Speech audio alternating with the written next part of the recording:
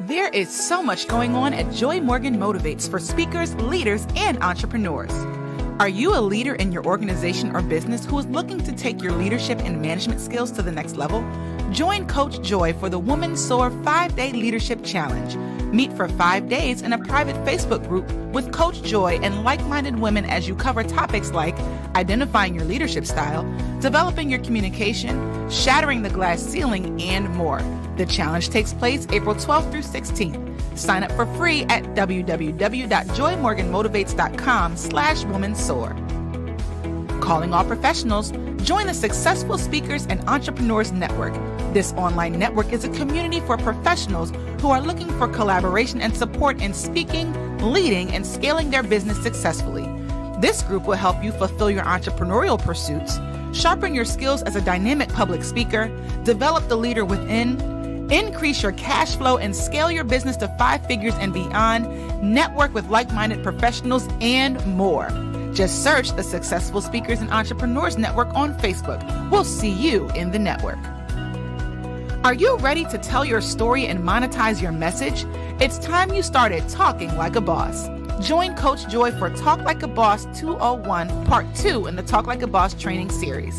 In this 4-week class, you will get 4 hours of live virtual coaching, 30 minutes of private coaching, signature speech development, product development, and an opportunity to speak at a live virtual event. T-Lab students have gone on to host their own events, start speaking careers, and even share stages with the likes of Les Brown. What are you waiting for? Register for Talk Like a Boss today. Space is limited. Visit www.joymorganmotivates.com to sign up. Did you know that Joy Morgan is available for booking? She's available for in-person and virtual conferences and seminars, as well as podcasts and interviews. Bring a new level of motivation to your next event. Visit joymorganmotivates.com/booking to inquire. Joy Morgan Motivates, motivating you to more.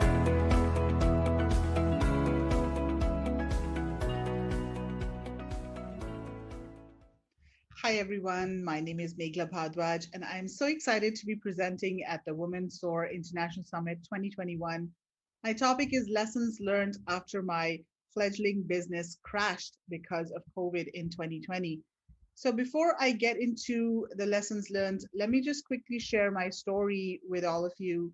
In April 2017, I lost my husband to a heart attack, and I was left with a 6-year-old son. A year later, in April 2018, I lost my job. I was working for the company for almost 20 years, and they decided to relocate their office to another city. And I lost the very stable, cushy corporate job that I had. At that time, I was faced with a choice whether to continue my corporate career and to look for another job or to start my own business. So I decided to start my own venture. And in July 2019, I started a new business where I was planning to host sourcing trips and also host various events like conferences and workshops in different cities around the world. And in October 2019, I held my first India sourcing trip, which is basically, it was a guided tour where I took almost 50 Amazon e-commerce sellers from the US and Australia to India to help them source private label products from India. And the trip was very successful. I was so excited. This seems like something, the beginning of something big. And I had planned 2 trips in 2020. But of course, in early 2020, COVID hit the world, and my business crashed because I had to cancel the trip. And all of the trips, of course, had to be canceled for 2020. And I was sort of in a very bad situation because the sourcing trips and the events that I was planning to host, this was my main source of revenue for the business. So in 2020, there was no sign of the trip continuing or the possibility of my of me being able to host any conference or workshop at all in 2020. And that was, as I mentioned, my main source of revenue. So that was very disturbing. At one point, I had to dip into my savings, cut back on expenses a lot. And especially in the beginning of the year, things were very difficult. And at one point, I thought I might go bankrupt. Personally, as well, it was a very difficult time. I lost money in property. My son was sick for over 2 months. And in general, everybody, the whole world was sort of in lockdown, and there's homeschooling, and we were adjusting to this new normal. There was no travel. We couldn't go out anywhere. Uh, for months on end, we were literally in lockdown. We couldn't even leave the house.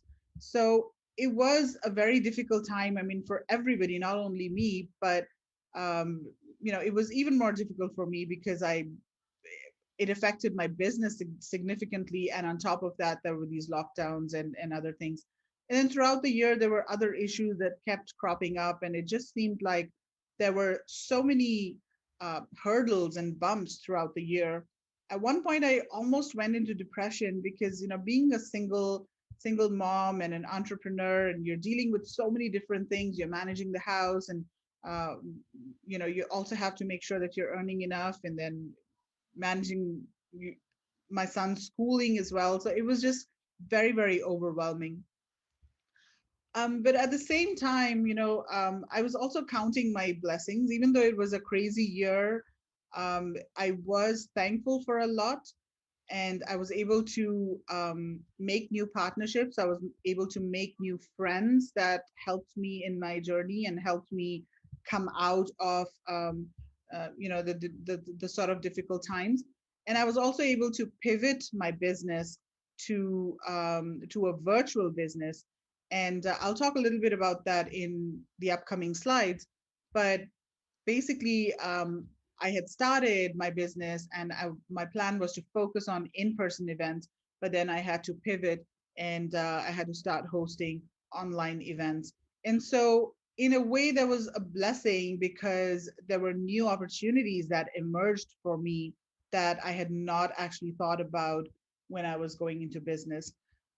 Also, I was able to take up some consultancy projects that were specifically around hosting online events. So that was also a blessing for me because it was actually the company that I had previously worked for 20 years as a full-time employee. They had certain projects, and again, that opportunity arose because of the rise of and the popularity of online events. Okay, so let me go over some of the lessons that I learned during this time, and hopefully this might be able to help somebody watching.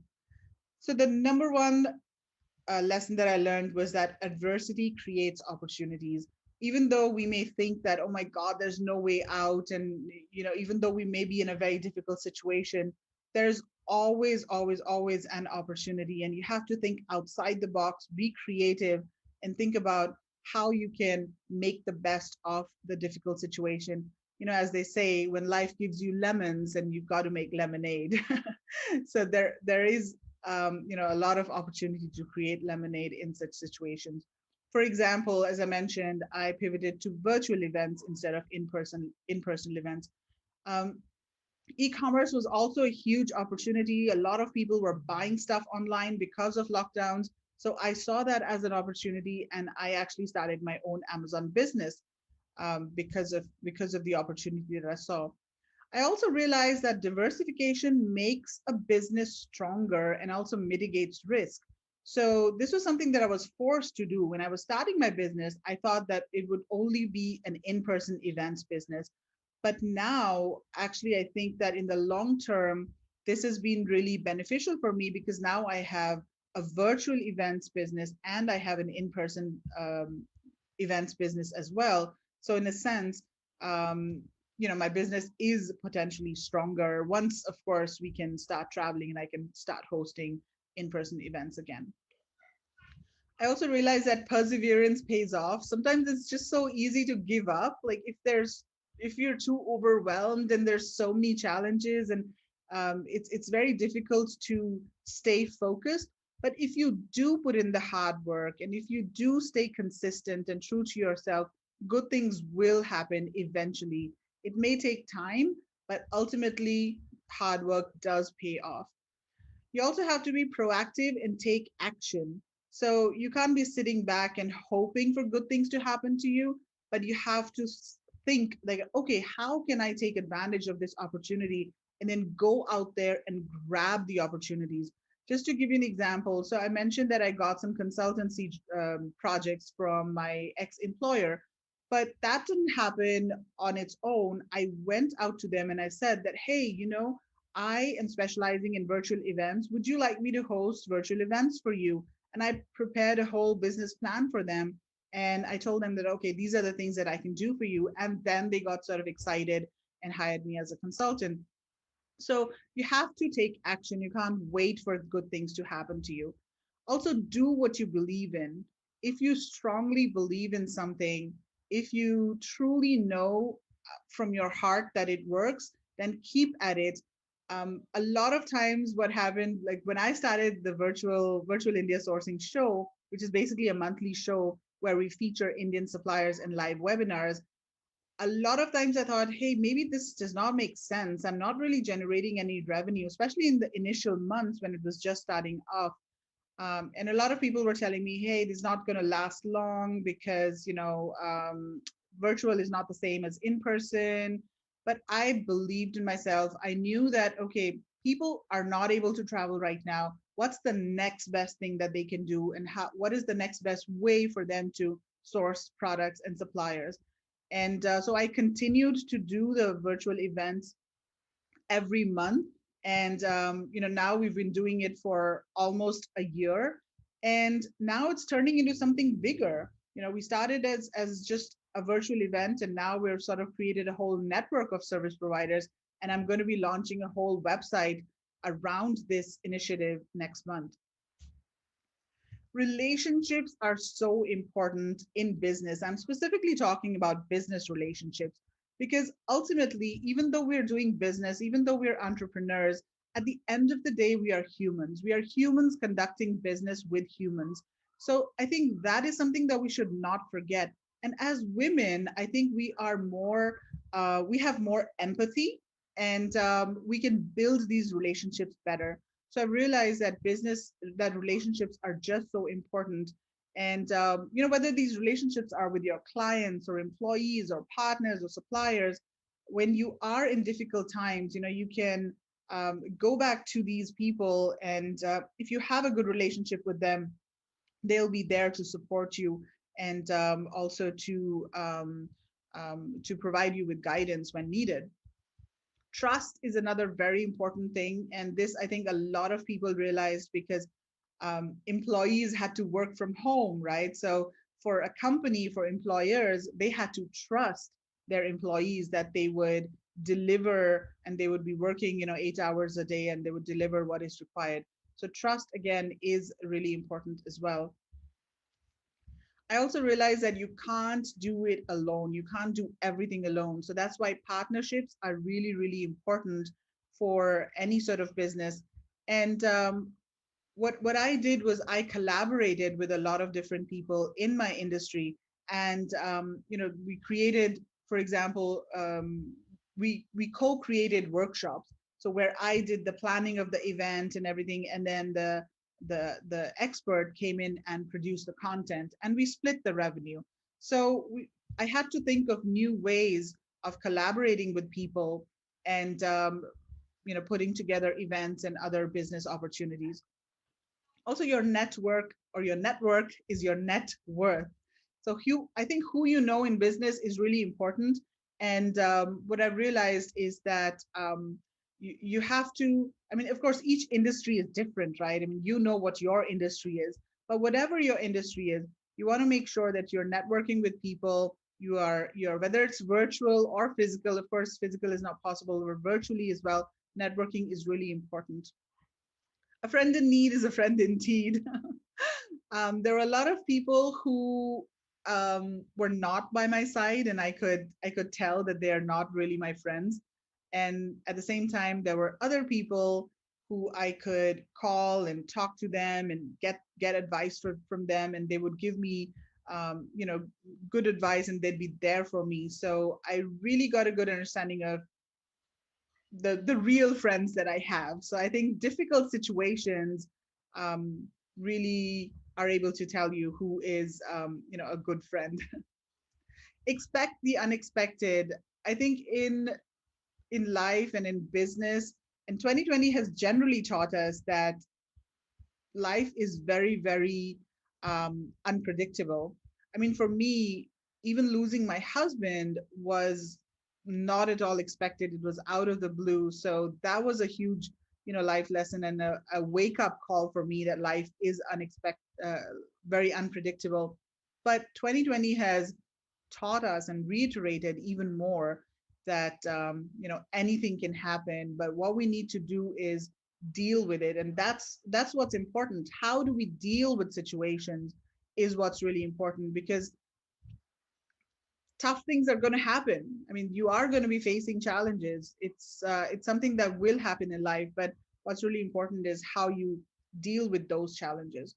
And sometimes plan A, of course, doesn't work, but plan B also doesn't work, and plan C also doesn't work. So you have to have plans D, E, F, and that's just part of life. Just make sure that you are continuing to look for different options and that you are persistent and consistent.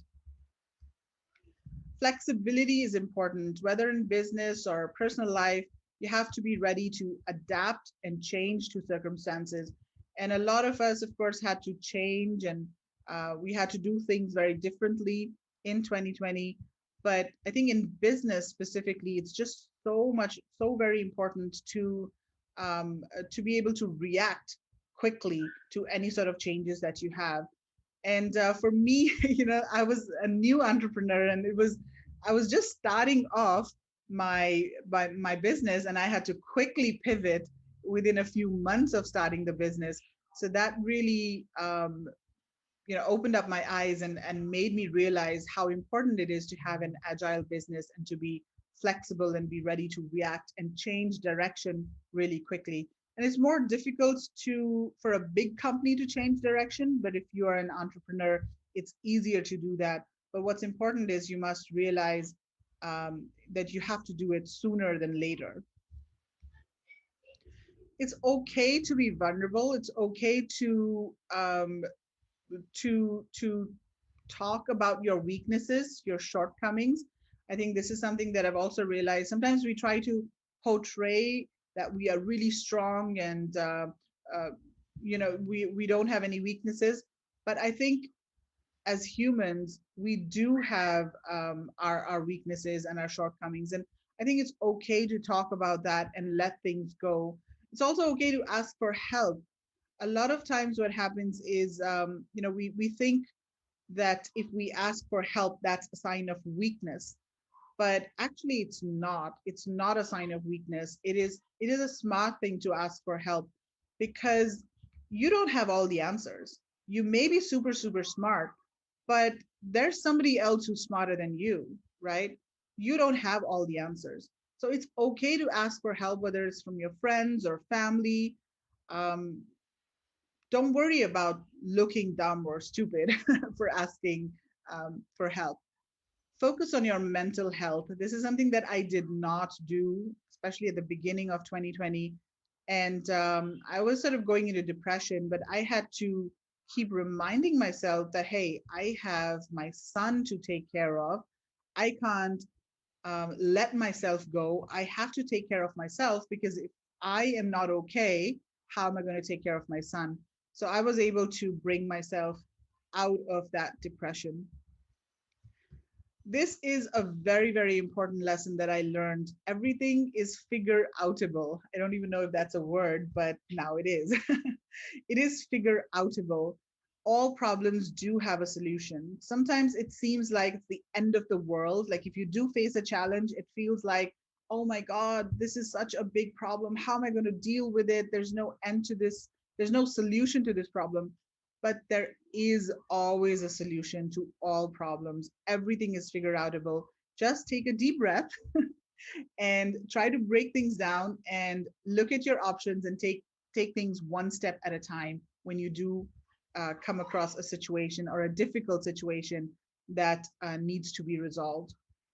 Look in the right places, think outside the box, be creative when you do come across challenges.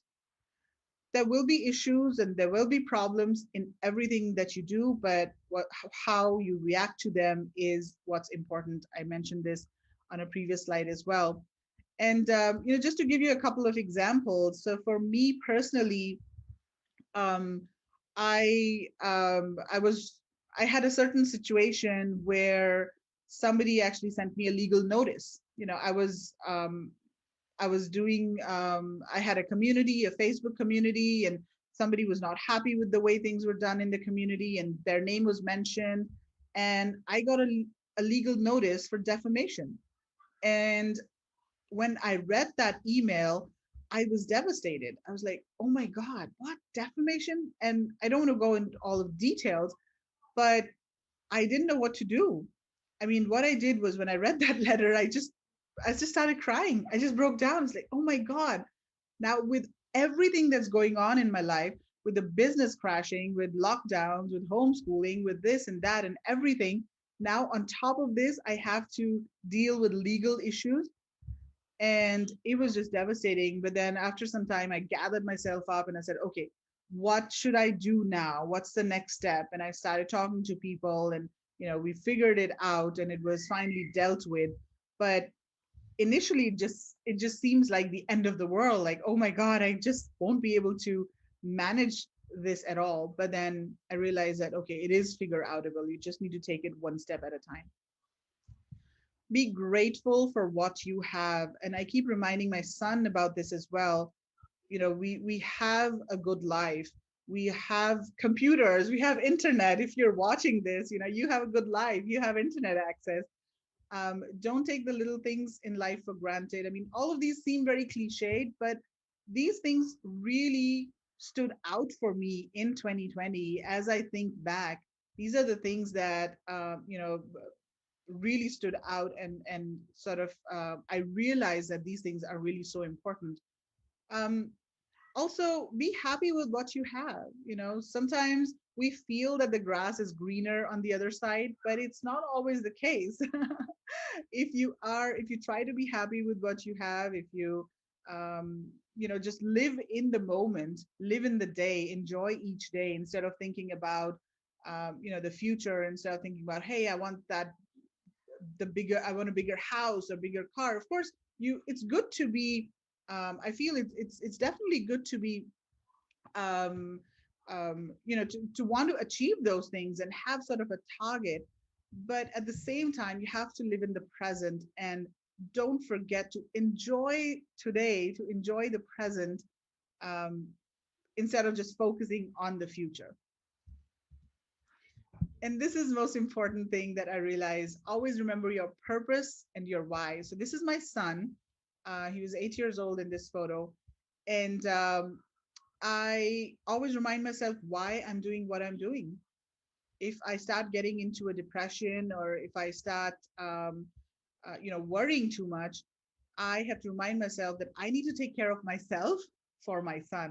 He is my why. So this is a quote that I have started to follow and believe in now. Sometimes you must hurt in order to grow, in order to know, sorry, fall in order to grow, lose in order to gain, because life's greatest lessons are learned through pain. Thank you very much for listening to my presentation. Take care and have a great day.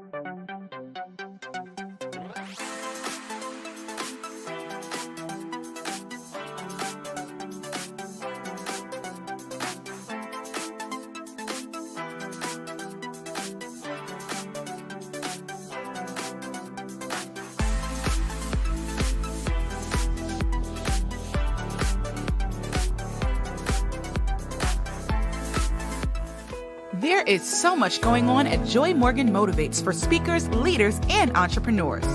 Are you a leader in your organization or business who is looking to take your leadership and management skills to the next level? Join Coach Joy for the Woman SOAR 5-Day Leadership Challenge. Meet for 5 days in a private Facebook group with Coach Joy and like-minded women as you cover topics like identifying your leadership style, developing your communication, shattering the glass ceiling, and more. The challenge takes place April 12th through 16th. Sign up for free at www.joymorganmotivates.com/womansoar. Calling all professionals, join the Successful Speakers and Entrepreneurs Network. This online network is a community for professionals who are looking for collaboration and support in speaking, leading, and scaling their business successfully. This group will help you fulfill your entrepreneurial pursuits, sharpen your skills as a dynamic public speaker, develop the leader within, increase your cash flow and scale your business to 5 figures and beyond, network with like-minded professionals, and more. Just search the Successful Speakers and Entrepreneurs Network on Facebook. We'll see you in the network. Are you ready to tell your story and monetize your message? It's time you started talking like a boss. Join Coach Joy for Talk Like a Boss 201 Part 2 in the Talk Like a Boss training series. In this 4-week class, you will get 4 hours of live virtual coaching, 30 minutes of private coaching, signature speech development, product development, and an opportunity to speak at a live virtual event. T-Lab students have gone on to host their own events, start speaking careers, and even share stages with the likes of Les Brown. What are you waiting for? Register for Talk Like a Boss today. Space is limited. Visit www.joymorganmotivates.com to sign up. Did you know that Joy Morgan is available for booking? She's available for in-person and virtual conferences and seminars, as well as podcasts and interviews. Bring a new level of motivation to your next event. Visit joymorganmotivates.com/booking to inquire. Joy Morgan Motivates, motivating you to more.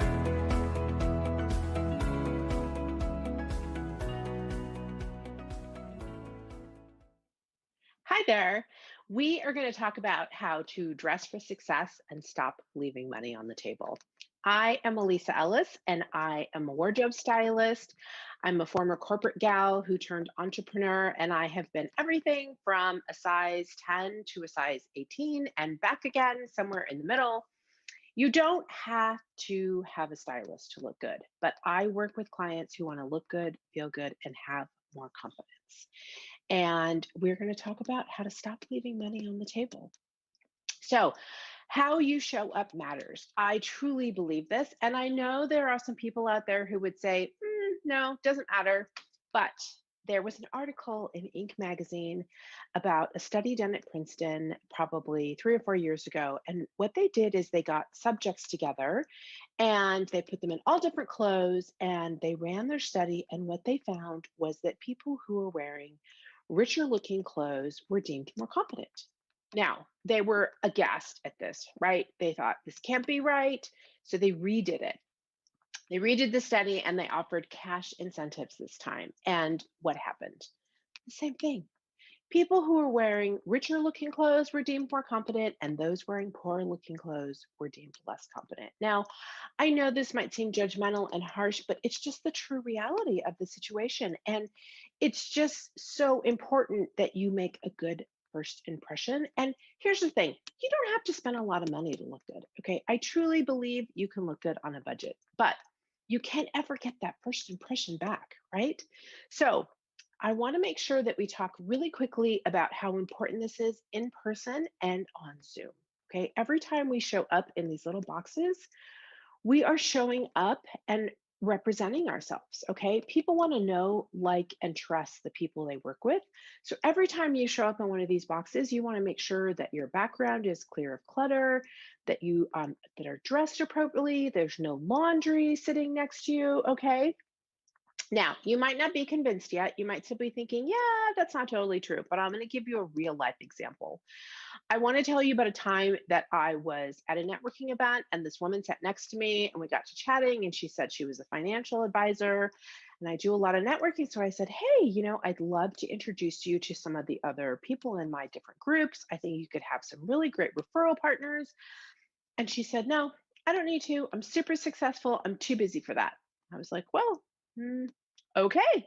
But here's the thing, I didn't really believe her 100% because here's what I noticed while I was sitting next to her.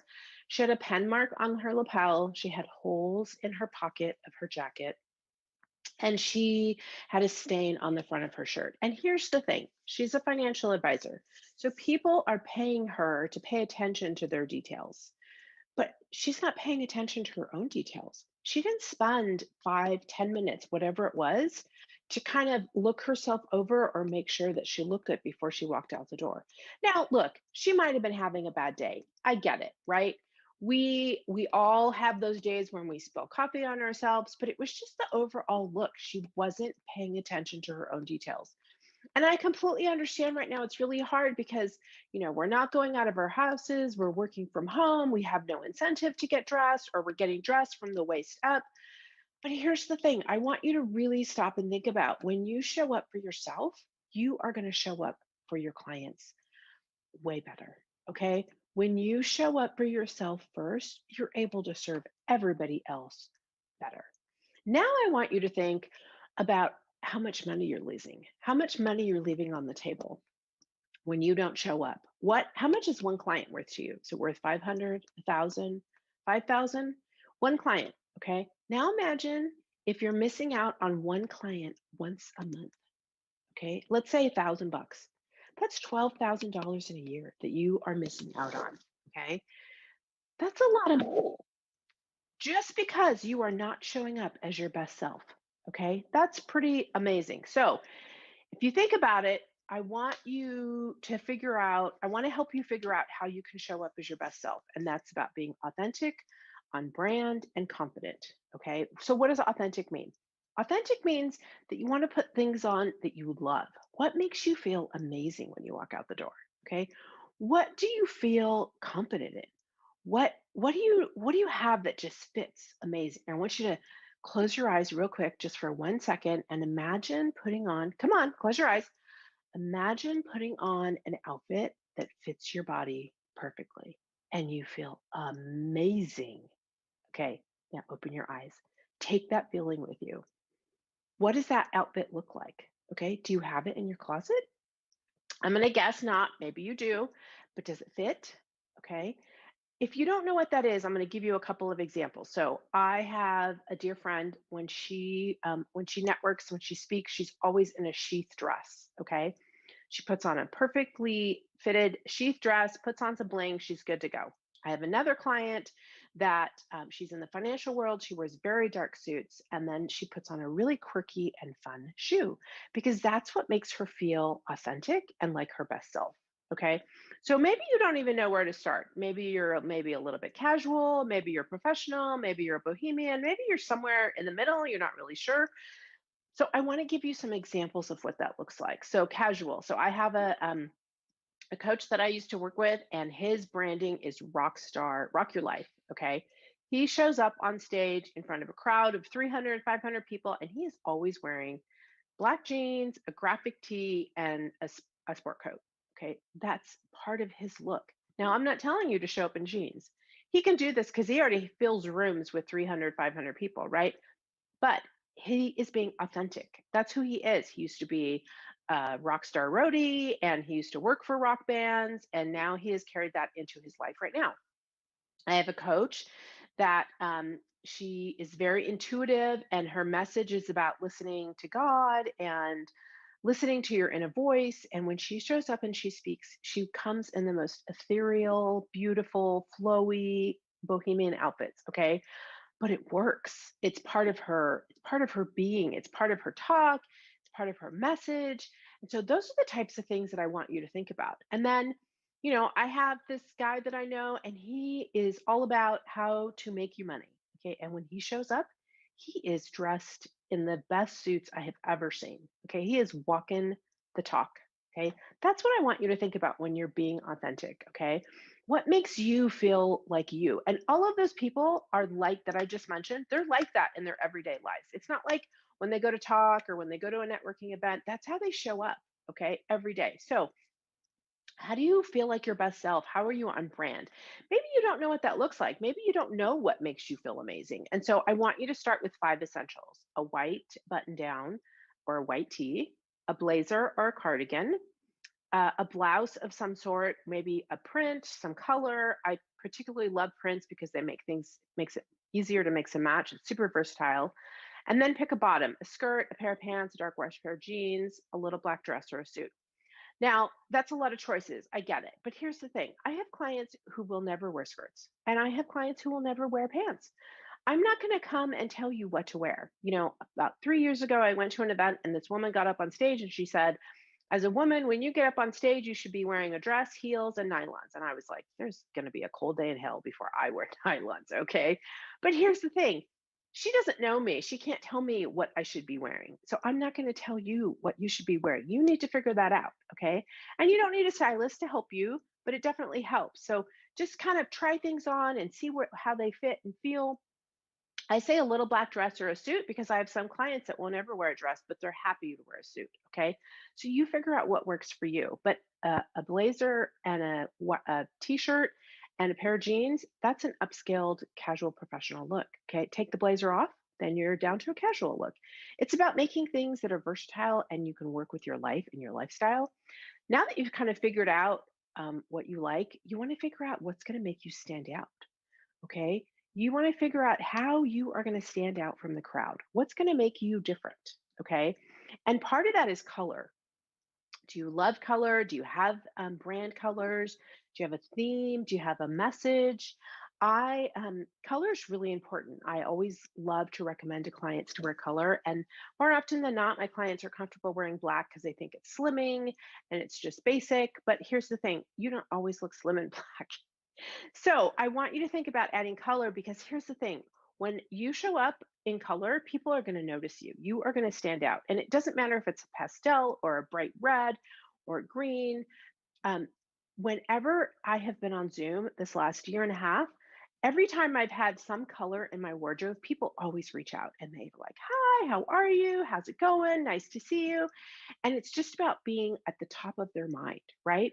Color is a fantastic way to do that. Okay. And it's a way to separate yourself from other people to make you rise above. Now, you can also think about maybe going for a classic look. I have a dear friend. She always shows up in a black St. John suit and she changes her top. Sometimes she wears red, sometimes it's blue, but it's always a very classic look. And then you want to think about, well, maybe you want to be unique. I have a girlfriend who always shows up in leopard.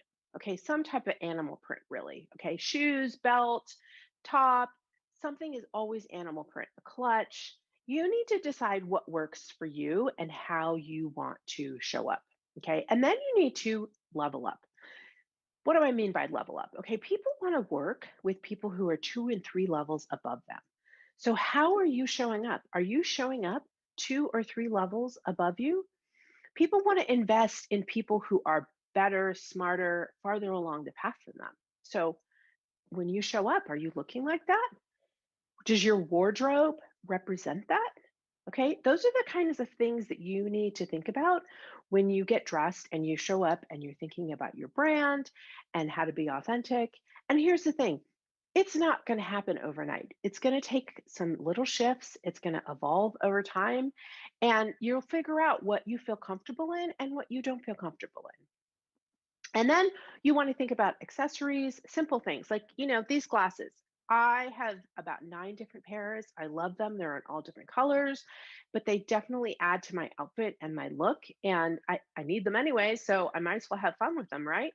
And then you can think about shoes, like my client who likes to wear fun and quirky. You don't have to wear a pair of heels. You can find something that works for you, but those are just little accessories that you can add to your outfit that will make all the difference in the world. Okay, so now we're going to talk about confidence. We've talked about being authentic, we've talked about being on brand, and now we're going to talk about confidence. And here's the thing, you need to find clothes that fit the body you have now, the one you have right now, not the one you want, not the one you had, not the one you're going to have, the one you have right now. Now, why is that so important? Because it makes a huge difference when you put clothes on that fit. Okay. My clients, you might think it's woo woo, but I can see the difference when I work with clients and they put something on that fits and they feel good in it and their shoulders go back and they stand a little taller. When you have something on that you feel amazing in, you can see it. It totally shines through. Okay. And I'm going to give you I'm going to give you an example of how this is keeping you from leaving money on the table. Okay, it's going to keep you from leaving money on the table, is what I'm trying to say. So I went to an event, a realtor showed up. She had a top on that was splitting at the seams here at the buttons. She had pants on that the zipper had literally popped open. She sat down next to me. She had a blazer on. I was like, oh my goodness. And you know what? Here's the thing. She might have been the best realtor in her area. Okay. She might have had a great niche. She might have had the best skills, but there was no way in hell that I would have recommended her to anybody, because what happens if she shows up to a client meeting looking like that? No way. She was literally busting out of her clothes. Now, you might say, well, I'm being judgmental, but here's the thing. She could have spent 15 minutes, gone to Target, Walmart, Loft, I don't care, J.C. Penney's, and found a top for $15, found a pair of pants, and showed up in something that was appropriate and fit her properly. Looking good does not have to cost a lot of money, okay?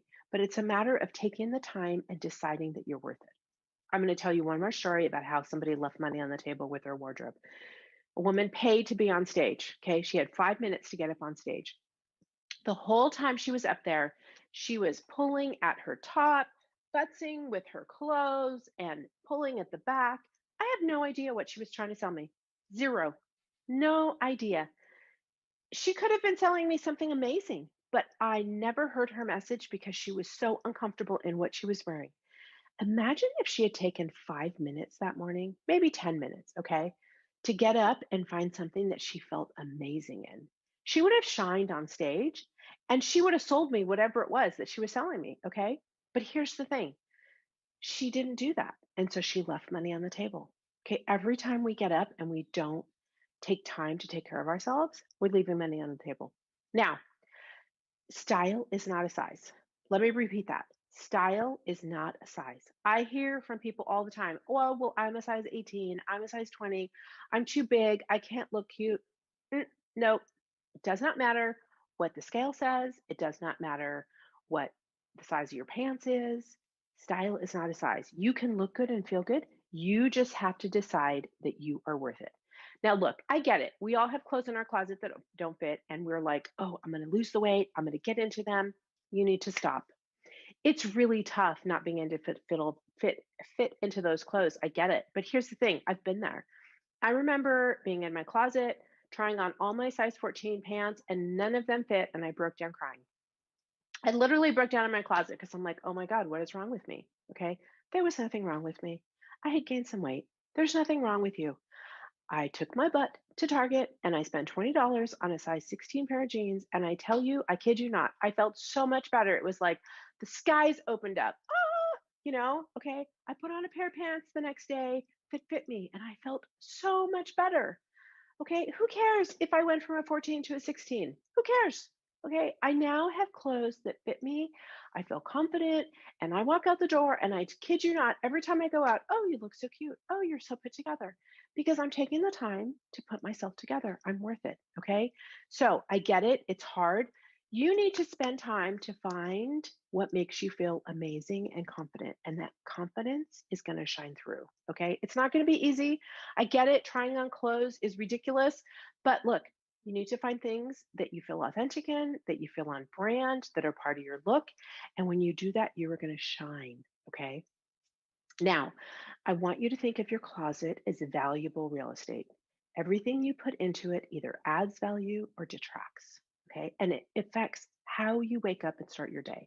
You can be super happy and excited, or you can be super frustrated and defeated. And I would love you to be super happy and excited. Now, I know there's people out there who are saying, I don't have time, I don't have money, but I want you to think, what's it costing you? Okay. Remember when we talked about how much it's costing you when you don't show up? Okay. How much it's costing you every month? 1,000, 5,000. How much is it costing you to not invest in a proper wardrobe, in the clothes that are going to help you show up? How much is that costing you, right? Okay. So no time, no money, no time. Spend 30 minutes a day and go through your closet and get rid of what doesn't fit, what you're not wearing, and what you don't love. You need to get rid of what's holding you back and open the doors so that you can shine and have confidence to pieces you love. Okay. You don't have to spend a lot of money. Okay, get yourself on email lists. I know we all have too many emails, but here's the thing. You sign up for their email list and you're going to get 15%, 10%, 20% off. Okay. And then here's the other thing. When you go to shop, you start to put things in your cart and then you forget, you get, squirrel brain like me, sparkle. Oh, okay, moving on. And then you're like, oh, I forgot those things. But most companies will email you and they'll say, hey, did you forget about this? Do you still want it? Here's a coupon code. Okay. It's a great way to save money when you are on a budget. And here's the thing, you need to make a budget. You should have a budget for all of your clothes. I'm suggesting it, okay? It's an investment. It's part of your business. How you look and show up is part of your business. So set a budget. It could be $10 a month. It could be 20, it could be 100. Whatever it is, you need to decide you're worth it and then set aside money. Like I said, you don't have to spend a lot. Look for sales, sign up for email lists, and then think about pieces that you're going to get the most bang for your buck. Okay. I want you to think about investment pieces and pieces that are going to go from spring to summer, winter to fall to winter. Okay. I want you to think about things that are going to last you 2 seasons. And then I want you to see, is this going to work with at least 3 other pieces in my wardrobe? Okay. When I work with clients, I always remind them, make sure it works with 3 other outfits. Okay. This is how you're going to get the most bang for your buck. And then you want to think about investment pieces like this blazer. This blazer is a cashmere blazer. I got it from Macy's several years ago, but here's the thing. It was higher end. It was more expensive. It was a couple $100, but I've already had it for 2 years and I'm going to have it for at least another 5. And this is an investment piece. You want to think about cost per wear. Now, I'm not saying you have to go out and spend a couple $100, but I'm just saying sometimes it's worth it. If you're going to keep something 2, 5 years, then it's totally worth it. And then think about capsule wardrobes. A capsule wardrobe is about 10 to 12 pieces, sometimes 15, and they're all pieces that mix and match together so you can make 50, 70, sometimes more outfits. Okay, it's completely doable. You pick 3 tops, 3 bottoms, and 3 layering pieces like utility jacket, blazer, and a cardigan. If you need help with that, please feel free to reach out. And then you want to think about you're on authentic, you're on brand, and you're confident. But how are you looking when you walk out the door for your everyday life? Okay. And I'm not saying you have to dress up in your everyday life, but I'm going to give you an example. Okay. I have a client who was in the financial industry and she was dressing in suits Monday through Friday. And then she'd go to the grocery store or out to a baseball game with her kids. And she'd be wearing sweats and she was schlepping. She felt schleppy, really. And she was hiding under her hat. She didn't want to run into anybody because she felt embarrassed. But here's the thing, we tweaked it just a little bit. Okay. Instead of sweats, she put on a pair of jeans. She kept the ball cap. She kept a t-shirt or a sweatshirt. And then suddenly she felt better about herself and she wasn't schleppy, in her words. And then she was okay if she ran into clients. And she actually, would talk to people when she was out and about. And that's a great way to get new clients, right? Okay, so how do you do this? How do you do all this? How do you be authentic, on brand, confident? You have to decide you're worth it. You have to stop saying, I'm going to wait until I lose X pounds. I'm going to wait until I'm size Y. You need to stop. You are worthy and beautiful and amazing right now. Okay. We all put ourselves on hold until, okay, stop. You're worthy and beautiful and worth it right now. So you need to decide that you can do this. And that's really all it takes, okay? To be authentic, on brand, and confident, and stop leaving money on the table. Okay, I'm going to share my screen so that I can show you. I have an offer for everyone. And the gift for everyone is so that you know your body shape. Okay, it's turnkeystyle.com /YBS, your body shape. I want to give you information to have your measurement so you know whether you're an apple, pear, hourglass, inverted triangle, or rectangle. Okay, because here's the thing. When you know your body shape, like a pear hips are larger than their shoulders. So you want to look for things that have a boat neckline, maybe some puff sleeves, a peplum top. Those are things that are going to balance out your body, okay? And they're going to help you find clothes that fit your body and make you feel like your best self. So if you go to turnkeystyle.com YBS, it will give you information about how to measure, and then you can put in your body shape and it will send you all different ideas about what you can wear for your body shape. Okay. And then this gift isn't for everybody. This is only for the people who are really ready to make a change and find their style or elevate their style. Okay. And I have 5 spots available, and they're for 30-minute strategy sessions where we'll talk about how to up-level your look or figure out what it is you need. And you can go to calendly.com/turnkey style/soar. And again, there's only 5 of those. Please feel free to reach out to me. You can find me on Instagram and Facebook at Stylish Curvy Girl. Again, that's at Stylish Curvy Girl. Or you can find me at my website, which is Turnkey Style. And I'm so thankful that you were here with me today. I hope you enjoyed this. I hope you took away some nuggets. And I look forward to hearing from you and seeing you in the future. Thanks so much again. Bye.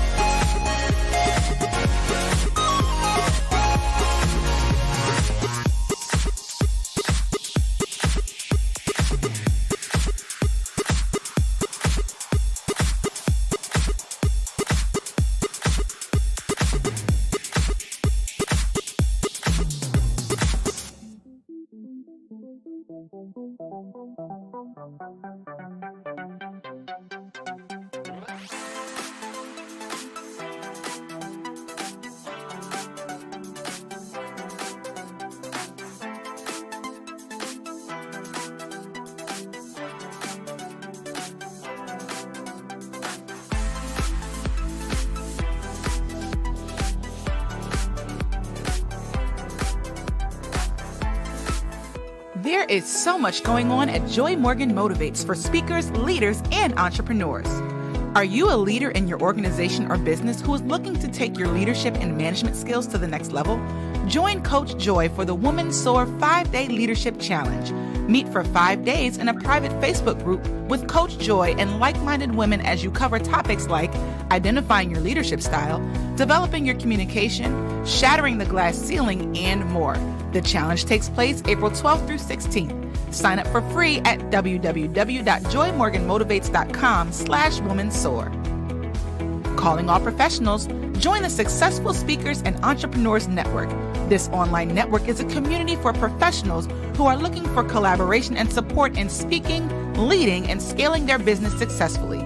This group will help you fulfill your entrepreneurial pursuits, sharpen your skills as a dynamic public speaker, develop the leader within, increase your cash flow and scale your business to 5 figures and beyond, network with like-minded professionals, and more. Just search the Successful Speakers and Entrepreneurs Network on Facebook. We'll see you in the network. Are you ready to tell your story and monetize your message? It's time you started talking like a boss. Join Coach Joy for Talk Like a Boss 201, Part 2 in the Talk Like a Boss training series.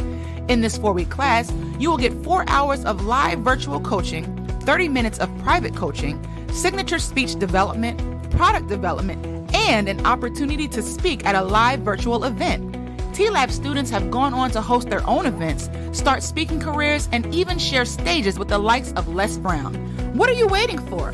Register for Talk Like a Boss today. Space is limited. Visit www.joymorganmotivates.com to sign up. Did you know that Joy Morgan is available for booking? She's available for in-person and virtual conferences and seminars, as well as podcasts and interviews. Bring a new level of motivation to your next event. Visit joymorganmotivates.com/booking to inquire. Joy Morgan Motivates, motivating you to more.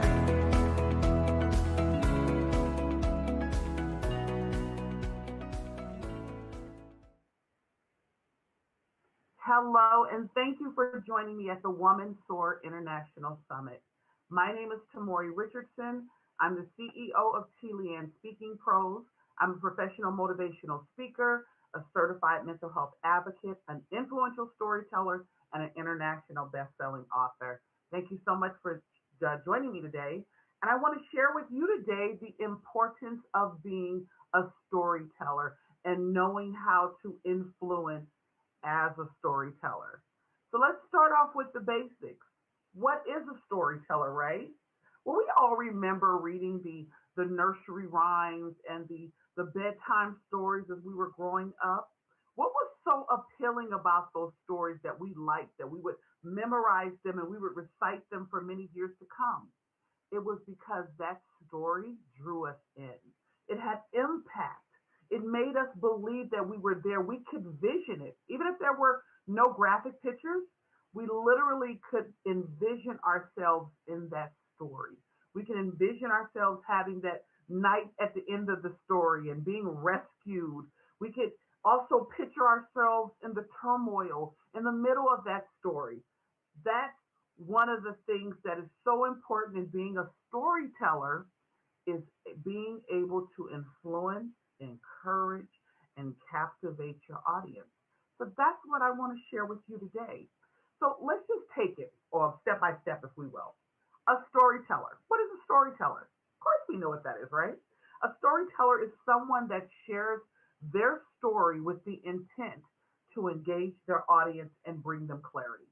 So this can be a car salesman. This could be someone selling lemonade on the corner, right? Their whole intent is to influence you to get that lemonade because it's the best lemonade that has ever been made possible. How do they do that? By building up a story, making sure that whatever their story is able to draw you in. You know, stories stimulate they stimulate the imagination. They bring clarity to what's unclear. They encourage. Some of our best writers and speakers are storytellers.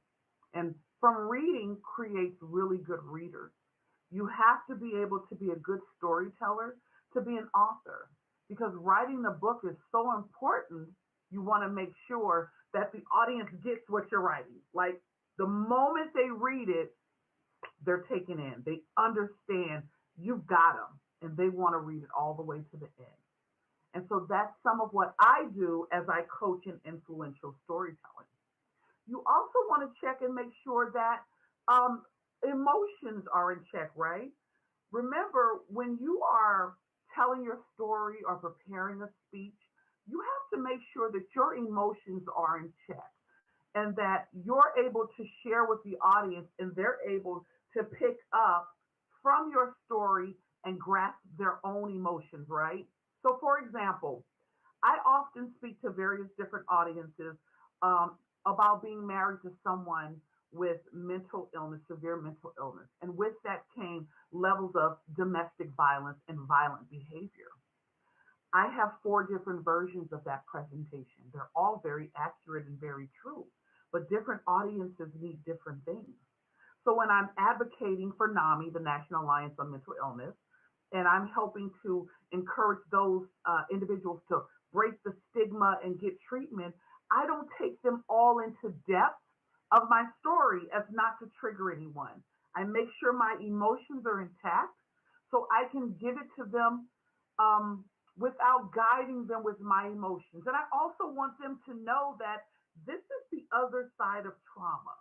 So if I'm on screen crying and wiping my nose and wiping tears or whatever else, I may very well trigger them. But most importantly, people will look at me and think, well, she still needs help. How's she going to help me, right? So you want to make sure, depending on what your story is, that your most emotions are in check and you allow other individuals to gauge what their emotions should be from your story itself, right? Another thing that I always encourage, I'm also an Toastmasters International member, and I've been with Toastmasters for about 5 years. I love my club. It's a wonderful club. And one thing that I learned in Toastmasters, and I've been speaking for a very long time, even prior to joining Toastmasters, but what I learned from them, which is probably one of the most important things, is the sandwich. And if no one or you has taught you or you're unaware of what the sandwich is, the sandwich is the ability to kind of drive your story, if you will. So let's say there's the bread, there's the meat, and then there's the last layer of bread, right? So the top part of the bread should always be something nice that kind of pull people into your story, right? Why you're telling the story. Then the meat can be a little bit of, what happened, a little bit of the drama, the tragedy. But as we talked about before, everyone likes a happy ending. Even if the happy ending is, well, I'm not where I was at the first button. I'm doing much better. I'm still on my journey to get there, but I'm better today than I was yesterday. That's still the closing of that sandwich. And it's most important. So let's just think about a car salesman, right? Selling a car. So when you go in, he can say, well, listen, I don't know if you're going to be able to afford this car. I don't know if you're going to be able to handle these payments. I don't even know if you're going to qualify for it. Does that encourage you to want to purchase the car? Of course not. So what do? If you get this car, it's going to help your credit. It's going to be a trade line that's going to add it on your credit bureau. It's going to make you look good in a year. You can refinance it 6 months down the line and get you a better car. That's a part of the influence of the story. It has to have something to draw the audience in. If it's just sad and woe is me, then you tend to lose your audience. They have to see what the win-win is, right? So let's go into why storytelling is so important. And we kind of touched on that a little bit. But let's talk about why it's so important. It helps you to build on your expertise with your topics so that you're not just reciting life. You're not just telling people things you know, but you're building a picture for them so they can see how either they will overcome that or how they can accomplish that. Or if that's even a possibility for them, the story helps people to see how they fit into that story. And if you don't create that for them, then they're not able to see. And it's not that people aren't smart, but most people are visual. I'm a visual person. So I need to see the beginning, the middle, and the end. Most people need to see that. So when you're selling yourself and you're selling a product to someone, and you tell them what's going to do this, this, that, and the other. I mean, think about weight loss campaigns, right? And all of these different businesses, they show you the before and after. Why? That's the story.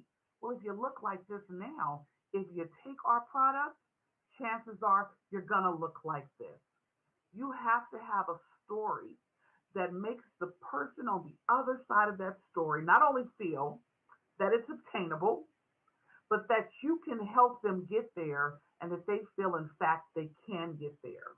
That's why the topic is so important, or the expertise is so important, that you know you're comfortable with and you've done the research to know that you can actually help in that arena.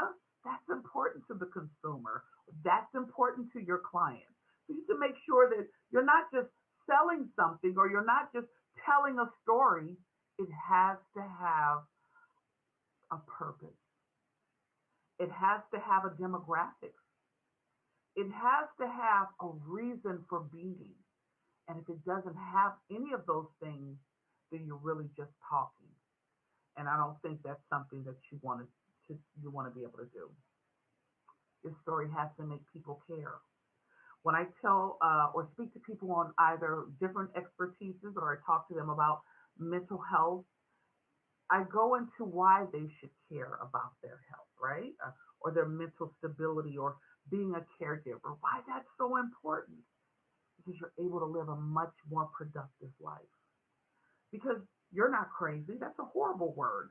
You know, you don't lack normalcy. That's horrible. You just think and you process different. And if you get the help that you need, that will enable you to be able to have a much better life that you're in control of, depending on what that person does. But I try to build them. You know, I can never say what the end result is going to be, but I try to build you a roadmap, and it's up to you can take it and change it. But as a storyteller, it's important to let them know what the options are. And the options have to be realistic. They have to make sense. A storyteller is not about telling a story, it's about how to tell your story, your truth, right? And so you want to make sure that it's believable to the audience. It should be believable unless you're actually reading stories. It should be believable. It should be attainable, right? And sharing your personal experience. I'm an open book. I share my experiences. I'm very transparent. I use me as a cautionary tale. I literally tell people I'm a cautionary tale, right? But I want people to see that if you feel coming out of a domestic violence situation, or if you feel coming out of a situation with someone who is completely mentally unable of love and care and decency towards others, and you see me and you think, oh man, she's doing great. Well, I want to give you all the nuts and bolts so you'll know this is where I am now, this is where I started, and this is what got me here. That's the transparency of telling a story. So at the end, I don't want you feeling sorry for me. You have no reason to, but you have the story in its totality. So now what are you going to do with the story, right? So I have a thing that I came up with that I trademarked. It's called the CAM effect. I'm also a communication specialist, and I teach public speaking as well as debate to middle school and high school children as well. And the CAM effect is CAM, and it means to captivate, that's for the C, A is articulate, and M motivate. And I think in everything that we do and anything that we do that surrounds an audience, that surrounds individuals, that we have the ability to change or alter how they think or support whatever their mission is, even if it's helping them to draft and put together their own story, we have to learn and teach how to captivate, because that captivation hones the audience in. It's the thing that helps them to be able to make sure that they're able to gauge into the audience and see that people are focused and they're listening, they're paying attention, and if they need to pivot any, that they'll do such. I help to train with articulation, the importance of not using pop culture referencing, but making sure that everyone from any genre, any culture can understand exactly what's coming out of your mouth, and they don't need a 15 or 16-year-old there to translate or text it to you. That's the importance, right? And M, most importantly, any story that you're telling, if there is no motivation, the motivation is the call to action. If there is no motivation, then you're almost telling a story to no one for no purpose. I intend, my sole purpose when I communicate, when I coach, when I speak, is to get you amped up. By the end of my presentation, my goal is to motivate you into thinking that you can do absolutely everything that you have dreamed of doing with a clear, concise plan and an action. And it can be done. And I motivate based off of my expertise and my knowledge, your ability, your expertise, and your knowledge. That's what a good storyteller does. It's my job to make sure that you have the CAM effect. So right now I'm working with multiple clients and I'm hands-on. So I'm helping some to draft speeches that they're actually going to present. I'm helping some who are writers and who want to put the story together and make sense. And the first thing I ask them when they're getting ready to write a book is, who are you writing the book for? I mean, you're not just writing to just kind of put a whole bunch of words on paper. You already know the story. You don't have to put it on paper. But why do I, as the consumer, care about your story?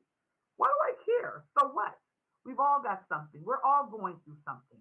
Why does your story matter to me? And I've written 3 books now.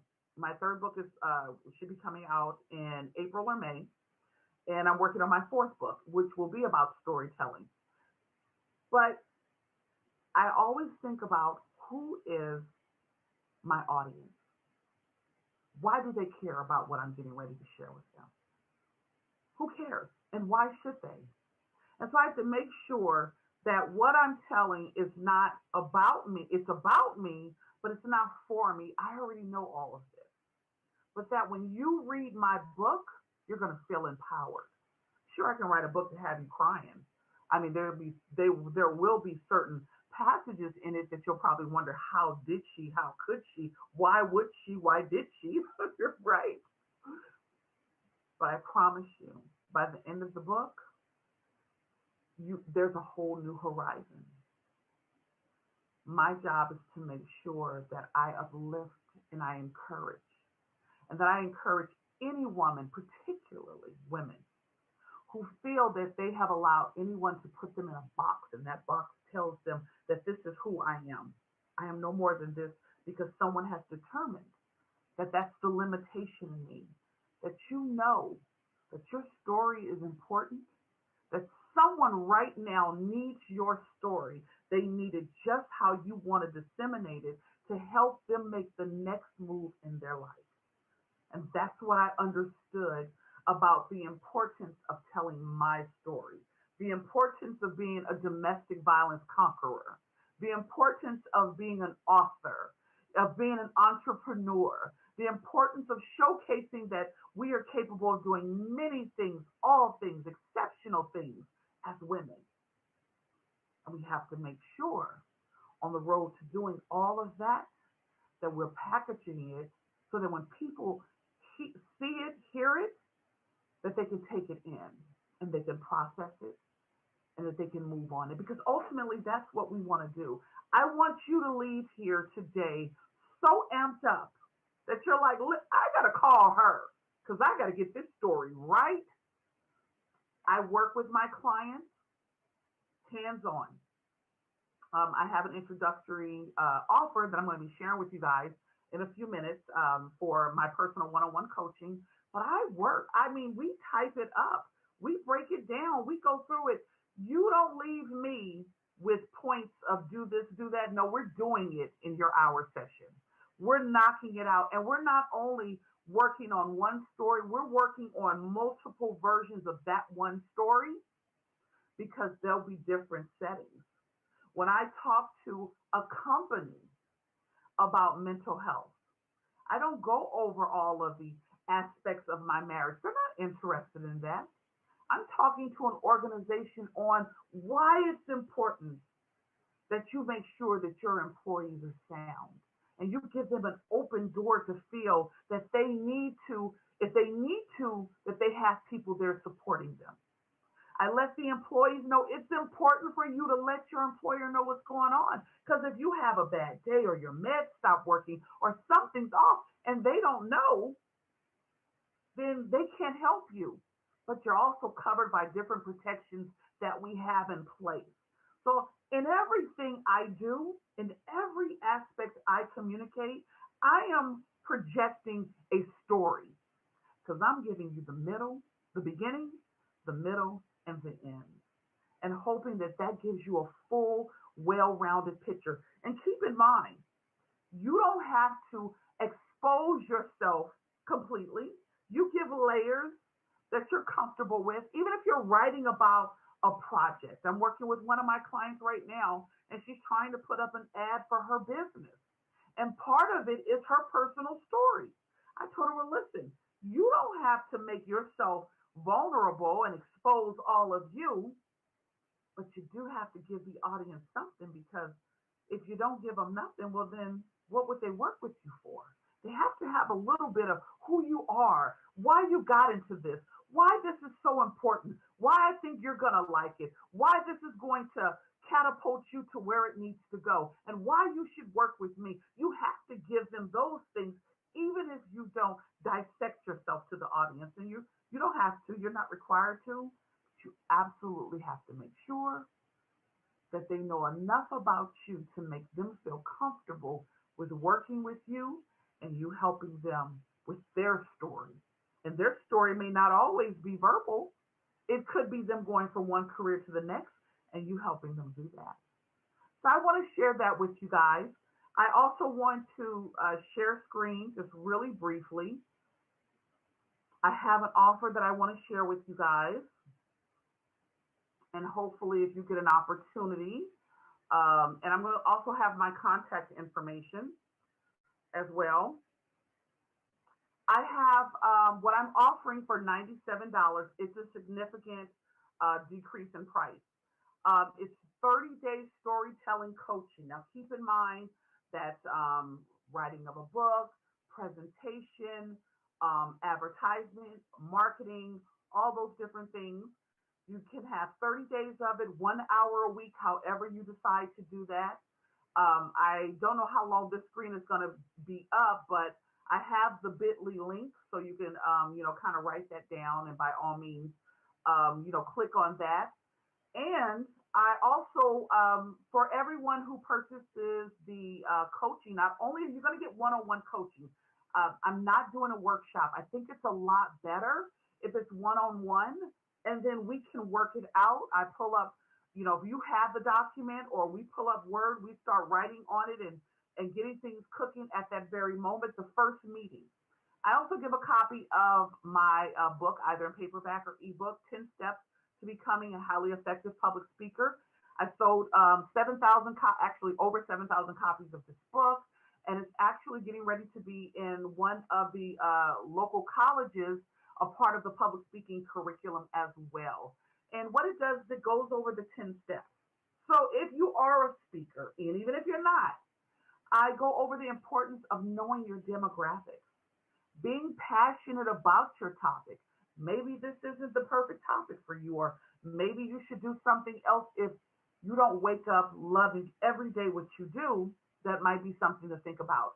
I go over time management and various different things that have helped me to not only be a very successful speaker, but to be very comfortable speaking in an assortment of audiences. So I want to definitely offer you guys that.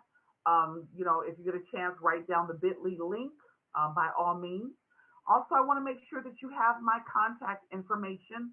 My name is Tamuri Richardson. You can also Google me as well, but my company is Tiefenthaler Speaking Pros LLC. And my email address is tamuri@tiefenthaler.com. You have my telephone number as well.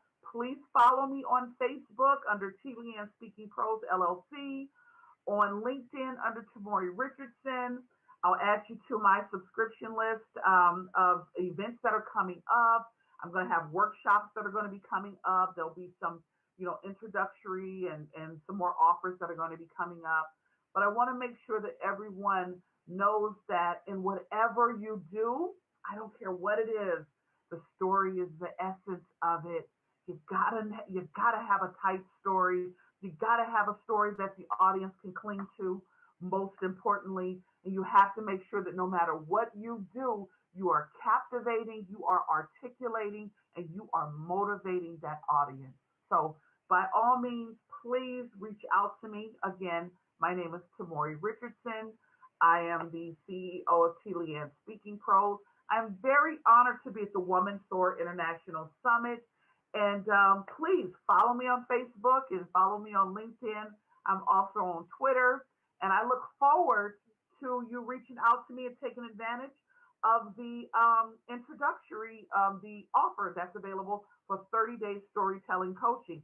You will, I promise you, be surprised. Every client that I have is extremely happy and satisfied.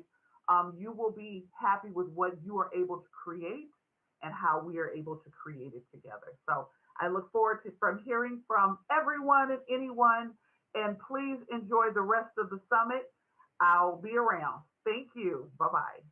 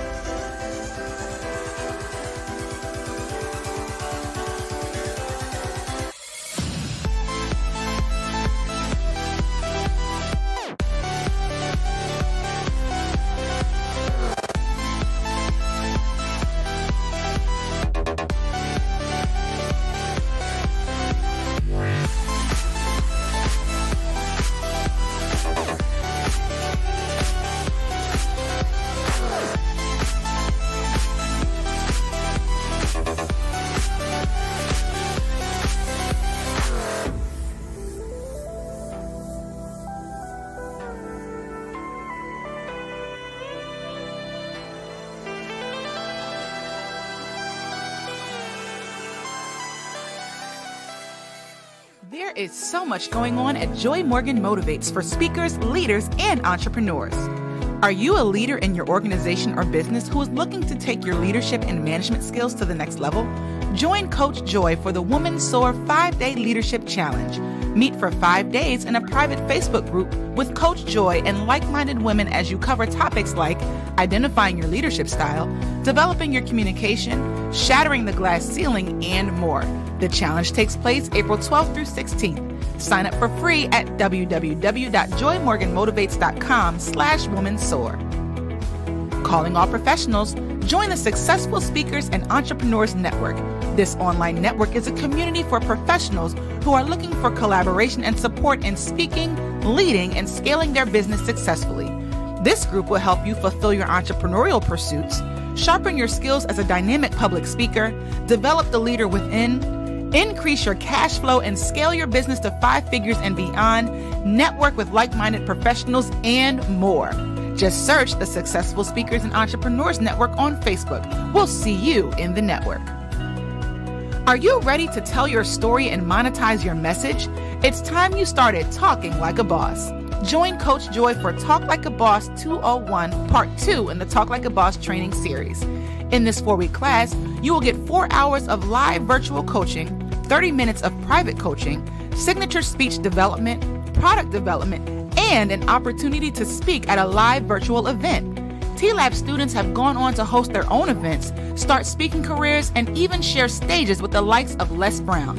What are you waiting for? Register for Talk Like a Boss today. Space is limited. Visit www.joymorganmotivates.com to sign up. Did you know that Joy Morgan is available for booking? She's available for in-person and virtual conferences and seminars, as well as podcasts and interviews. Bring a new level of motivation to your next event. Visit joymorganmotivates.com/booking to inquire. Joy Morgan Motivates, motivating you to more.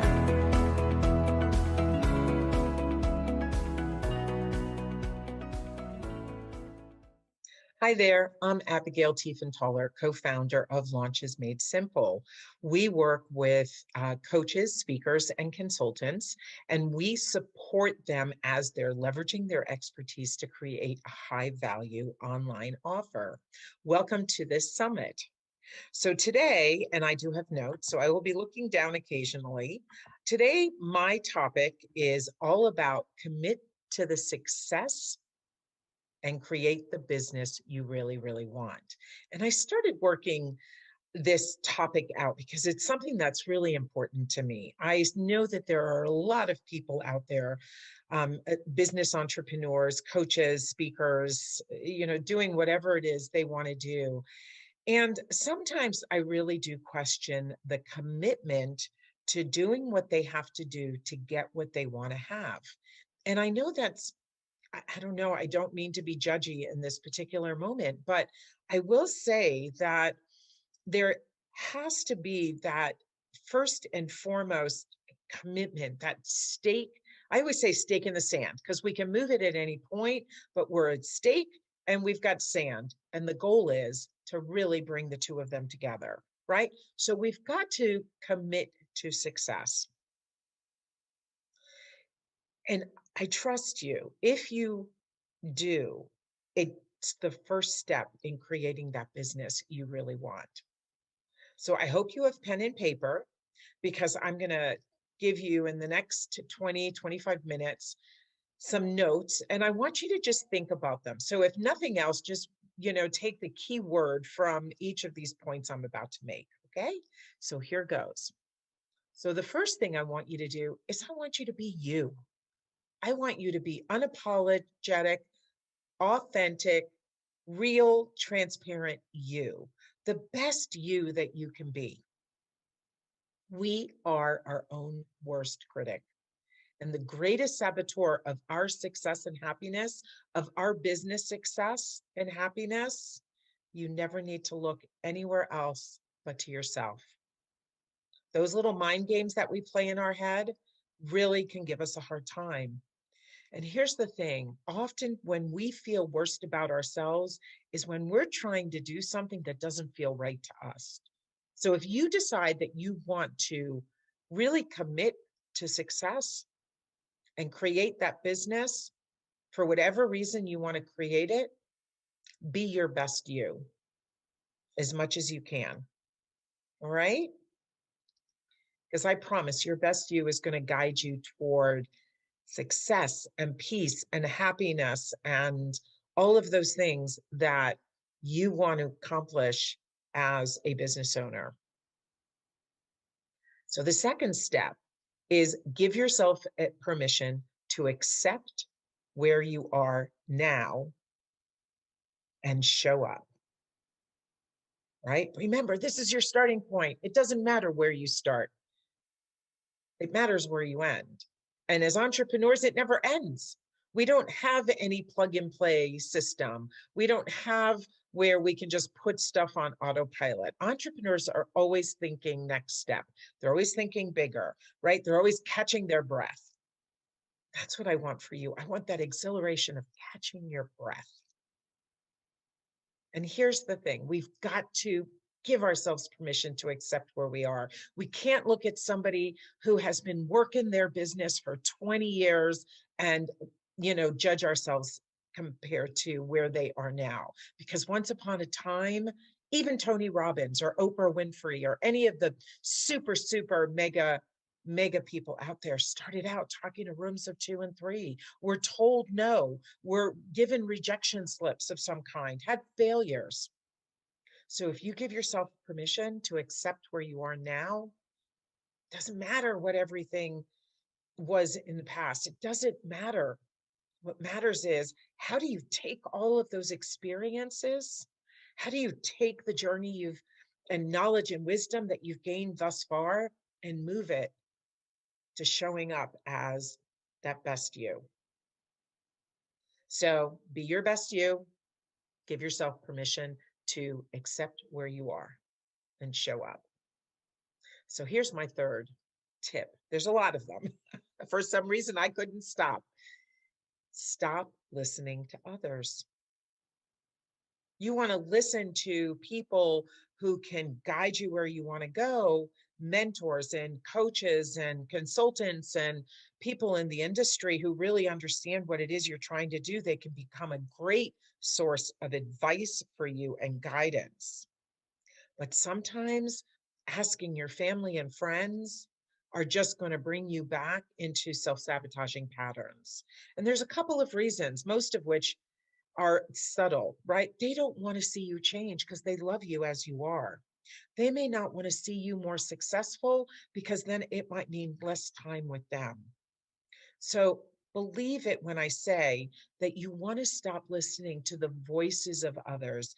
You can ask their opinion, but you want to act based on your voice, based on your intuition, and based on your heart. Jealousy is the thief of joy. And even subtle or direct, it doesn't matter. But when we start questioning ourselves, or we have other people questioning our actions, we get into this situation where we start to question everything.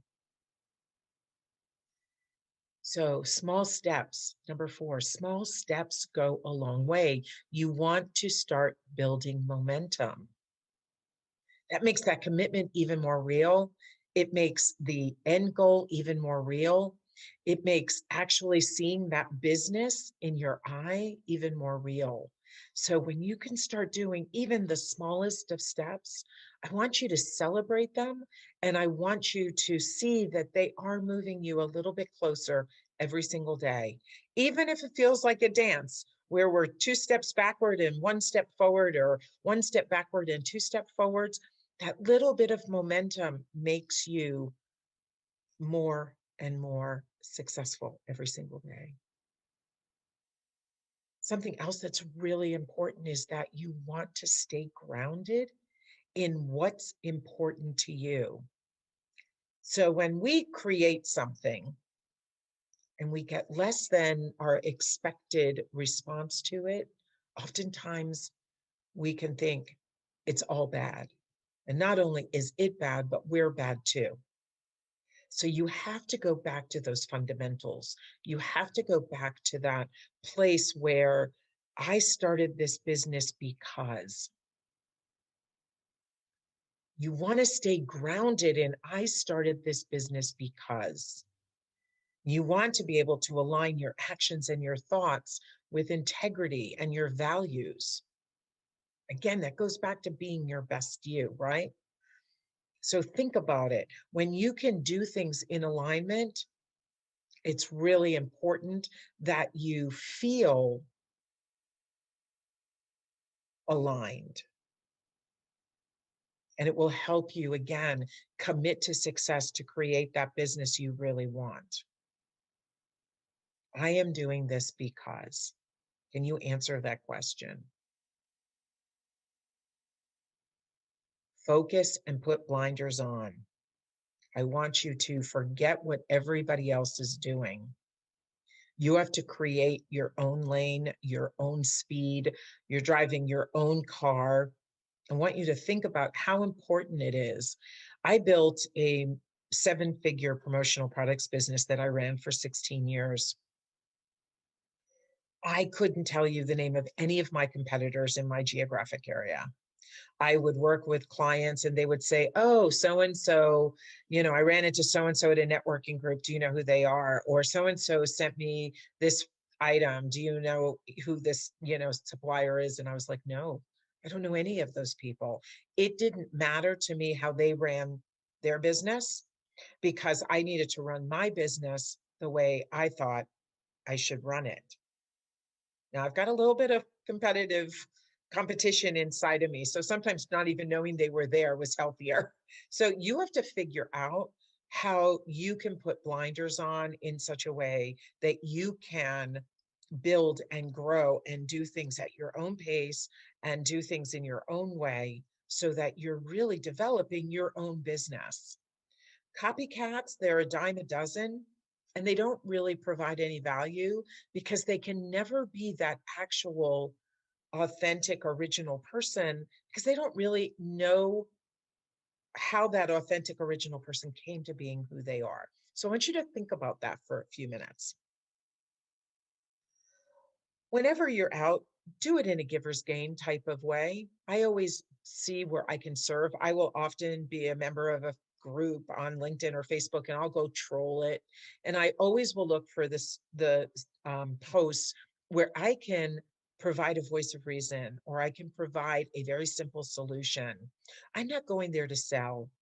I'm going there to serve. But I'm not just serving, I'm doing it very strategically. So the giver's gain concept is, give to others and it'll come back to you, right? Help enough people get where they want to go and you'll get where you want to go. And the author of that is escaping me, but it's not mine. So I want you to think about what can you do to provide value that will help you not only commit to your success, but also commit to the success of someone else. Because, a high tide rises all boats. So just remember that in order to get what we really, really want, at some point or another, if we help somebody get what they need, we will also get something in return. And that's just good karma, right? Language is important. You don't want to be self-sabotaging yourself. You really want to be using language in your head and out of your mouth that isn't talking about trying and isn't talking about could or, should, but you're really making declarative statements that you will or I am. So think about that. What are you saying to yourself? What are you saying to others? So it's really important. Invest in yourself. I want you to feel, that if you're ultimately looking to have somebody trade your value for their value, which is money, right? They're coming to you because they want something from you. If you are willing to invest in yourself, other people will be more willing to invest in you. I don't know why that's the case, but it is. So just go along with me and believe me in this concept that if you are out there investing in yourself, you will attract people who are looking to invest in themselves, hopefully in the products and services you offer. I want you to practice self-care. One of the things I can tell you is that when I was running my 7-figure promotional products business, I was raising 2 children. I was PTA president. I was very active in my church. My husband was going back to school, so he was a full-time student. And self-care, I gained 70 pounds. And I didn't even really think about it because I just didn't. I used to be a marathoner and triathlete in my early 20s. And as I was in my 30s and relocating and building this business and doing all of these things about being a mom and supporting my husband and being a daughter, because we lived a couple of miles from my parents, that even though I was there and visible and work came first and my kids and family knew it, I wasn't practicing some of the self-care techniques that are so valuable in terms of helping you create a holistic business, right? I created the business I wanted, but in times I felt I couldn't always enjoy it to the best of my ability because I was too busy continuing to create it. I felt like I was on the top of the mountain and that one small slip would have me running down the side. So I encourage people today, especially my clients, to what are they doing to find a way to de-stress, to rejuvenate, to refresh, because it will help your commitment in the long term. You don't want to get to a place where you're saying, why am I doing this? Right? That's the death of an idea. I want you to be grateful, right? Happy people don't kill their husbands. That's from Elle Woods, from Legally Blonde. But it's true. If we're grateful and if we're happy, we attract grateful and happy people, right? We live in a state of heightened awareness, and we live in a state where our commitments are real and we are disciplined. So think about it. Be just a little grateful. That doesn't mean you can't have a pity party every now and then. That doesn't mean you can't be upset every now and then. But when you live with that feeling of gratitude, it really does change how you look at your business. Stop striving for perfection. This one's so important. I'm going to say it twice. Stop striving for perfection, because perfection stops us from acting. And you can't build a business in theory. You've got to get out there to see what works and what doesn't, what offers work and what don't, what marketing works and what doesn't, what language works and what doesn't. So stop striving for perfection and get out there, because I promise you that the first time you say something, you're going to change it the second, the third, the 10th, the 100th, the 1,000th. The first offer you make, you're going to change it again after the first, the second, the fourth, the 10th, the 1,000th, right? So just remember that we are evolutionary beings. Our business are evolutionary beings. So we want to be able to evolve with it. And that means sometimes looking and going, oh, this language is a little more effective. This feels really good. And be okay with that. Because if you are going to be able to commit to success and build the business you really want. And then, the last thought is choose happiness, choose success, choose peace. Because if you choose you're going to change your life. And if you change your life, you're going to change your business. And if you change your business, you're going to change everything else. It all starts with just making that choice. And I say, as you're thinking big picture of your business, you really want to commit to success. I know it sounds all well and good when you're on the other side of creating a 7-figure business. But I got to being a 7-figure business owner because I was willing to risk failure. I was willing to sacrifice. I was willing to commit. I was willing to do what I had to do, compromise. I was willing to get out of my comfort zone. And all of those things are not only good in life, but they were really good for my business. I'm a problem solver by profession, right? As a strategist, we're always going in and trying to fix that better mousetrap, find a way to do something faster or better. So it's important to understand what that level of commitment. The only thing that I knew when I started my business years ago, and as Tammy and I work Launches Made Simple today, we want the best client experience possible. For us, when we bring on a client, we want them to want to offer the best client experience possible.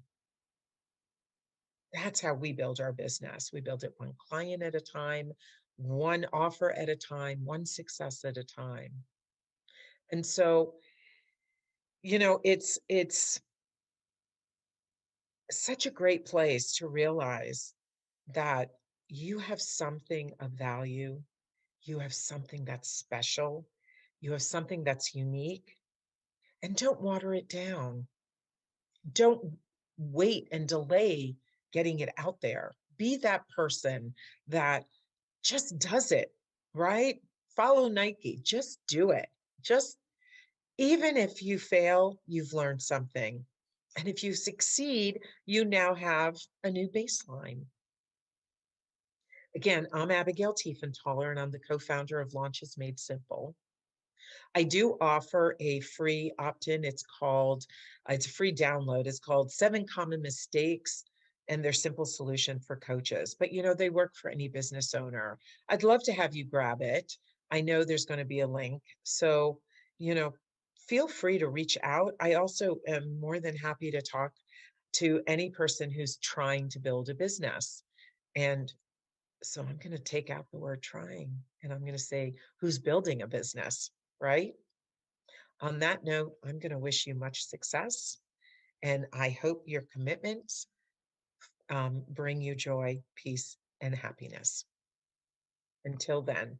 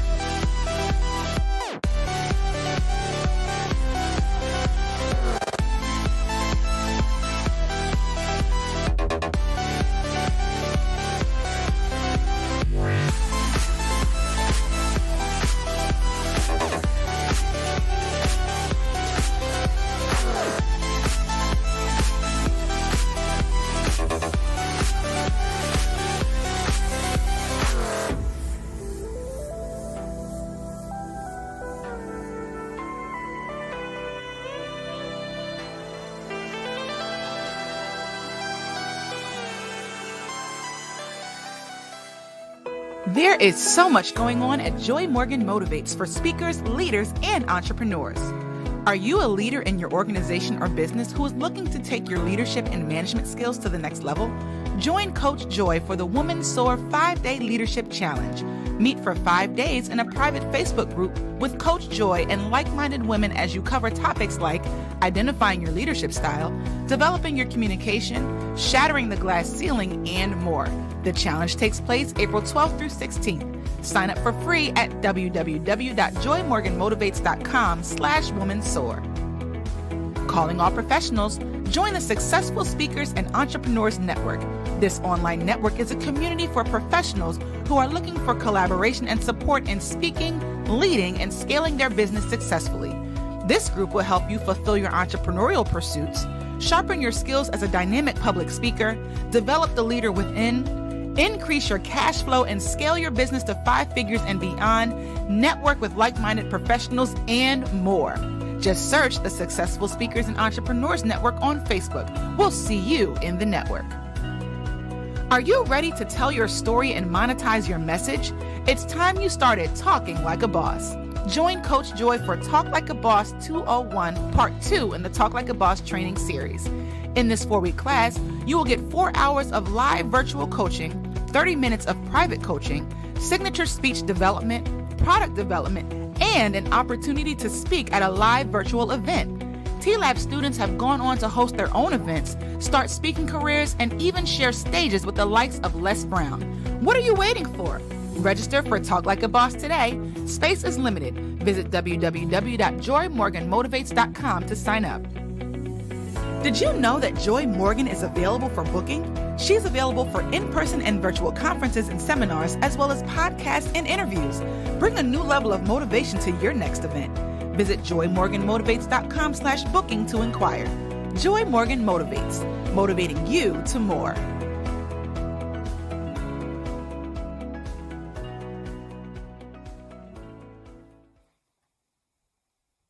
Hey everybody, welcome to Women SOAR, How to Soar in Uncertain Times.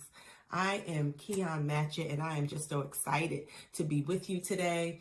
I am going to talk about boss up to win. How many of you know that it is your time for you to boss up, for you to show up authentically as who you are with your flaws and all, right? That you have a story, you have a business, a product, an idea. You have something that someone needs to draw value from, that someone needs to hear, purchase. You, yes, you.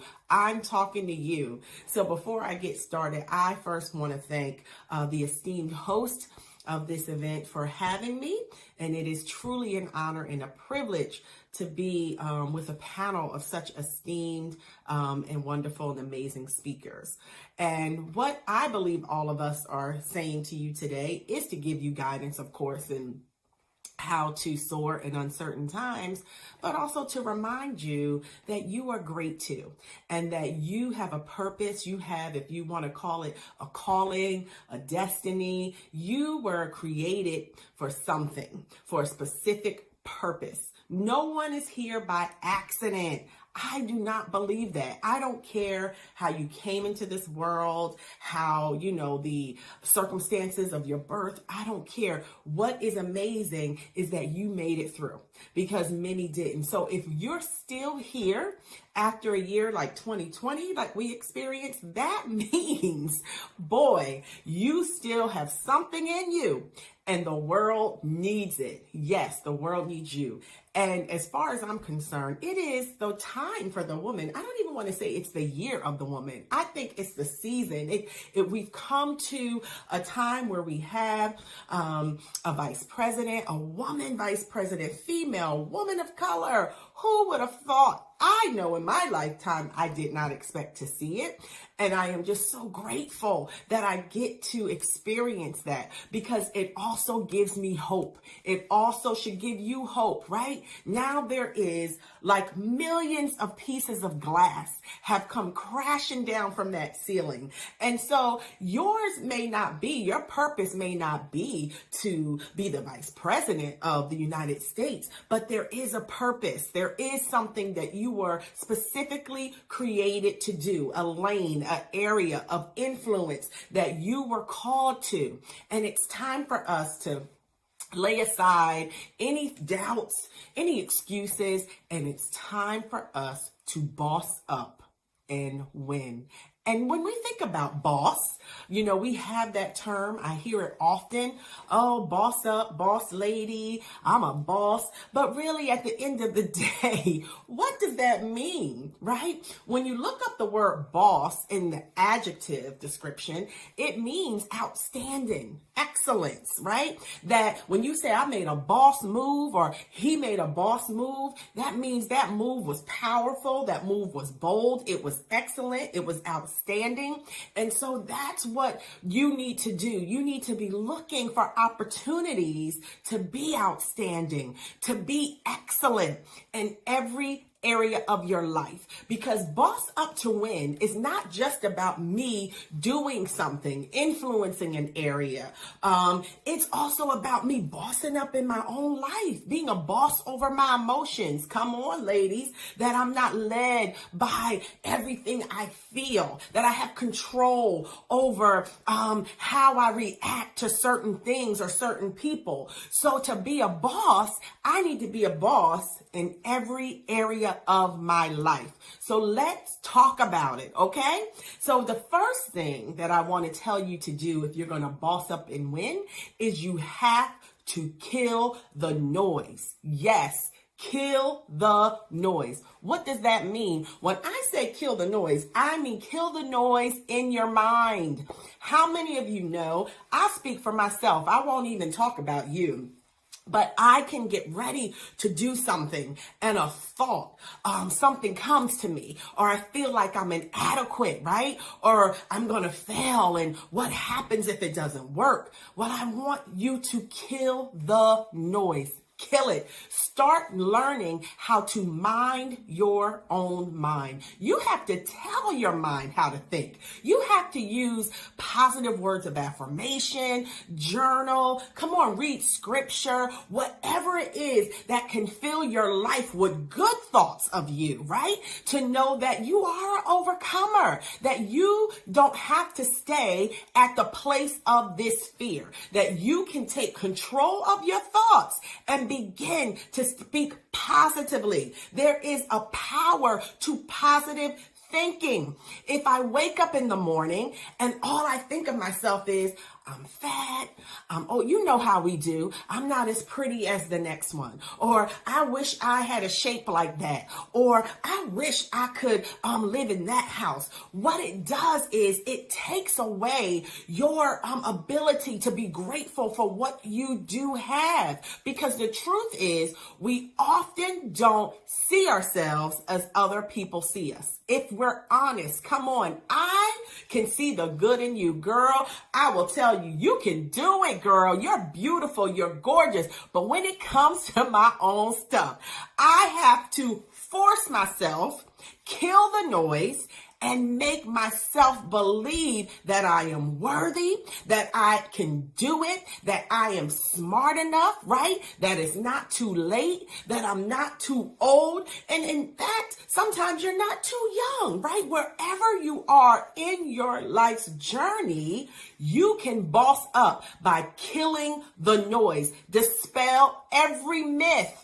Don't accept the lie. I don't care. Sometimes we have to go back to some root work and see, why do I feel this way? Maybe something was spoken over you when you were younger, or a teacher said, that you weren't smart in math. And so now you hesitate. You won't go and get your college degree. You have to learn how to kill the noise.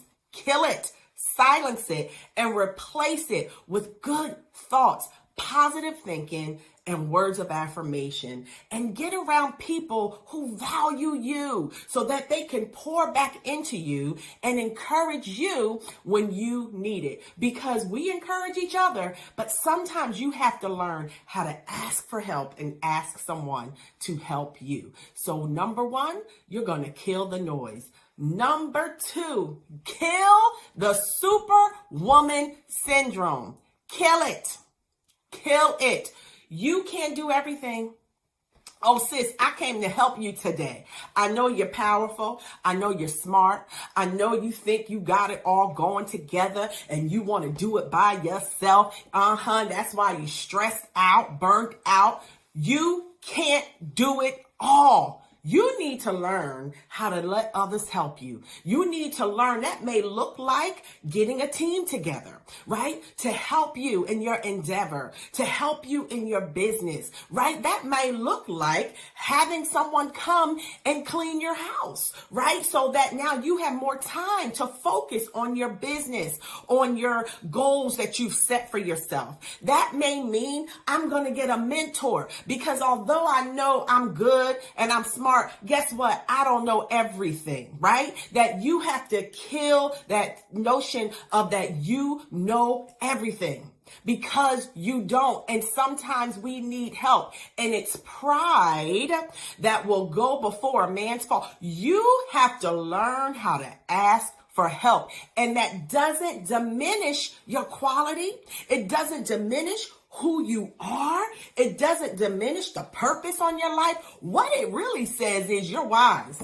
Oh, come on here, because that's what a boss does. A boss recognizes areas of weakness, areas that she may need help, and that boss will go out and find, delegate, come on, hire. Even if it's volunteer, sis, I need you on my team. I can't pay you right now, but what I will do is we can do a barter system. When you have something, I'll be there. I'll help you. Whatever it is, you can do it, but you can't do it by yourself. Bosses are not islands. They are strategic. They know how to put the right people in place to work together to get the ultimate goal done. You need to kill that superwoman syndrome. It's done. Okay? Number three, for you to boss up and win, you need to kick fear in the face. And I mean a hard kick, okay? Because we know that fear is what? False evidence appearing real. It's not even real, honey. It is just a shadow. Sometimes we are scared of our own shadow. We won't move. We won't do anything because we're locked in fear. But you need to learn how to kick fear in the face. How do I do that? The very thing you're afraid to do it. Make a list. You know what you struggle in, what you're afraid of. Start with one thing. If you're afraid of public speaking, one day get up and do something at your job or at your church or your local community. Ask them, may I say a few words, right? Speak up at the table in a meeting, right? Take back your life. Take back that control that you are allowing fear to have on you because it is keeping you locked in place and you're not able to flourish. And you need to flourish this season, sis. It's time for you to do something and kick fear in the face. If you have a fear of flying, get on an airplane. I know it may be difficult at first, but I'm telling you, the moment you do it and you do it afraid, you can go in all honesty. I'm doing this. I'm afraid. I'm fearful, but I am going to do it anyway, because when you do it, you're kicking fear in the face. And most times, the first time we do something, let's be honest, we are all have fear and we all struggle, right, to finding our voice and finding where we fit in. But I cannot boss up and win if I don't kick fear in the face. So kick it in the face. Do something.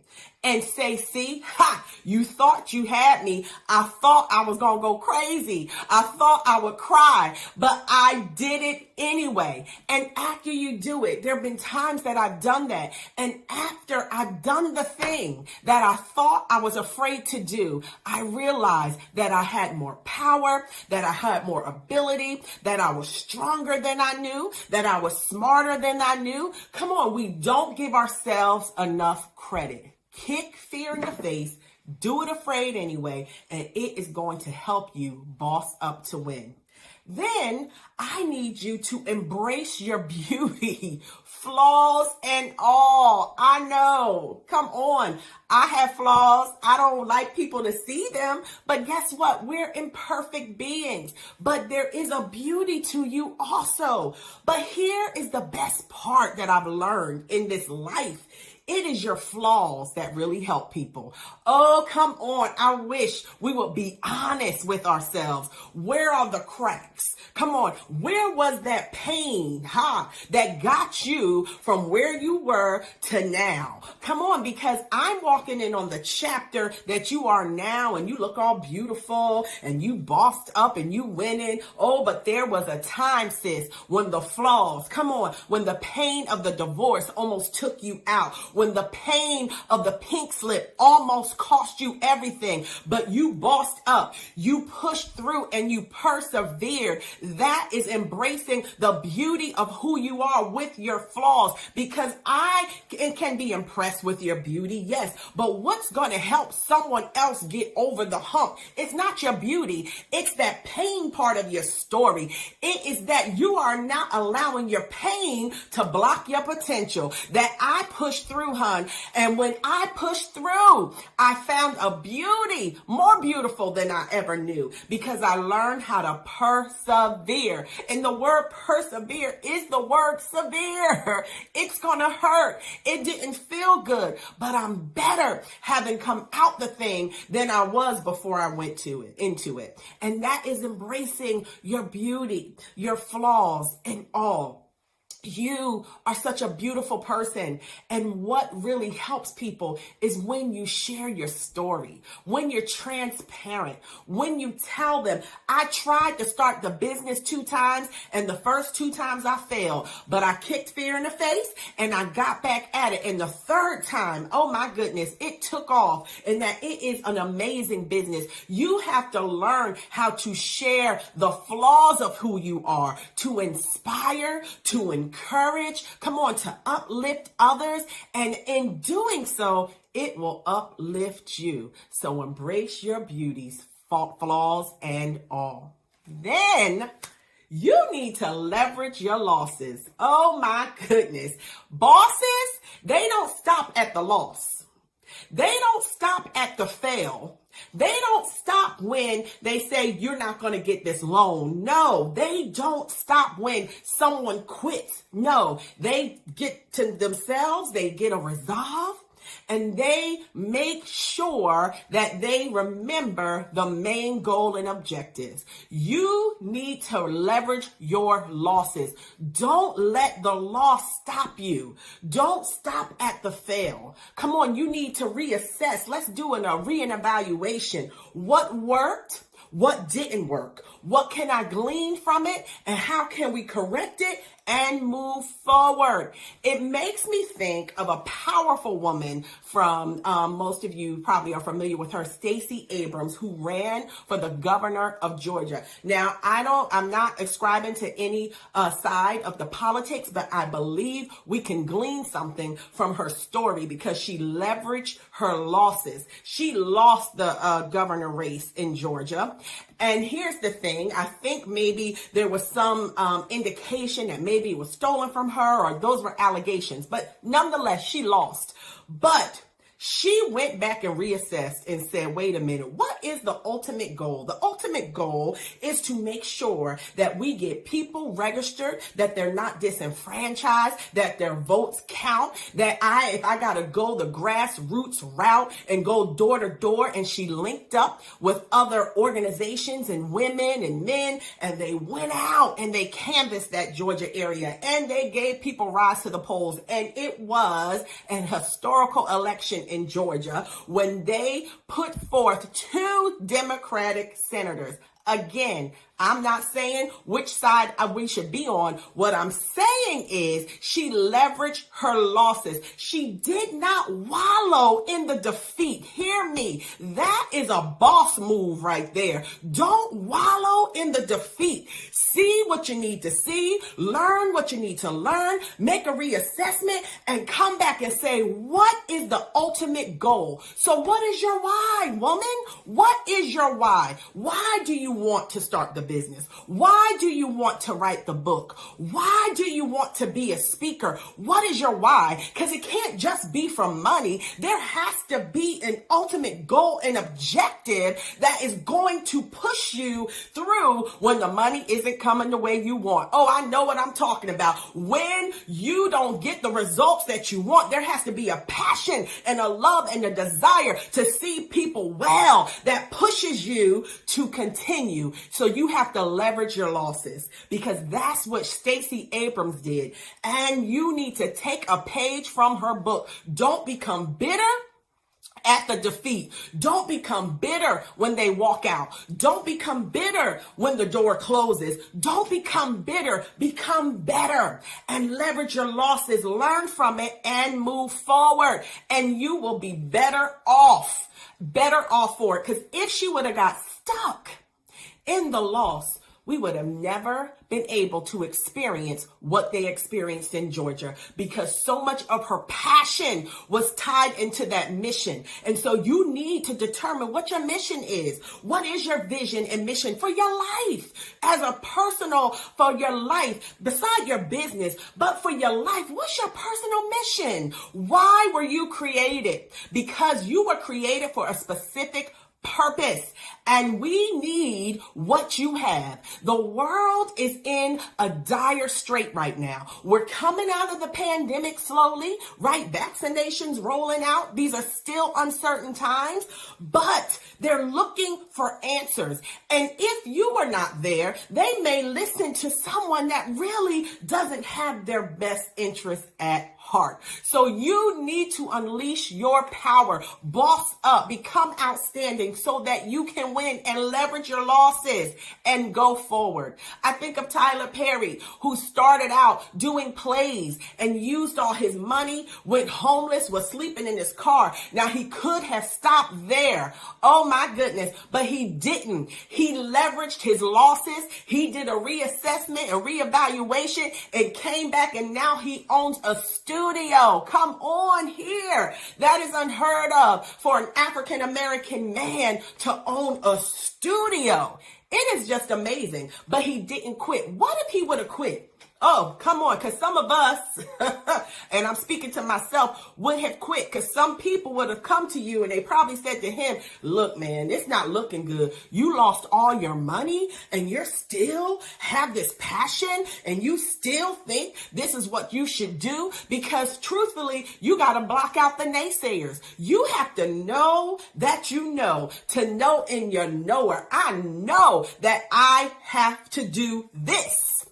And that if I know it, and I know it to be true, and I know it to be my purpose, I believe that everything, provision, come on here, help, staff, it is going to align. But if he would have abandoned the purpose, we would have never had seen the studio. It would not have been available or real. It would not have happened if he did not leverage his losses and reassess and keep moving forward.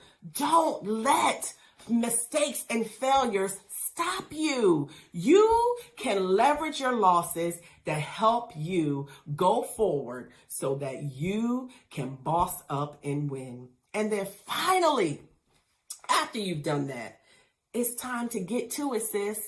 Get to it. It's time for you to go forward. Do it. Stop waiting. Now is your time. Find a mentor. Find someone that you admire. Even if it's in the workplace, right? Start asking someone, would you mentor me professionally? You know, I have great, immense respect for your career. I've noticed the different things that you've done. Can you walk alongside with me so that I can become better? Sometimes people are willing to do it, but you have to ask, right? We learned that mentors are busy people. So you have to go to them. So it's time for you to get up, get to it, do it. After you've done all of the things that you need to do, you can boss up and win. And here's the thing, winning does not mean that everything is okay, that you're not going to have mistakes or mishaps, that we're not going to have setbacks.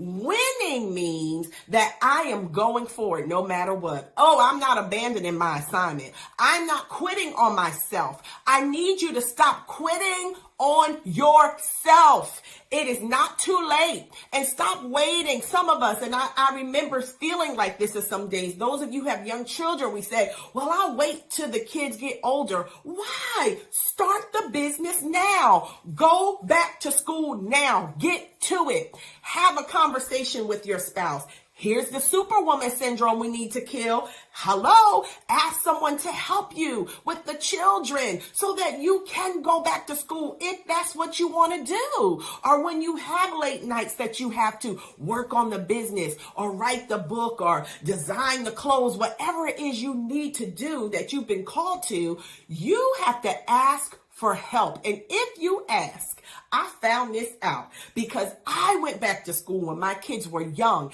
and I'm going to tell you what it did by them seeing me go to school, and it was a sacrifice. There were days I would go to the football field and sit there and do some homework while watching them. There were days when my husband, he cooked dinner because I was going to be home late. There were days that I had to take a day off, so I made sure that I didn't miss an important, play or choir rehearsal or chorus, but I stayed committed. And what it did is not only did I get a degree, but my husband got a degree. Come on, he finished school. And now all my boys are in college, and our son is going to be graduating in May, our first son. And I want to tell you that you need to learn how to sacrifice and get to it now. Stop waiting. Everything doesn't require a wait. Sometimes we wait because it's fear, because we're unsure. But I promise you that as you move forward and get to it, you are going to boss up and win. It is your time, ladies, and I am excited to see what is going to become, that in these uncertain times, you can still boss up and win. Be outstanding. Stand out, right? Above the rest. Soar. Let people see your beauty, your flaws, who you are, and watch and be amazed at what and all good things that are not only going to come to you, but your family, your marriage. Come on. It is so. And I can't wait to see it. I hope that you enjoyed this session, and I can't wait to see all my bosses, because it is time for you to boss up and win.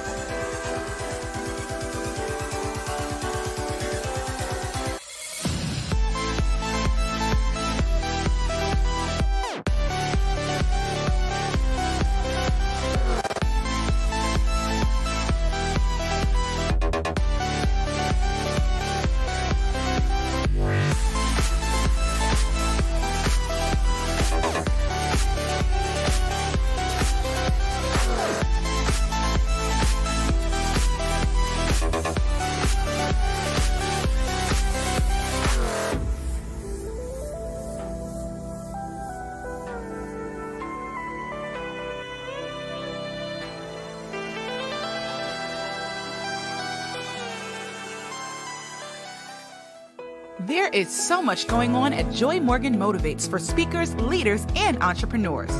Are you a leader in your organization or business who is looking to take your leadership and management skills to the next level? Join Coach Joy for the Woman SOAR 5-Day Leadership Challenge. Meet for 5 days in a private Facebook group with Coach Joy and like-minded women as you cover topics like identifying your leadership style, developing your communication, shattering the glass ceiling, and more. The challenge takes place April 12th through 16th. Sign up for free at www.joymorganmotivates.com/womansoar. Calling all professionals, join the Successful Speakers and Entrepreneurs Network. This online network is a community for professionals who are looking for collaboration and support in speaking, leading, and scaling their business successfully. This group will help you fulfill your entrepreneurial pursuits, sharpen your skills as a dynamic public speaker, develop the leader within, increase your cash flow and scale your business to 5 figures and beyond, network with like-minded professionals, and more. Just search the Successful Speakers and Entrepreneurs Network on Facebook. We'll see you in the network. Are you ready to tell your story and monetize your message? It's time you started talking like a boss. Join Coach Joy for Talk Like a Boss 201, Part 2 in the Talk Like a Boss training series. In this 4-week class, you will get 4 hours of live virtual coaching, 30 minutes of private coaching, signature speech development, product development, and an opportunity to speak at a live virtual event. T-Lab students have gone on to host their own events, start speaking careers, and even share stages with the likes of Les Brown. What are you waiting for? Register for Talk Like a Boss today. Space is limited. Visit www.joymorganmotivates.com to sign up. Did you know that Joy Morgan is available for booking? She's available for in-person and virtual conferences and seminars, as well as podcasts and interviews. Bring a new level of motivation to your next event. Visit joymorganmotivates.com/booking to inquire. Joy Morgan Motivates, motivating you to more.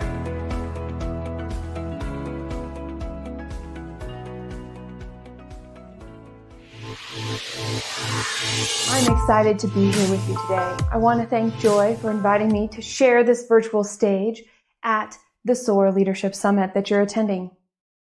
We have an exercise today that's going to require a few materials, so please spend about 30 seconds and collect at least 1 piece of paper, maybe 2, and at least 2 colored pens or pencils if you have them, more if you like. We'll use probably 3 total. And while you're collecting that information, let's settle into this moment together. What brought you to the SOAR Leadership Summit? So jot these answers somewhere on your page. What are you hoping to take away from today's session? And consider, what are you really willing to take responsibility for after being here today?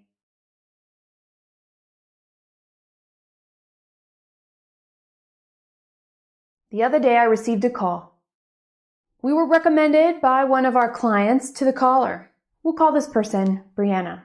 She's the primary earner for her family, and she's experiencing pressure and stress because of the dependence of her income, which declined rapidly last year. She'd kept the same process to deliver her product, and she'd invested in her personal development with the thought that it would equate to business acumen. She can't afford to have another year like last year. Brianna must change because what she's doing isn't working.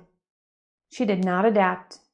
She did not prioritize what could actually help her business change at a critical point when she needed it most. Leading my previous companies, I have one extraordinary success, one lasting success, this one, and the rest, stunning failures. I'm Jess, Dewell, strategic business advisor and host of the Bold Business Podcast. After 23 years, we're still providing unique and customizable frameworks designed for leadership and management teams to fail faster and bounce higher. I'm also a wife of 21 years, a mom of 9 years, and a cadet Girl Scout leader. We can't forget about my tiny dog, Nick, also, who knows what he wants. Like to do puzzles with me in the sunshine. On the puzzle pieces. Okay, amplifying your efforts requires commitment and clarity. We must know what we want and then prioritize our actions to achieve the results that we expect. Here's how. to skillfully move between seeing the forest and being amidst the trees. And you can change direction to attain more and make a bigger impact. You can amplify your effort and get the results you want right now. I bet you'd like to know a little bit more about that. And I'm excited to share a path forward toward achieving more with the same amount or less work. It may surprise you that only 10% of organizations achieve at least 2/3 of their strategy objectives. It's my ambition through Red Directions work to change that. You see, today, you're going to leave with a list of priorities to work from so that you can achieve more. The way to make immediate change in the results that you're getting comes down to making sure what you say yes to fully aligns to your goals by engaging with your strategy and knowing clearly what you've prioritized. What we do with our time, what we say yes to, is the amplifier of our success. The steps to prioritize are clear. The result of our effort comes from the depth necessary to amplify our effort. Today, you're going to experience the second step of prioritization, which is knowing what you will not compromise.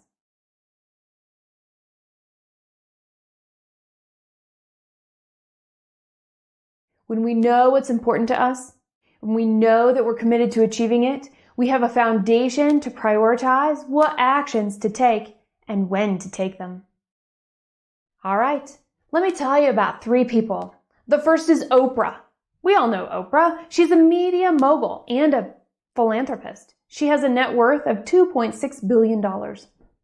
Lucille Ball, one of my business mentors, has a net worth of $60 million that she accumulated in her lifetime as a comedian, actress, and savvy businesswoman. We also can't forget Warren Buffett. He has a net worth of over $89 billion. What do they all have in common? Well, let me tell you. They've aligned their actions to their goals and they've prioritized that. They chose strategies and consistently use them to do more than most do in a lifetime. I'm going to walk you through the steps of an exercise which we will do in just over 10 minutes.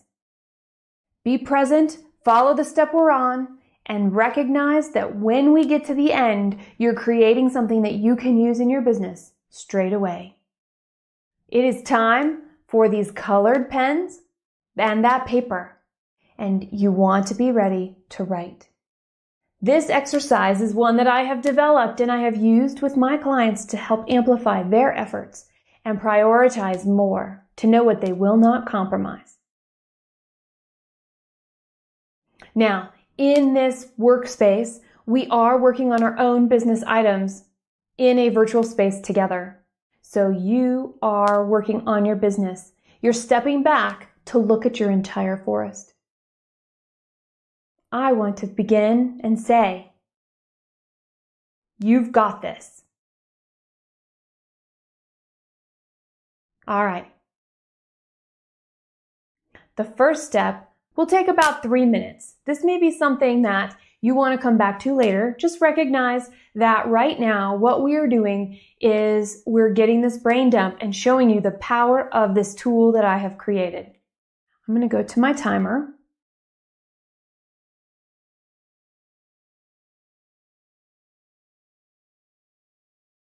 All right. The first one is 3 minutes. Before we begin, I want you to start on your piece of paper and I want you to imagine it in thirds and I want you to draw a line across it. If you're looking at your paper vertically, draw a line about 1/3 of the way down from the top. Above that line in that box, in any form you wish, take these 3 minutes to write down everything that you have in your business plan, in your heart, in your head, everything and anything that you must do for your business's success in the next 12 months.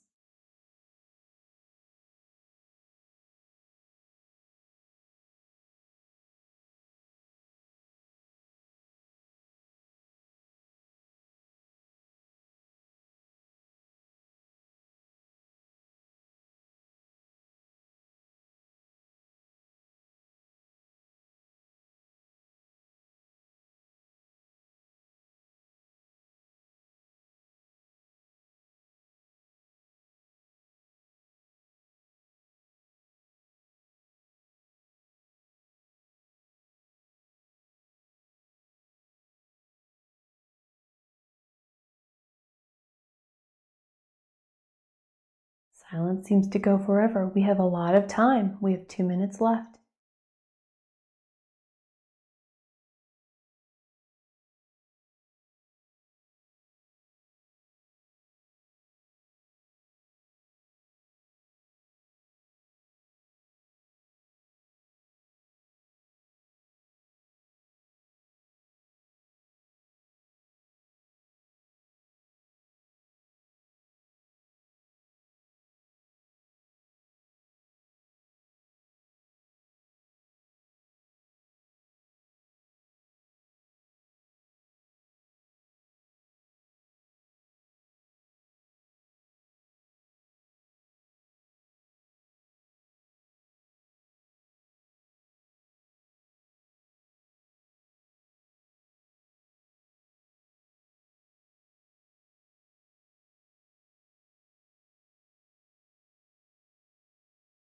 Another quick update. 1 minute left.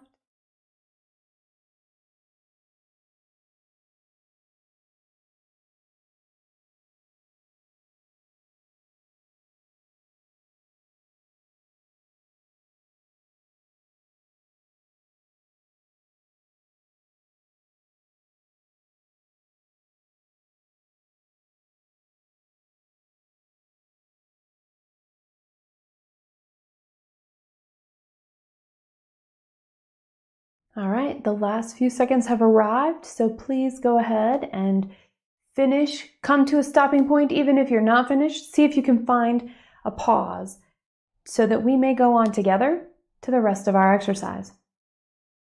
Now, this next part is exciting and important. You have to find 20%, actually, really, you need 25% of your list. Okay?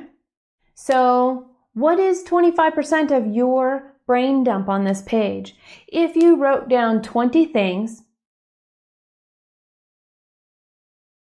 5 lines is a quarter. 25%. So figure out how many things you wrote down, what 25% is, and just note it in the top corner of your paper.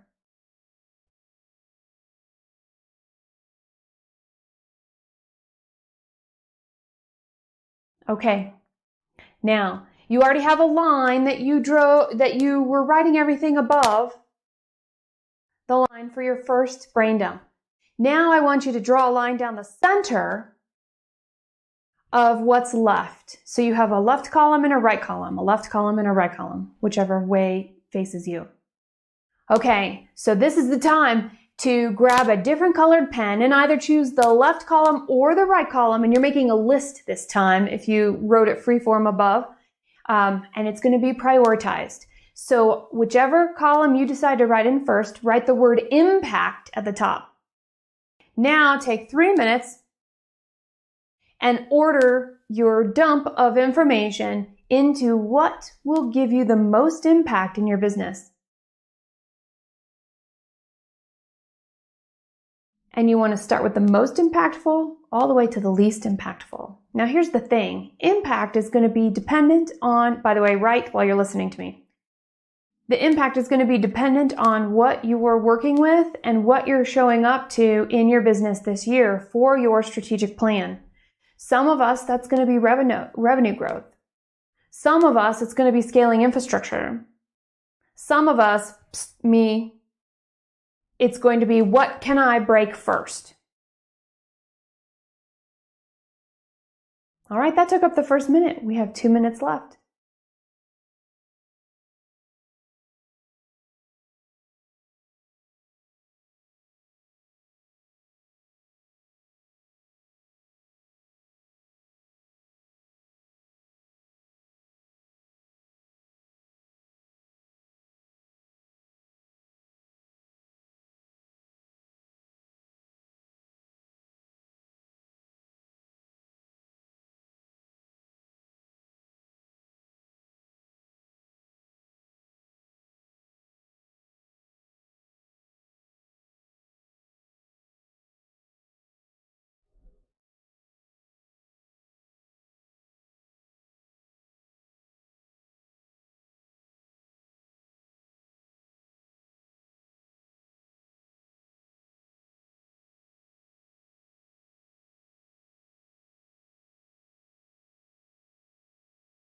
We're down to our last minute.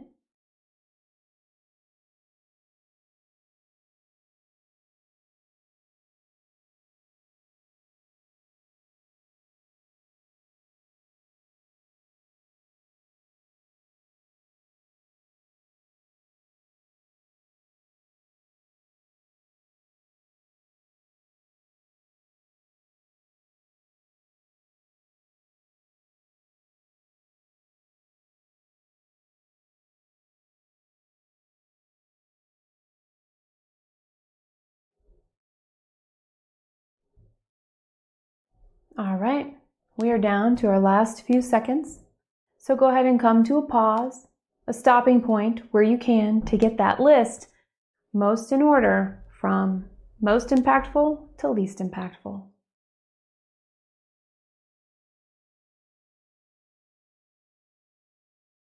Okay, now you have only one column left on your paper that has 3 spaces in it. So this time you want to write maybe a different colored pen. Fun and exciting at the top of the column that's left. This one's going to go faster. So we're only going to take 2 minutes, I'm changing my time, to write down that same list, that work that you're working from, the brain dump. You now have the impact list. I want you to write down what's most exciting and fun first for you to work on to the least fun and exciting to work on.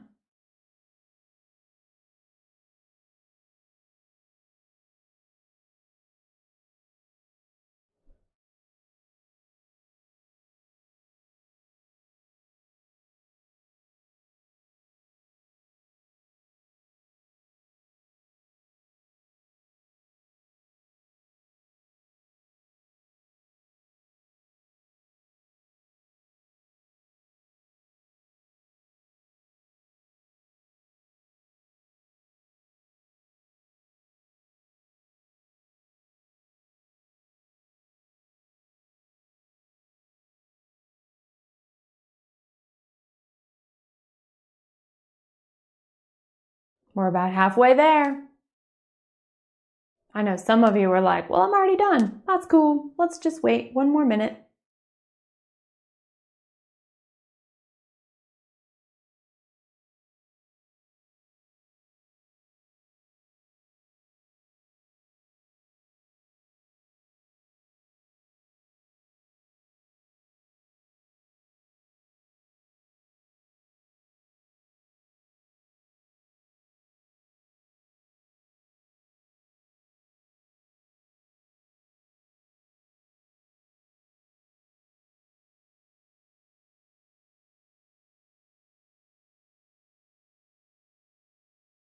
Okay, the last few seconds have arrived. If you have not finished yet, go ahead and wrap up what you've got. I can turn this all the way off and set it down. All right, this is the tricky part. Remember the number you wrote? 25% of your list is up in the corner. What I want you to do is I want you to take this from the bottom, now that you have 2 columns of information. And remember, if you wrote down 20 things, your number is 5. So whatever that number is, I'm going to use 5 as an example. From the bottom, it's going to be 5, 4, 3, 2, 1. And then you're going to draw a line above the last one.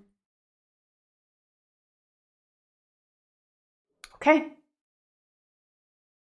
We're done. So now, I know we are on a Facebook Live group and you are watching me in a recorded fashion.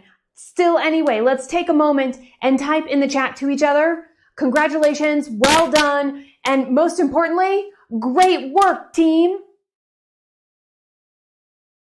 Okay, so see, with this in mind, we're jazzed, our brains are now full. You have what you need to amplify your effort.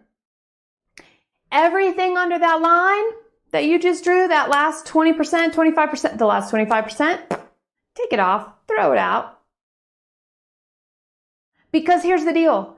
It's something that could potentially be handled within another priority. It won't get you to your goal, or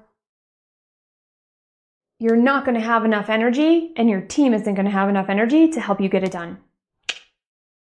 So now, where you can look at are these left and right columns and see what overlaps in the interest and impact category. This is your starting point. Tying this work back to your strategic plan, you can look at timing, you can look at resources, you can look and see, well, how realistic is the strategy that I have made so that we can get into the 10% of people that achieve the majority of their goals. That 10% number, that's so hard to think about. I'm going to say it one more time just because it's so important. 10% of companies achieve at least 2/3 of their goals. 90% of the companies out there don't. So I'm not sure why it's so hard, because it's not. It's just requiring some discipline. And now you have a tool that gives you the lens to practice this discipline that you need to do fulfilling work, impactful work, staying focused on your goal, and getting to the numbers, that revenue that you want. Remember, now that you have this, you don't have to compromise it, which means you officially have something and you know what you won't compromise. Okay, this is important because you have the ability to say no to the things that are coming up left and right when you're in the trees working in your forest. Because when you're clear about what doesn't fit, it's easy to say no. Well, how about this? Easier. Let's be real. It's easy to say no. It's easier to tell somebody else no. Haha. The thing is, if we don't keep this in mind, we're not staying true to our priorities and we're off course. This is a tool that will help you stay pointed to your true north. Priorities amplify our efforts. Now, there are 3 common traps that businesses fall into, and I'm going to share you. I will, that would be fine, but really I want to share with you one of the ones that aligns most to the issues that clients that Red Direction is serving are facing right now. It's what Brittnee at the beginning was facing as well. This concept of benign neglect. There's some sort of avoidance. And let's talk about Brittnee. She didn't fully embrace the fact that external forces impacted her business. She only decided that if she kept doing what she did and she believed in it enough, that the information she had would actually move her forward. She only listened to her own point of view. Her revenue and relevance keeps eroding every day until she chooses to make that change. I'm hoping that you can avoid this trap because you have a tool that knows what you like and what your team likes, what your strategy is that you can lay over the top of that, and what creates the impact. And you can look at the planning and the timing, because when you don't compromise, you will walk forward strongly. Even if you get off course, it's easier to get back on course because we have something that we are anchored to.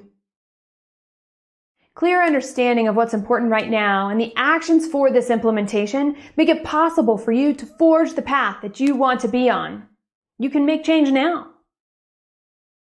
To make effective decisions that get results, we must set priorities and create the plan for the journey that is adaptable and customer focused. We must say yes to the opportunities that really move our business forward right now. That's right now. To evaluate regularly what is working and what isn't, and adjust. Let go so you can stay aligned to the bigger strategy and make sure your priorities are the right ones for right now as well. Your prioritized list is now a tool you can use to skillfully be working in your trees and coming out and looking down at those trees to see how things are going. You can achieve more work. Well, yeah, you can, but that's really not what I meant to say. I really meant to say you can achieve more without more work. You see, this is a shift from leveraging to amplifying. Let's go back to one of the questions from the beginning. Now that you have this tool, go back to this question. Consider what it would look like to fully commit to what you won't compromise. What are you really willing to take responsibility for? Now, you can take this work further. Over the course of years, I have accumulated a ton of information that continues to grow in a library that has become an on-demand and just-in-time program called Fast Track Your Business. It will help you achieve your goals. Whenever you have a problem, pop by and see. Stay focused on what conversations we're having and how and what information is being shared. Because how you work on your business, like in the exercise we did today, often means the difference between failure and success.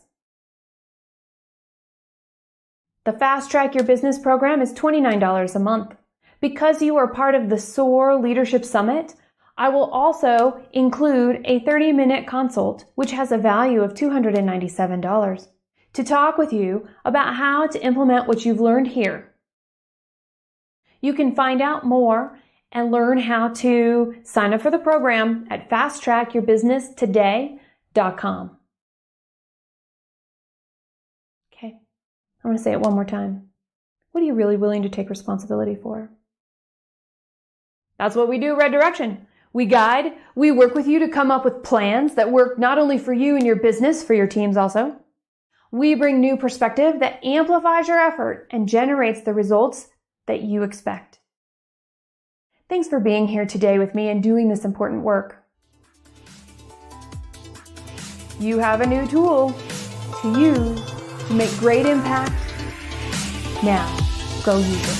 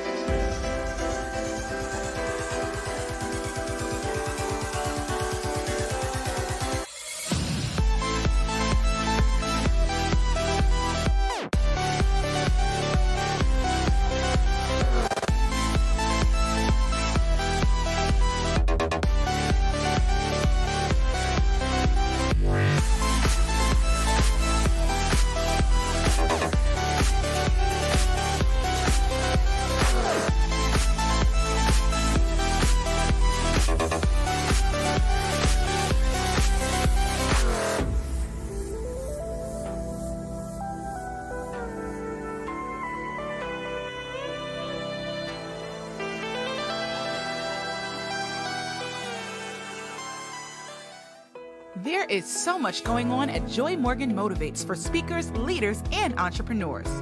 Are you a leader in your organization or business who is looking to take your leadership and management skills to the next level? Join Coach Joy for the Woman SOAR 5-Day Leadership Challenge. Meet for 5 days in a private Facebook group with Coach Joy and like-minded women as you cover topics like identifying your leadership style, developing your communication, shattering the glass ceiling, and more. The challenge takes place April 12th through 16th. Sign up for free at www.joymorganmotivates.com/womansoar. Calling all professionals, join the Successful Speakers and Entrepreneurs Network. This online network is a community for professionals who are looking for collaboration and support in speaking, leading, and scaling their business successfully. This group will help you fulfill your entrepreneurial pursuits, sharpen your skills as a dynamic public speaker, develop the leader within, increase your cash flow, and scale your business to 5 figures and beyond, network with like-minded professionals, and more. Just search the Successful Speakers and Entrepreneurs Network on Facebook. We'll see you in the network. Are you ready to tell your story and monetize your message? It's time you started talking like a boss. Join Coach Joy for Talk Like a Boss 201 Part 2 in the Talk Like a Boss training series. In this 4-week class, you will get 4 hours of live virtual coaching, 30 minutes of private coaching, signature speech development, product development, and an opportunity to speak at a live virtual event. T-Lab students have gone on to host their own events, start speaking careers, and even share stages with the likes of Les Brown. What are you waiting for? Register for Talk Like a Boss today. Space is limited. Visit www.joymorganmotivates.com to sign up. Did you know that Joy Morgan is available for booking? She's available for in-person and virtual conferences and seminars, as well as podcasts and interviews. Bring a new level of motivation to your next event. Visit joymorganmotivates.com/booking to inquire. Joy Morgan Motivates, motivating you to more.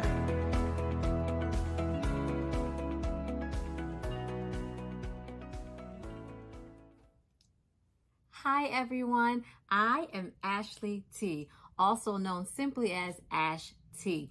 Thank you so much for joining me today. I am so excited to be here at the Women SOAR Summit. So awesome. I know you guys are having a great time. Your lives are being enriched. Those ideas are going crazy in your head because you're so full of what you're already getting. And guess what? There is more to come. This particular workshop is titled Switching Gears, the journey from employee to entrepreneur. Some of us have never even considered this journey. Some of us are like, well, maybe this is something for me. And some of us are so glad we have already made the switch. So we're going to touch a little bit of everything for everybody here today. And it's going to be a great time. Again, I'm so happy to be here. I can't wait to give you all this info. All right. So like I said, I'm Ashley T. I love entrepreneurship, and it's something that is a little bit new for me, and we're gonna explore how I got here, but just know that I love it so much. So what I want to help you do today is elevate your thinking.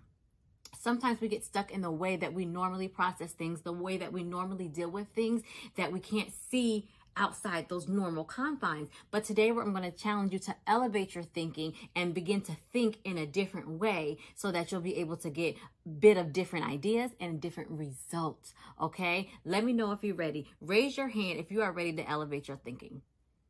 I'm ready to elevate my thinking too. So hopefully, I know, not even hopefully, I know because it has worked for me. I know it's going to work for you. All right? So like I said, this is the journey from employee to entrepreneur. So some of us kind of always knew we wanted to be entrepreneurs. And for me, I kind of knew, like as a child, I knew I wanted to have my own thing. But as I grew up, it kind of got further and further pushed into the back burner because we're in school and they're pushing college and they're pushing degrees and they're pushing get in a company that you can grow with. And these are things that you're hearing so much that kind of my own thoughts were getting pushed to the side, and that's super not good because I'm coming in my knowledge to know that the things that are true to you, that are inherent to you, that have always been around for you, those are the things you stick to because they're meant for you. So right before I started my entrepreneur journey, I was a child care manager. I love children. I taught the children. I managed the center and help the parents. So I was doing a little bit of children teaching, and I was dealing with the parents as well. And I loved it. It was great. I could be in the classroom and be out of the classroom, because if you've ever taught or you have a few kids, you know that sometimes you just need a break. So I love the switch off of being a manager and having those kind of responsibilities and duties, and also being able to get down with the kids and laugh and play and be silly. It was really great for me. So I loved that job. And as I was working, I kind of started to feel a bit of unfulfillment. I started to feel like, this is really great, and I'm making good money, and I have a full-time job, and I have benefits, but I still kind of feel like something is missing for me. And I would try to, let me go do a hobby, get back to doing other things that I like, make sure I'm having social time. And those things were great and they were awesome, but it wasn't enough. That kind of gnawing feeling like, girl, it was something that I couldn't hide from. So with that feeling, I got sick of it so much that I had to do something about it. So what I began to do, I asked myself, what do you do effortlessly? Like, what do you do, Ashley? Because sometimes you have to talk to yourself. Ashley, what do you do without thinking about it? And it wasn't, my first answer was dance. I love dance. I've been a dancer since I was a small child, about 3 years old. I was dancing, and about 7, I was teaching dance. So I've always been a dancer. So that was the easy answer. But for me, I knew that wasn't the only answer, because there's a lot of other things that I want to do. So my first answer, Ashley, what do you do effortlessly? And I said, well, dance. And then I thought about it a little deeper. I said, okay, well, talk, because I've always loved talking. And I used to get in trouble in dance class for talking too much, in school for talking too much, in cheer for talking too much, because I always was talking. And I didn't feel like I was disruptive. I just had things to say. So I knew that I danced effortlessly. I knew that I talked, and I had the gift of gab, and I can communicate effectively with people really well. Then I said, even beyond, there's a little bit more that I need to get out of what do I do effortlessly. And the simple answer was, I help people. And my sister rags on me all the time. Imagine being at the mall, or at a store, Target, whatever, wherever you are, you open the door to go in, and you see someone that's fairly close to you, you hold the door for them. Totally normal tendency.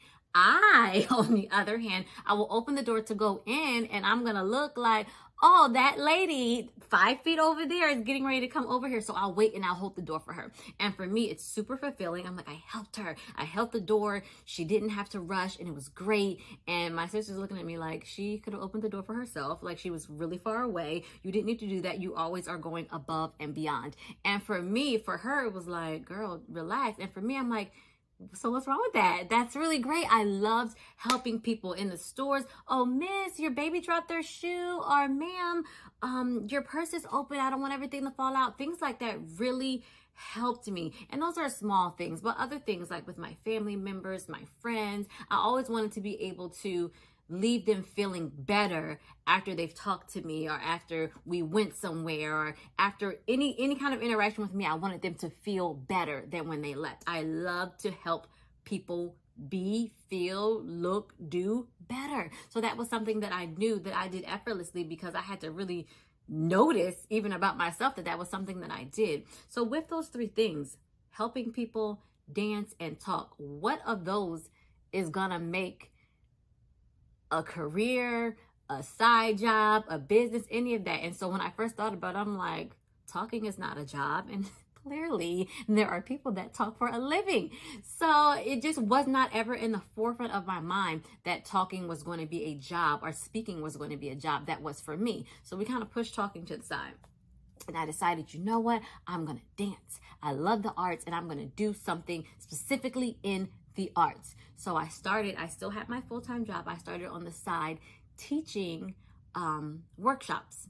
I would reserve a space in a local library, and I would offer a workshop under this business name, which I had been holding on to since I was in college. The name is called Creative Motion. And I would hold on. I said, I know that I'm going to call it Creative Motion Arts Center, and we're going to dance. So I was holding these workshops, and to this part of the story is kind of smaller, but my job found out that I was doing these workshops. The director found out, and she felt as though me doing the workshops was taking away from the business of her franchised childcare center, which obviously was not true. They were cities away, not cities, but towns away from each other. They really had nothing to do with each other. This was something I was doing on the side. And lo and behold, it became an issue for her and the company. And so I lost that job. So I was kind of thrust into either you're going to be unemployed or you are going to be an entrepreneur. And I don't know about you, I just didn't like the sound of unemployed. So I said, okay, I am not without a job. I now own a business. So I looked up, I said, I've been doing these workshops. I'm going to have to make it a whole thing where it's not a workshop. It is not something to do on the weekends. It is my business. So I looked up, let me tell you how things come all full circle. In college, I did a full business plan for Creative Motion that I had no intention on using. And guess what? Now I was there. I had this flyer with Creative Motion on it and nothing else to do. So guess what? We're going to dust that business plan off and make it my business. So I made it a business.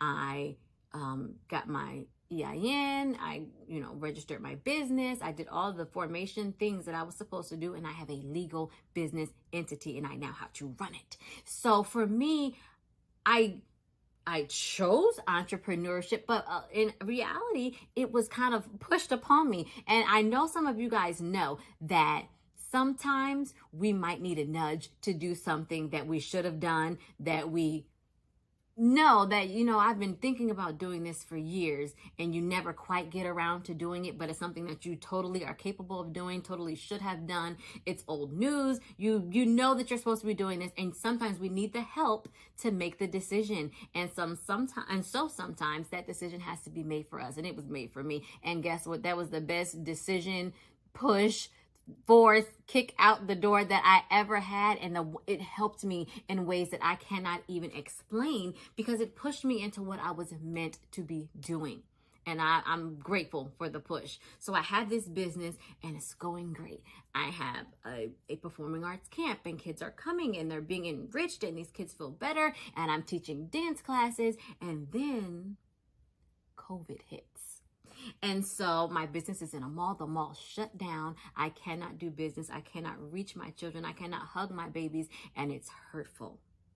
So one thing I have learned in my entrepreneurship is that there's something about an entrepreneur that's different than a small business owner. An entrepreneur, ideas, creativity, they're always on to something. And guess what? As an entrepreneur, you're going to make your business work because you have to. And a small business is more, I have this business and this is what I'm working on. An entrepreneur is, I'm going to start this and I have this idea that I'm planning to make work, and I'm going to have somebody do this, and we have a lot of things going on because we're really, really, really, really, really creative and have a lot of things to say and do and things that we want to do. So that entrepreneurship was still in me with COVID, and I couldn't reach my kids. And guess what? I knew I had to reach them. So we came up with other ways to reach them. That entrepreneur spirit, although it was kind of something I was jolted into, it's something that I couldn't deny, because at the end of the day, I knew I was creative and I had the ability to make it work. I just needed the situation to make myself make it work.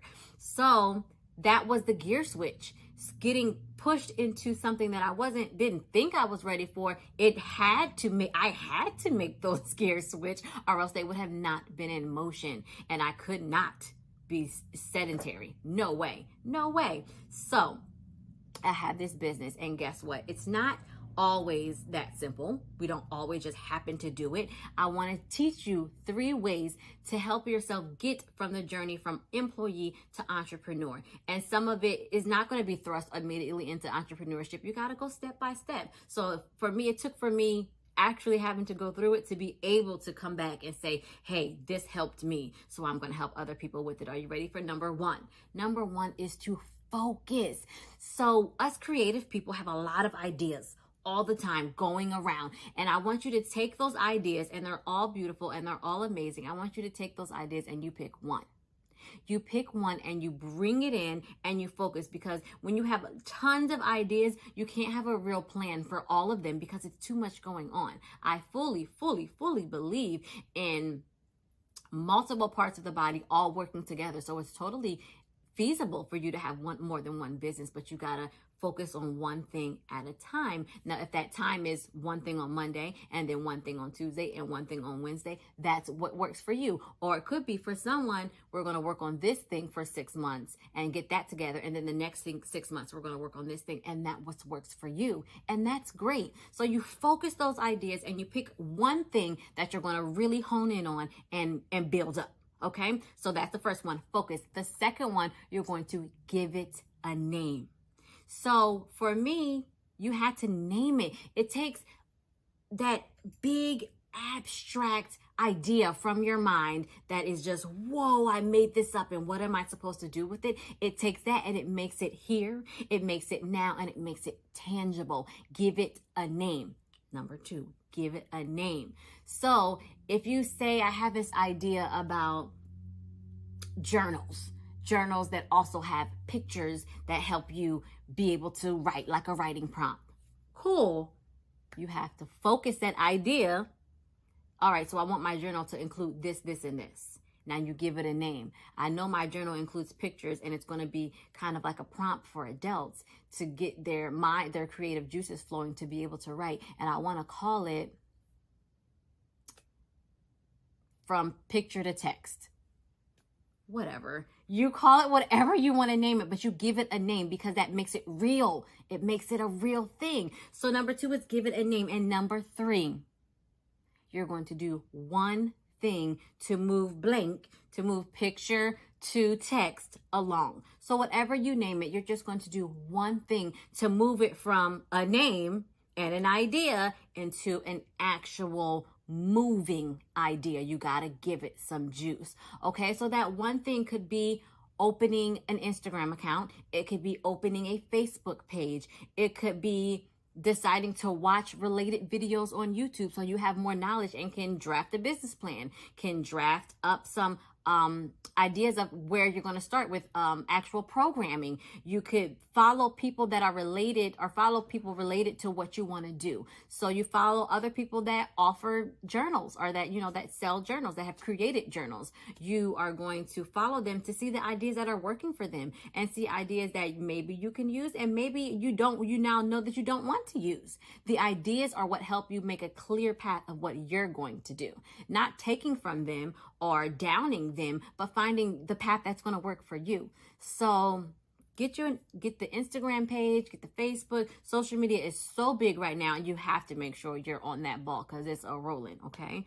Also with social media, you can follow people that are doing what you're doing, because not people that are also entrepreneurs are going to give you entrepreneurial ideas.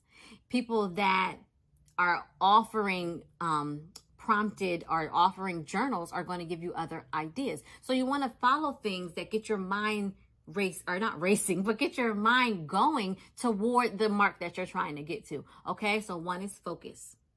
You got to bring all those big ideas, you got to reel them in and make them into one thing at a time. All right. Number 2 is give it a name. You got to take that idea and give it a name. That's like a lot of times when you're creative, it's like you're birthing something, you're pregnant with something, and you're getting ready to release it and give it out to the world. So when you're pregnant, you have all these ideas of what your baby's going to be, what they're going to look like, how they're going to feel, what you're going to dress them. And you have all these ideas, but you can't do anything with it until you bring it forth. And when you bring it forth, you have to name it. The first thing everyone says is, oh, what's their name? Give it a name. Number 3, do one thing to move that item along. Do something to move it forward. Now, this doesn't have to be with doing this solely with just a big business. This doesn't have to be a big idea like starting a new business. You can do this small with a new idea, a new branch, a new arm, a new part of an existing business. So you can do this with a business. So you're focused on what exactly your business will entail. So the ideas are a little bit different if it's based on a big business or a small idea or branch of a business, but it's the same steps. Focus, give it a name, and do one thing to push it forward. You'll find that once you start, it's easier to continue. Starting is the whole thing that gets you going. You can't go until you start. So I have something that I normally do, and I have a workshop that I normally do called Not a Leap, Just a Step, because all it takes is a step for you to start the race, to start the journey. And it doesn't have to happen in the same speed as anyone else. It doesn't have to look like anyone else. It's important that you stay true to yourself and you just start. You just begin, because beginning gets you to a place where now you're in the race. You're not in the ability to begin to be in the race until you start it. All right. So we have to start. You can use it for big business ideas or smaller ones. Focus, give it a name, do one thing to move it forward. All right. You can do this. You have everything inside of you. Like I said, that itch I felt of unfulfillment, I know you guys have felt it, and your mind tells you. It tells you the things that you need to know, the things that you need to do. You have intuition. You know. Don't forget to ask yourself that question. What is it that I do that no one can take from me? What is it that makes me special? That's the thing that you hone in on, and you push that forward, and you do it because you love it and because it's going to help somebody else. All right. So one thing I will add for you guys is that you need to hire, invest, look into a business coach. They help you if you need the help with getting your ideas from big to small, or making your idea, once you've narrowed it down, making sure that your idea has the ability to work. You get a business coach. Some you'll have to hire, some you can just follow, and they'll give free business advice on social media or YouTube or something. But you need to have somebody that knows business and can help you be creative in a way that pushes your business and your idea forward.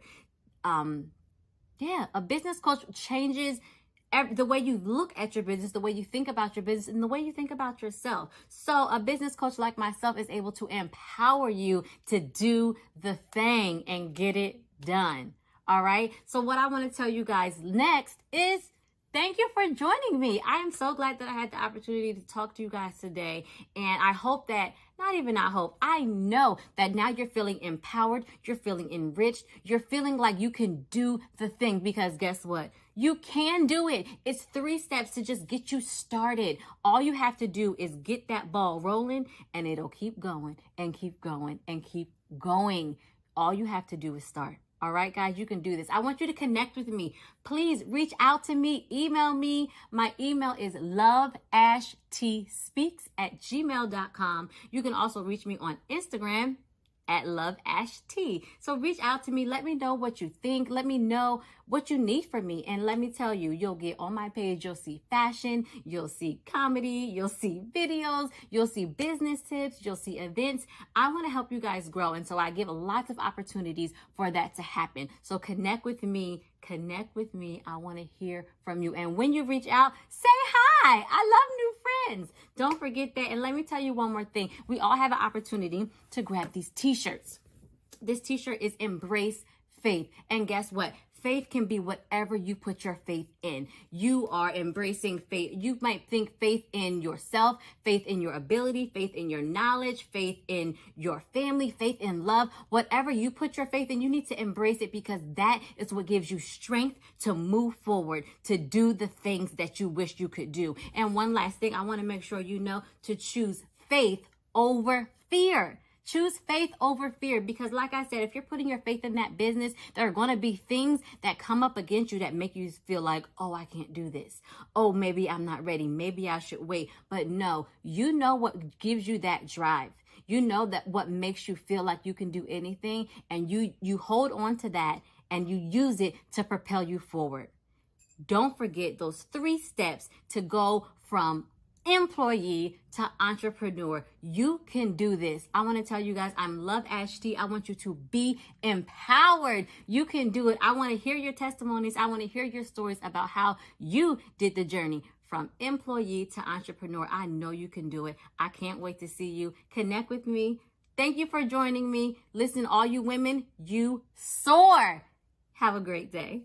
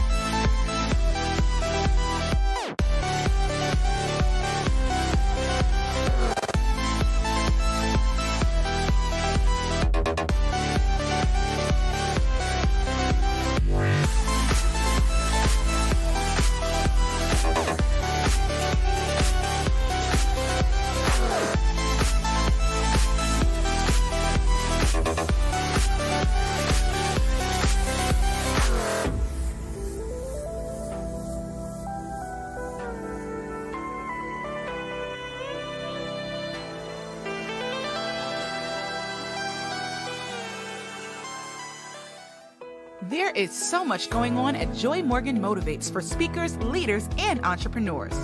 Are you a leader in your organization or business who is looking to take your leadership and management skills to the next level? Join Coach Joy for the Woman SOAR 5-Day Leadership Challenge.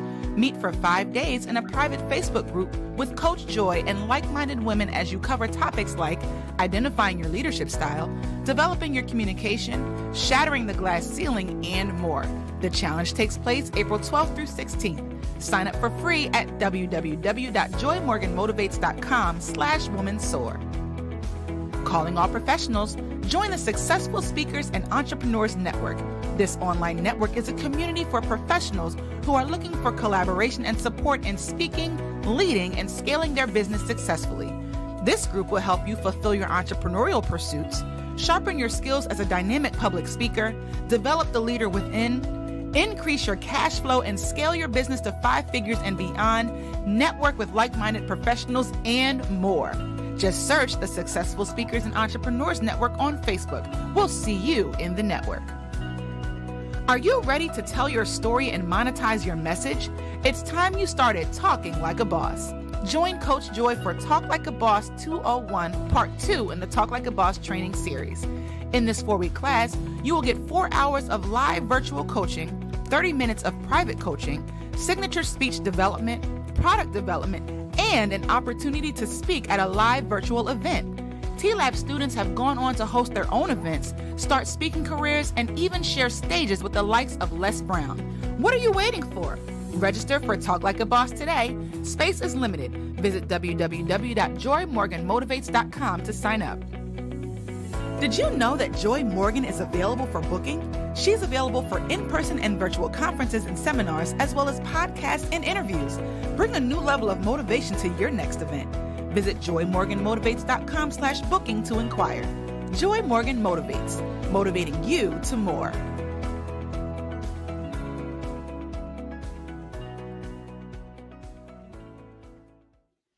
Hey there, I'm Mary Cravets. Welcome. This is More Clients, Less Marketing, how to create more leads and income by doing less. Now, this is going to be great content for you if you fall into one or two categories. Number one, if your client generation is inconsistent and stressful, and you need to start getting better results quickly. So that's number one. Or number two, if your business is generating clients consistently, but it is taking up all of your time and you really would like to streamline so you can free up some time so you could scale your business, or I don't know, simply take a little time off. What a concept. All right, so let's jump right into the content. Okay, so here's your official welcome to More Clients, Less Marketing, how to create more leads and income by doing less. So my first question to you is, do you ever feel like this? Like your brain just has too many tabs open, so much going on. Well, the good news is today is not about doing more. Today is about understanding how to maximize what's already working in your business. Because what I know about you is you're accomplished, you're smart, and I'm just here with structure and a system so you can bring your gifts and your brilliance to the table and then maximize them so you can be getting more clients, earning more money, and making a bigger impact, all with less effort. And I want to start with a really big picture so that we can start big and then focus down. We're going to start that right now. So if you aren't getting all the new clients and business you want, it's generally because there's a problem in just one of these 3 areas. You either, number one, don't have a comprehensive client generation plan. If you don't have a plan, you're likely feeling busy instead of productive, like you're spinning your wheels. Now, if you're having an implementation problem, something's getting in the way of implementation, that may be because you're getting distracted by bright, shiny objects and you aren't building momentum. If that's the case, it's often an implementation problem. Or number 3, you need to improve lead generation. And this generally means you need to work on maximizing a current strategy or building skills in a new strategy. Otherwise, you're probably dabbling in too many things and you're not going to get traction. And that's it. Plan, implement, lead gen. You're going to get a lot of tips and tactics you can implement right away, but bigger picture, looking at the growth of your business and client generation, this is the most important thing for you today to get crystal clear about which of these 3 things is your priority. So how are we going to get there? All right, here's what we are going to cover today. Number one, you're going to learn a simple mindset tool that melts resistance to implementing marketing.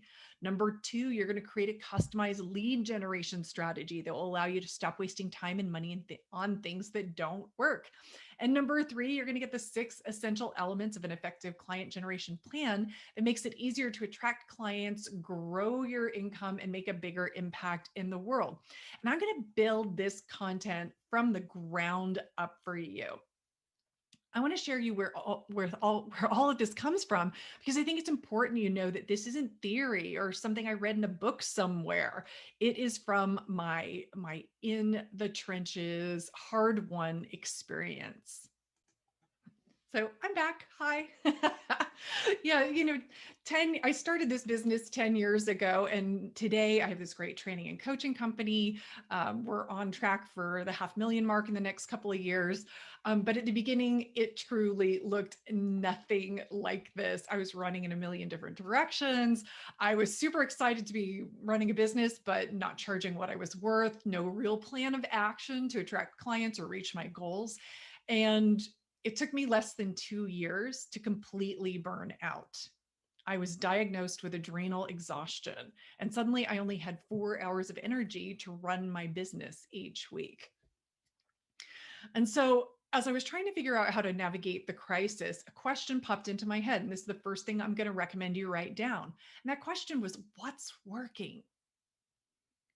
What's working? I did not have time or energy to chase down what the latest, greatest marketing trend was, or figure out what Facebook was doing with its algorithm this week.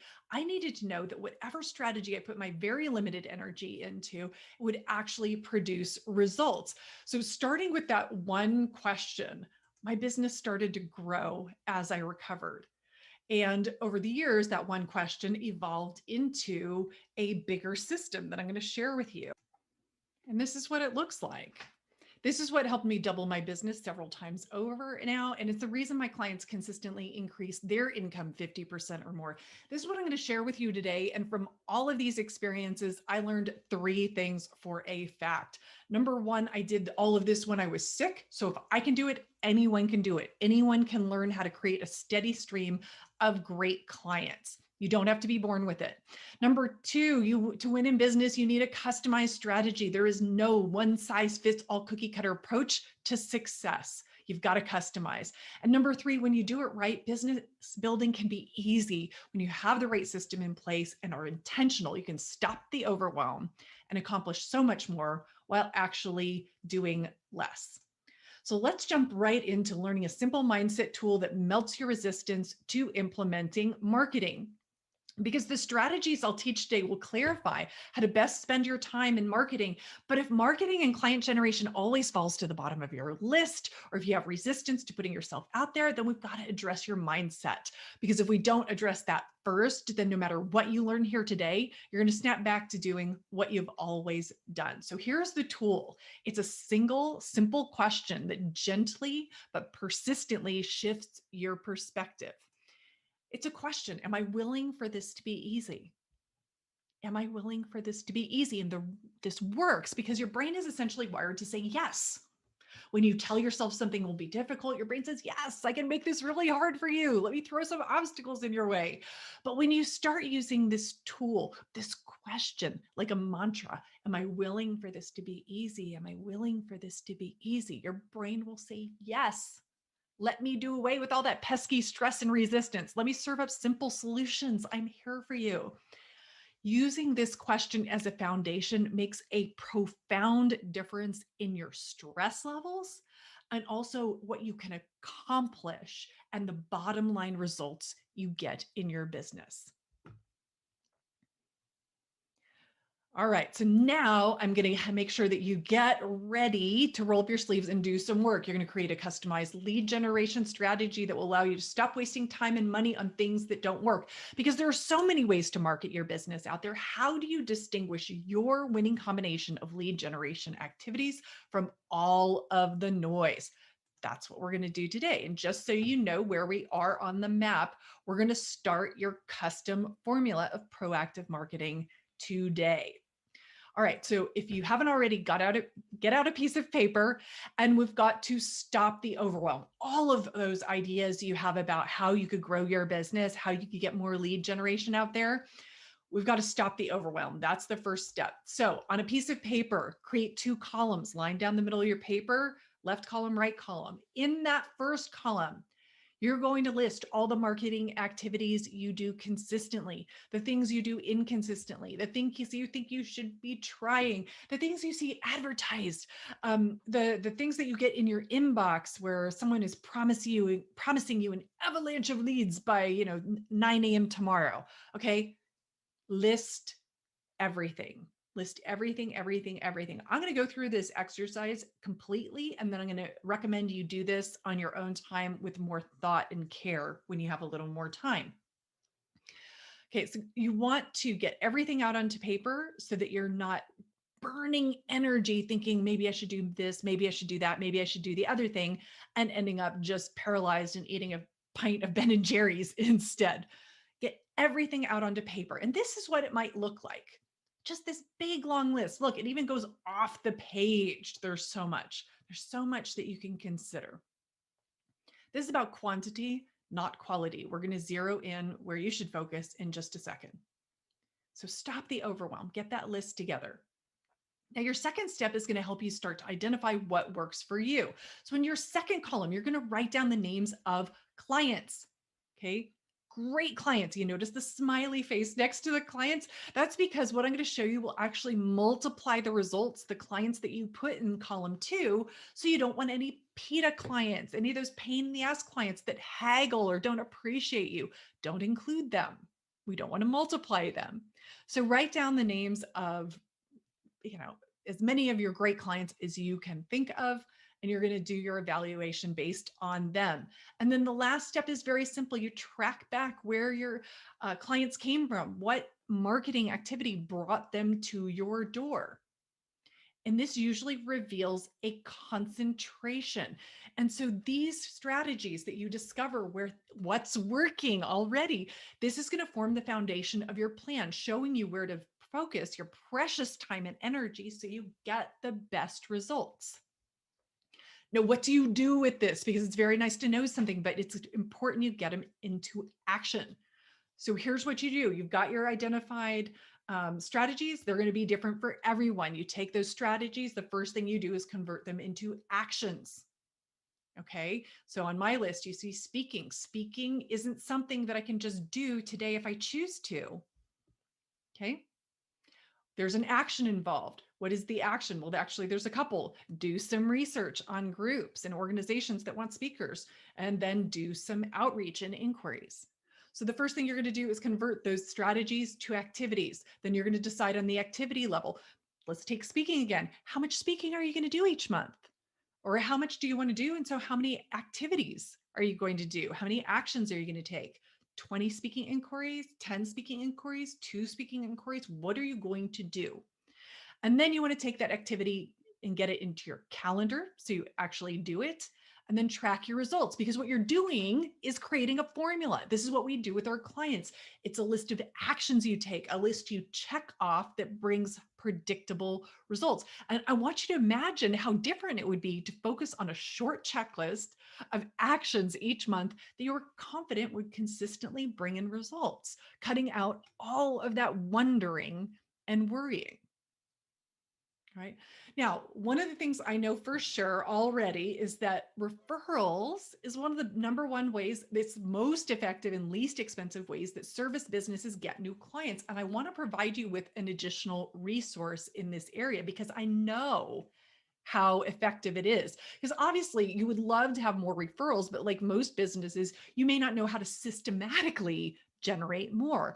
And the good news is it's simpler than you might think. You just need a structure to follow. So just kickstart your efforts and support you beyond our time today. I am going to give you immediate access to my digital course, Referral Generation Made Simple. It's a concentrated 90-minute course. It's packed with training, action guides, scripts, templates, so you don't have to waste time figuring out what to say and what to do to start generating more referrals intentionally. So if you'd like access to this course, send an email to me, mary@simplygetclients.com. Subject line SOAR and smile in honor of our conference here. And within about a day, you'll get an email that gives you access to my entire learning platform and immediate access to this content. So you'll need to confirm via email. Just be prepared for that. And I want to emphasize something really important. Okay, so this is my gift to you, but I want to keep going because there's still quite a bit of content to go. I want to emphasize something really important here, and that is that lead generation, client generation. This is a skill set. Even highly talented, highly successful people, even people with like a super successful corporate background, they simply have a gap in their skill set when it comes to client generation. And it's a skill set you can acquire. And I want to give you an example, which I hope will motivate you. So this is John Rex. He's the former CFO of Microsoft North America, and he had a brand new executive coaching business. He'd gotten some clients, but he realized that his huge corporate success didn't actually translate into knowing how to successfully run his new business, and especially getting clients. Okay, so this is a very accomplished man, and yet his successes didn't translate into knowing how to get new clients. It was just a skill set he hadn't learned. So after doing the exercise you just did, we took his top strategies, we worked backwards from his goal. And when we did this and his whole completed client generation plan that I'll share in a minute, he was able to double an already profitable year. This is a skill set. You can acquire it. If it isn't working right now, it isn't something wrong with you. It is something anyone can do. I stand by that. So let's go into the 6 essential elements of an effective client generation plan that makes it easier to attract clients, grow your income, and make a bigger impact in the world. So in order to succeed, you must have a client generation system and plan that consistently attracts high quality clients. So I want you to ask yourself, do you have a written client generation plan? And if your answer is no, that's very common. Most people do not have an overall client generation plan because it's very detailed. And a lot of people they learn a little here, a little there, and they just end up with this time-consuming mess. But if you want to grow and scale your business, you've got to have a system. So next, I'm going to equip you with that bigger picture understanding of client generation so you can be proactively attracting more clients and having more consistency and control over your results. So what I'm going to do is I'm going to give you the 6 elements and define each of them for you. I'm going to recommend you write them down, and then you will assess how clearly defined is this in your business. You're going to use a scale of 1 to 10, where 1 is low and 10 is high. Don't overthink this. Just first thing that comes to mind, assess your business. This is a simple assessment to understand where you are right now with your client generation plan, because there are things that are working great in your business already, and there are things that need to be tuned up. You're going to discover which is which right now. So the first element is a values-driven profit strategy. This is your foundation. It includes 3 things: your values. Are you incorporating who you are and what you value at the deepest level? Your vision. Do you have a clear picture about where you're going and why? And number 3 is your profit strategy. Are you clear about how to package and price your services in order to confidently reach your financial goals? So on a scale of 1 to 10, how dialed in is your values-driven profit strategy? Number 2 is your proactive marketing plan. That's what you started today. Do you have in place a simple, repeatable checklist of activities that drives the number of new leads you need each month to reach your financial goals? On a scale of 1 to 10, how dialed in is your current lead generation plan? Number 3, ideal client clarity. Are you clear about who your ideal client and where to find them? So you're not wasting time marketing where they are not. So on a scale of 1 to 10, how clear are you about your ideal client and where to find them? Number 4 is magnetic messaging. Are the words you speak, the words you post, the words on your website, are they clearly articulating the value of what you offer? If you are clearly articulating the value of what you do, your ideal client will literally immediately say, I need you. This happens to me and my clients all the time. So on a scale of 1 to 10, how clear and magnetic is your messaging? Number 5 is sales and closing. Very simply, can you close the sale and ask to be paid what you're worth?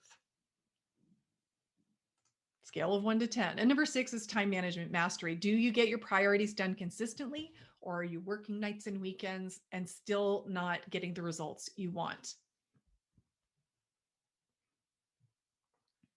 Okay, so what do we do with this? You remember this slide at the beginning. This is where we bring it all together now. If you found that 4 or more elements of yours need work, then your most immediate need is an overall plan for client generation. It's time to step back and get clear so the actions you're investing in your business actually have a positive return on that investment. Now, if you have 5 or more areas that they really look dialed in, you've got like a 7 or up, but you're not getting the results you want, there's probably an issue with implementation and consistency. Now, if everything looks great except for your proactive marketing plan, then you probably need to up level and get a little more intentional about a current lead generation strategy, or you may need to integrate a new lead generation strategy. Now, in some cases, you'll need all 3, and that's okay. I want to show you how that can work out really wonderfully for you, just to keep you motivated. So this is Georgia, and I remember when I met her, she's this amazing coach from Australia. She was ready to quit her business because all she saw quote unquote everyone doing was that, oh, you have to be on social media all the time and you have to do lead magnets and online funnels. And she hated being online all the time and all the tech. But because it was the only option she saw to grow her business, she invested over and over in these high-tech social media driven programs, but was still never able to attract clients. And she was pretty frustrated by the time she met me. So even though she was very skeptical that my simplified approach would work, a little frustrated because she needed all 3 of those areas we just went over, she took a chance and decided to work together over 6 months in my accelerator program. And here's what happens when you take consistent, focused action in all 3 areas. She got her plan together. She focused on lead generation through speaking. She filled her speaking calendar. She's getting dozens of leads from her speaking, was able to enroll clients with ease. She had all of those 6 areas dialed in, implemented consistently, and now she's working on scaling strategies because her calendar has filled up. And that's what it takes. It takes effort and intentionality. All right, now I'm sure you're very, very happy for Georgia, but how do we make the magic happen for you? What do you need to do in order to pull together your plan, improve your implementation, or master a lead generation strategy so you can create more income and lasting impact? Well, I have 3 steps for you. Number 1, identify one bite-sized action so you can take action from what you've discovered today. So what's one bite-sized action you've discovered? Write that down, get it in your calendar. Now, bite size is great, but because I've met entrepreneurs before, I bet you wrote down more than one thing. Am I right? Because you want more. I get it. So this brings us to the second step, and we're going to get into the creative centers of your mind. We're going to get that part of your brain on board. So do this. Go ahead, and if you've been taking notes, put your pen down, take a deep breath, close your eyes. And I want you to imagine having a steady stream of great clients coming in. These are clients who pay you what you're worth. You're making a difference. You're known for your expertise and your brilliance. And to attract those clients, you have a plan. It's not just any plan either. It's a plan full of things you love to implement that are simple and clear, where you feel authentic and never pushy. You know exactly what to do. You know where to go. And you know what to say to take prospects from a handshake to enrolling as a client. And you do all of this with confidence and with consistency and with ease. Now take another deep breath. Open your eyes. Is that a vision you could get behind? Yes? I hope so. So now you're feeling inspired. You're like, yes, I see what I need to do now. I need to systemize. I need to customize. But what's the challenge with making changes? You're a busy person. You're fired up now, but how do you keep this level of focus and inspiration week after week so you really start seeing results? So at this point, I recommend you identify something really important. When thinking about what you want and need in your business, who do you have in your corner who's accomplished what you want to accomplish and is available to help you when you need it most? Now, because some of you may have the support you need, but if you don't, I invite you to consider working with me. Now, this isn't for everyone, but if you're looking to significantly grow your business without working nights and weekends, it's time to figure out what it's going to take to make that happen. So what I'm offering today is a complimentary breakthrough call to get that clarity and to explore working together further. Now, this is a great option for you if you've been feeling a little stuck in your business and you're not sure why and could use a reboot, or if you've been looking for support but just can't quite picture what that looks like. Now, these are complimentary calls, but they are limited in number, and they're intended for you if you're willing to do what it takes to reach your goal. You're willing to invest in yourself. You're decisive, driven, and you just want to make sure your hard work actually pays off. So if that sounds like you, then on this call, you'll get one-on-one time with Jane. She is my top strategist, and she will help you get clear on your biggest challenges and what you need to do to solve them to get the results you want. And she's really a master about telling you the truth about what needs to be done and helping you get clarity to see if my accelerator or my accelerated plan program or something would be a good fit for you right now. And like I said, she will be straight up with you. If it's not a fit or it's not the best thing, it's not for everyone. All right, so how do you get one of these magical appointments? Very simply, you go to breakthroughcall.biz. Breakthroughcall.biz. It's a scheduling page. You just pick your date, pick your time, boom, you're done. One less thing to think about, and it puts you first in line. Now, in case you're thinking, okay, that sounds interesting, I'll just jot down that site and I will get around to it later. I'm going to give you an incentive to schedule now so all this clarity and good intention doesn't get lost in the shuffle. If you book your call in the next 30 minutes, I will give you a few free gifts. You'll receive a digital copy of my complete ebook of strategy and encouragement for the impact-driven entrepreneur and access to my Launch Your Six-Figure Speaking Strategy digital course that really demystifies how to get on stages so you can be enrolling more clients. Now, I'm happy to offer all these goodies because I trust if you schedule a call, you're serious about exploring working together, and I want to match your level of commitment right up front. Fair enough? All right. So just as a reminder, if you would like access to that additional resource, a referral generation made simple course, just send an email to me, mary@simplygetclients.com, subject line SOAR and smile. I'll make sure you get access to that course, and you'll also get the first chapter of my book. So I just want to close with a quick story. And that is the story of right before I opened this business. 9 years ago, I owned a different business, one where I was busy instead of strategic, where I settled for small successes, where I undervalued my services. And I woke up, it was almost 10 years ago now, and I thought, well, what am I doing? I am so done with this, but I don't know what else to do.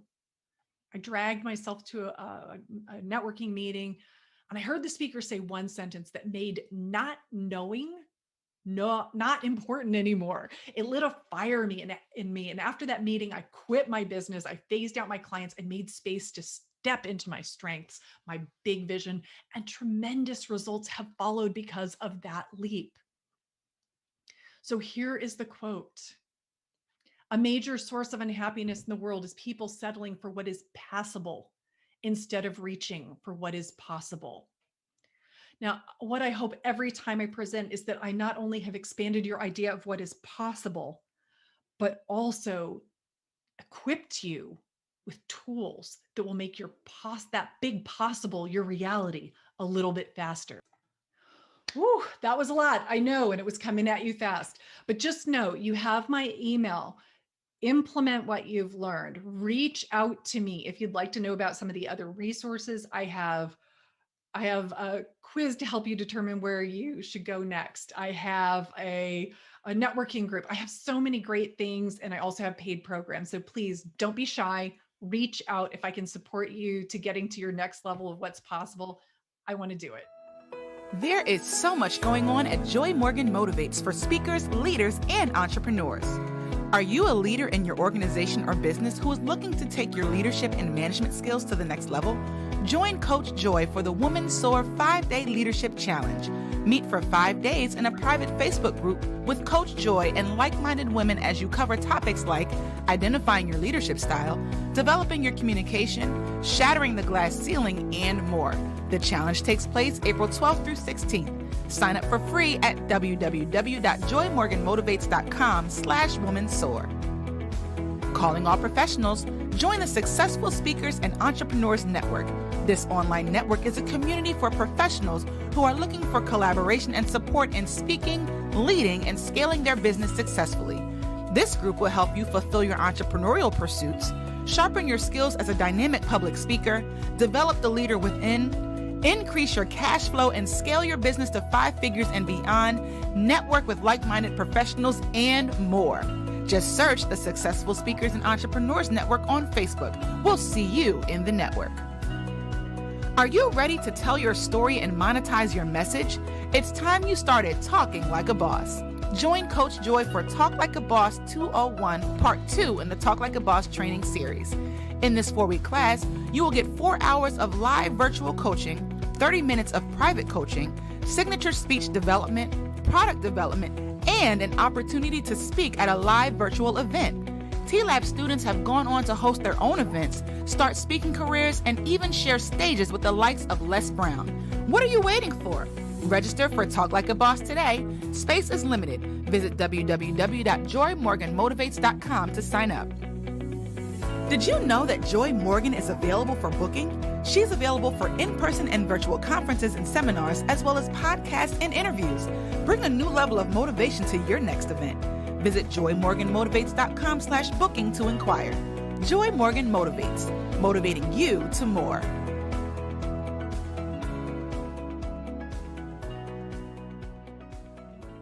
Hello and welcome. My name is Brittnee N. Smith, and I am your personal brand strategist, helping you to create, cultivate, and monetize your brand. And today we are talking about the basics of 6-figure branding. Why 6 figures? Because when you are making that kind of money, it's because your brand is presenting in a way that commands that kind of wealth. And so today we're going to talk about some of the basics of how to build your 6-figure brand. All right, so let's get right into it. Alrighty. So my name is Brittnee N. Smith again, and I am representing my business, Brittnee Smith Creative Company, where we help our clients create, cultivate, and monetize their brand. So we help you get your ideas out of your head and manifest them into a presentation that you can be proud of and that's going to command the attention of your audience. It is super important that we show up everywhere excellently. Right? We need to show up in excellence everywhere that we are, everywhere that your brand is, especially in today's day and age where we are online and in people's faces. The internet is inundated with coaches and businesses and chefs and salon owners and all kinds of businesses and people who are trying to get the attention of your clients. And it's important that you present in a way that will get the attention of the people that you are trying to reach to make the most impact. All right. So it's important that you show up consistently and that you don't leave any coins on the table. And so while I've been doing this for quite a while now, I had an epiphany during this pandemic.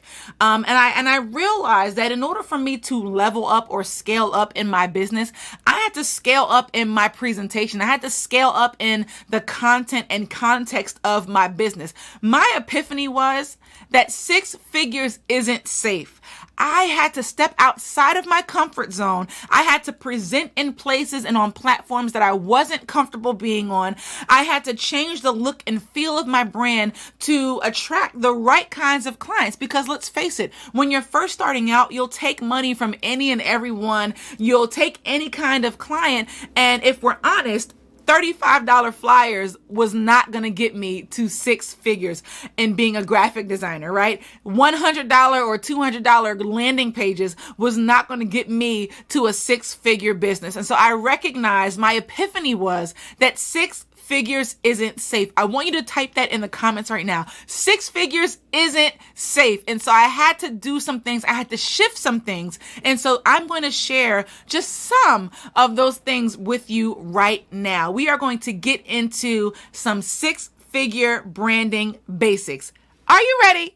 I need you to drop "I'm ready" right in the comments right now, and we are going to go ahead and get into it. So, our six-figure branding basics, we're going to talk about the ABCs of six-figure branding. And each letter has three items or three topics underneath that I'm going to talk about to help you get your brand together. All right. So the first thing is, and this is a basic one, this might seem like a given one or something that you would say, duh, but if you would look out into the crowd, you will find that there are lots and lots of businesses out there that do not have an authentic feel. They do not have an authentic message. They do not have authentic representation. And I don't know about you, but those kinds of things, I interact with brands and sometimes I feel this slimy feeling like you just want to get my money or you just want to sell me on a concept and you don't really care about me as the customer. And so you want to make sure that authenticity is at the foundation of your brand. You want to make sure that people can feel you, feel your care, feel your desire to meet their need or solve their problem. You want people to know that you truly can be trusted as a business, that you're operating in integrity, that you truly care about the cause that you are championing, or that you are truly telling a message that is true to you as the owner or as the company, right? So authenticity is major, especially in 2021, where people can interact with brands on a one-on-one basis. You can go on Twitter right now and you can tweet to Chick-fil-A, and Chick-fil-A, the corporation, the brand, will respond to you, an individual customer. That is highly important for us as smaller businesses to make sure that we are bringing authenticity to the table. All right. The next one is attention to detail. I cannot stress enough how important it is that just because you have a title or just because you have the name of a business and you slap it up there and you say we're open, does not mean that you can slack off in making sure that everything is done in excellence, making sure that your social media posts are tasteful, making sure that any communication you send out is proofread, making sure that your images, the photos that you use, one, belong to you, but two, aren't offensive or obscene. You want to pay attention to detail. If someone emails you and says, hey, I didn't really enjoy this product, or there was an issue with the product, you want to pay attention to how you handle your customers, right? Attention to detail is important if you want to become a six-figure brand. These are the things that people pay money for. This is the reason why people buy name brand versus generic things, or people buy the real thing versus the knockoff. It is the attention to detail. Are y'all getting this? I need you to make sure you're dropping these notes in the comments so I know that you are getting and picking up what I'm putting down, right? And then last one for A is going above and beyond.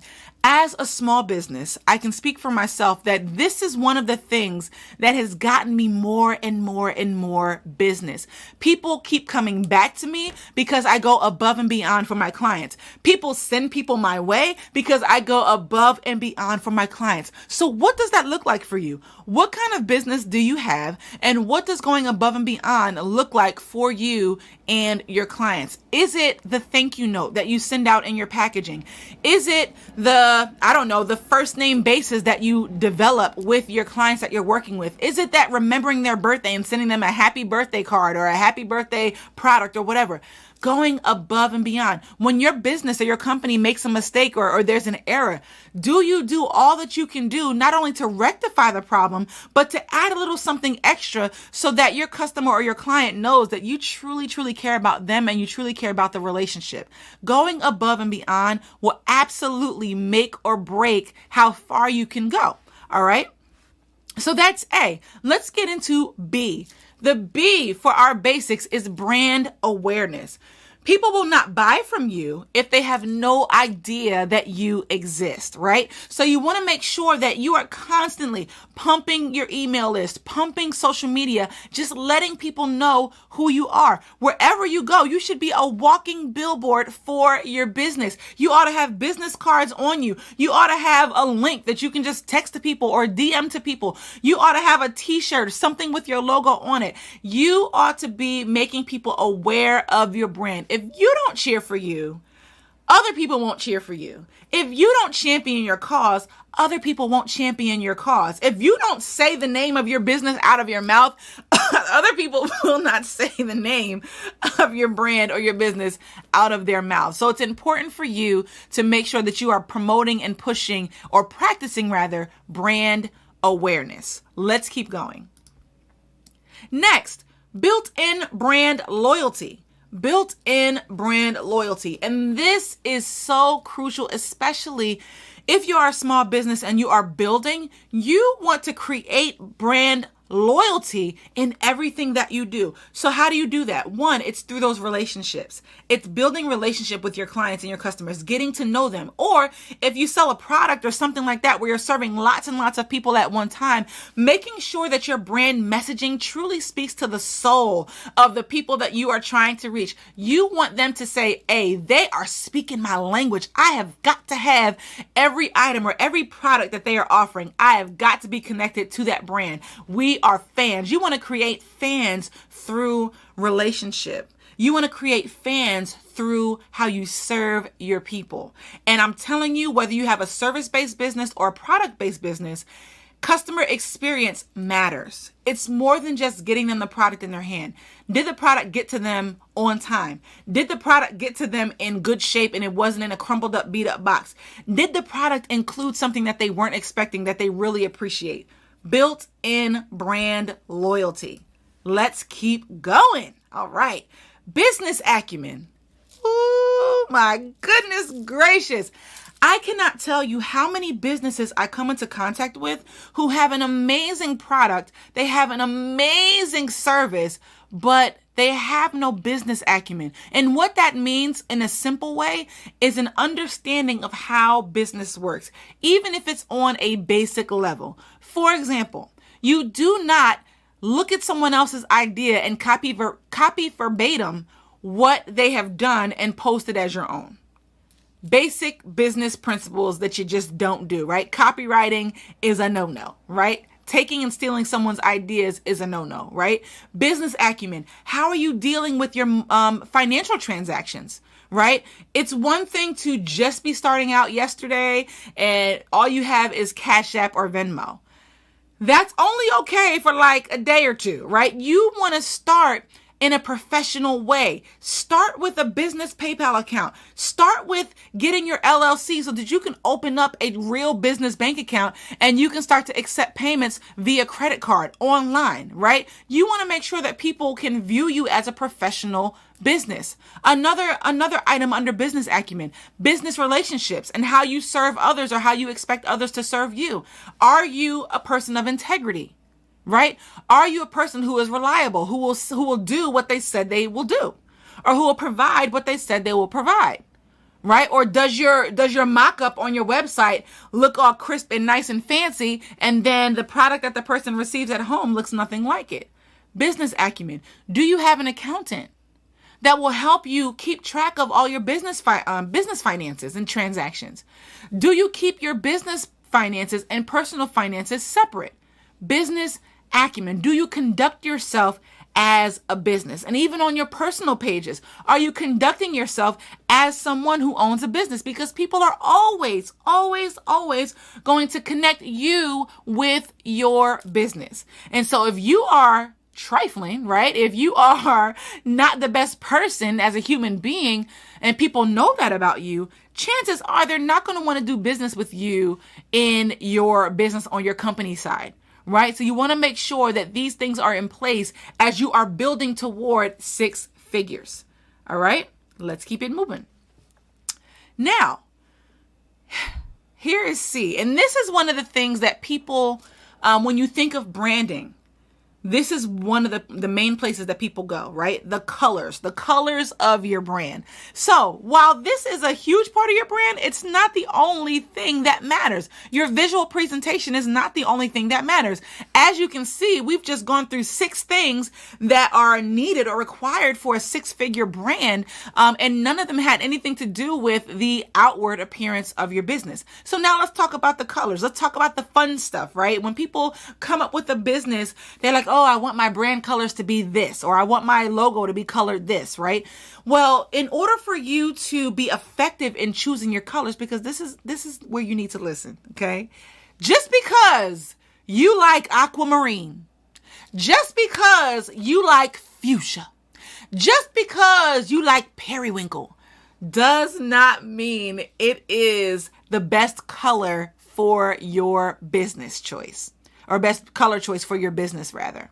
And the reason why I say that is because, one, there is something called color theory. There are different feelings and adjectives and emotions and thoughts that are connected to certain types of colors. So if you have a food business, right, there are certain colors that lend themselves to hunger, satisfaction, comfort, energy, right?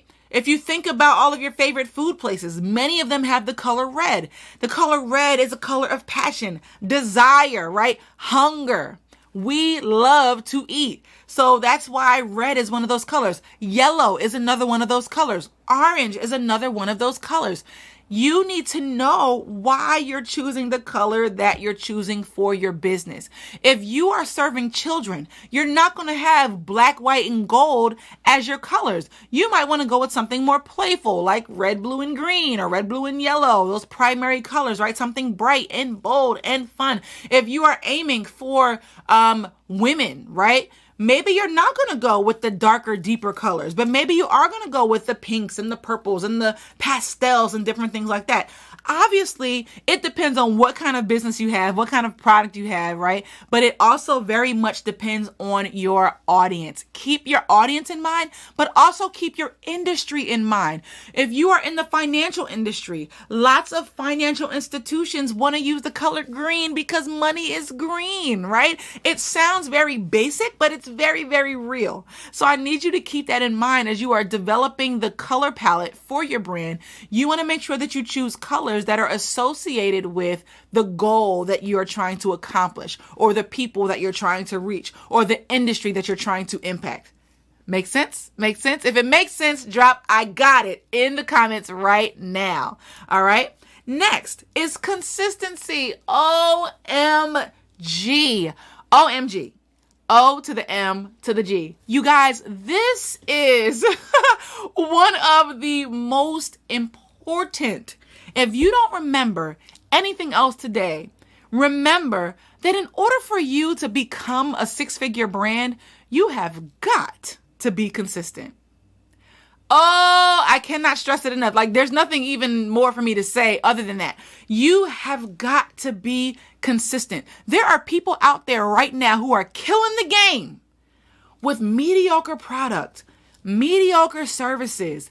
They don't know what they're talking about, but they're getting paid. They're getting clients, and people like you and me will be sitting in a corner mad because nobody's coming our way. Well, if you haven't posted since 2 weeks ago, if you haven't told anybody about your business, if you haven't sent out an email, if you haven't done a live video, if you haven't sent in a request for a proposal, if you haven't been consistent, people forget about you. They don't trust you. If you say, hey guys, meet me live at 1 p.m. on Mondays, and then one Monday goes by and you show up at 3, and then the next Monday goes by, you show up at 10, and then the following Monday you don't show up at all, there's a problem there. And people do business with those who what? They know, like, and trust. I need to trust that you are going to tell me 3 ways to lose this belly fat at the time that you say you're going to tell me, right? So consistency is everything. Even if all you can do is post once a week, baby, you better stick to that once a week so people know where to find you and know what to expect from your brand. All right. I cannot stress that enough. Another thought on consistency. When you are designing things or having someone else design things for your brand, you want to make sure that your images look similar. You want to make sure you're using those same colors we just talked about. You want to make sure that your fonts are the same. You want to make sure that your language is the same. You want to make sure that you are presenting in a consistent way, both visually and in terms of your content. All right. Consistency is key. Can you say that with me in the comments? Consistency is key. Say it one more time. Say it loud so the people in the next room can hear you. Consistency is key. All right. Next one, connection and community. Like I mentioned before, in the year 2021, that's what year it is right now. If you're listening to this, in a different year, we're in 2021 right now. We're still in the midst of a pandemic. Connection and community is really going to be something that you can build your brand's foundation on. I've heard it said like this: in order for you to make 6 figures, you don't need an email list of 25,000 people, right? You don't need a stadium with 10,000 people in it to hear your message. All you need is 100 connected people in a community, in your community, 100 of them to give you $1,000, and you have just made $100,000. 50 people to give you $2,000, right? Is that right? I think so. No. Yes. You do the math, but you get where I'm going with this. You need to make sure that you are creating connection and community around your product. Nowadays, it's not enough to have a good tasting cookie. Nowadays, it's not enough to have a good book. You have got to create connection and community around your product, your service, your brand. And as you create that brand loyalty, Nike can put out a pair of socks with the Nike swoosh on it for $5, and millions of people will just buy it because of that connection and community. I'm an athlete. Nike's my thing. I wear Nike, period, right? So you want to create connection and community around your brand. How do you do that? You can do that through Facebook groups. You can do that just through your consistent content running on your Instagram or your LinkedIn or whatever platforms you use. You can run contests. You can, when you are posting on social media, making sure that your posts are engaging and asking questions, getting people to interact with you, and you actually responding back. It's not enough to post a poll and then have people vote and then do nothing with that information, right? So you want to create connection and community. These are things I'm telling you that are foundational to creating a 6-figure brand. These are things that are in place, assuming that you already have an excellent product or an excellent service. If you don't have an excellent product or service, you need to start there first before you put these things in place. But you need to check these things off your list. If you currently already have a brand, you want to hold your brand up to these things and make sure these things are in place, and you will be able to achieve 6 figures by being consistent in these things. All right. Now, obviously there's more to the 6-figure strategy than just these things, but these things will have you well on your way. So, moving forward, that is my presentation, but I just want to let you know, if you need help. Some of you are go-getters. Some of you are strategic in your own right. Some of you are creative in your own right. And you can go ahead and take what I've given you and apply it and rock the house and achieve your 6 figures. And that's great. I hope you do it. But there are some of us that say, you know what? I need a little more help. And let me tell you something. You can kill your business with DIY anything. Right? There are people out there who are making their own graphics, and graphic design is not their first strength. There are people out there building their own websites, and website design is not their strength, right? You want to create a business where you are doing only what you are good at, right? And so what I want to do, I want to invite you to my course, Build Your 6-Figure Brand. It's a 6-week intensive brand creation masterclass for women in business who want to design a brand that commands 6 figures. I am so excited about this class because this is my jam. Branding is my jam. And when I can get face to face with my clients and say, listen, this is what you have, this is what it can be, and this is how we're going to get it there.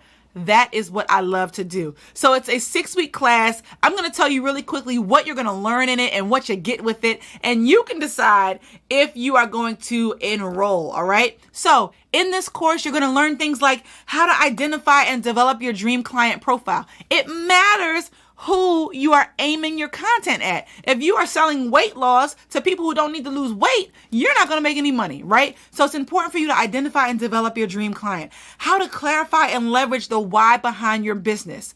People are all for stories, good brand messaging, right? And so we're going to talk about how to clarify that story and leverage it.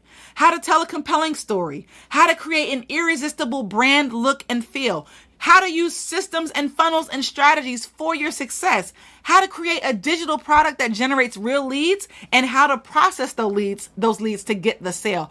This thing is going to be action-packed for 6 weeks, and you get to meet with me live, ladies, okay? You get to meet with me live for 6 weeks, and by the time we're done, this is what you're going to walk away with, all right? One, you're going to walk away with all the course materials, any workbooks, dittos, anything like that. The videos you're going to have access to. You're going to walk away with some graphic design skill. All right. I am a graphic designer. That was my first strength, my first business was graphic design. And so I still do that as a part of my business for my clients. You're going to do a mood board or brand guide. And all that is kind of like a vision board for your business. So it'll have your brand colors up there. It'll have what fonts to use. So if you decide to pass that graphic design on to someone else, they know exactly how to create for you so that everything is consistent. We're going to develop an avatar profile, your dream client profile. We're going to talk about how to develop an online course of your own. You're going to get a one-on-one strategy session with me. There's some office hours. We're going to create 30 days of brand content in this 6 weeks. You're going to get a private group with live instruction. We're going to create a digital product for you. And then we're going to have some fun at the end with a closeout networking party. I'm telling you, you do not want to miss this class. The class begins April 19th and we're going to go into May, almost to the end of May. And it's going to be so much fun. So I want you to go to bit.ly/BY_6fig brand. It's all right there on the screen. I'll type it in the comments for you guys. I want you to go. The page gives you more information and how you can enroll. And there's a secret special discount for those of you who want to sign up from the SOAR program. I want you to go to that page and you will get a special discount by using the discount code Woman SOAR. All right. So how much is it? So the course itself is $997, but with the SOAR discount, you get $100 off, and that is going to be $897. And then obviously you say, you know what? I really want to take this course.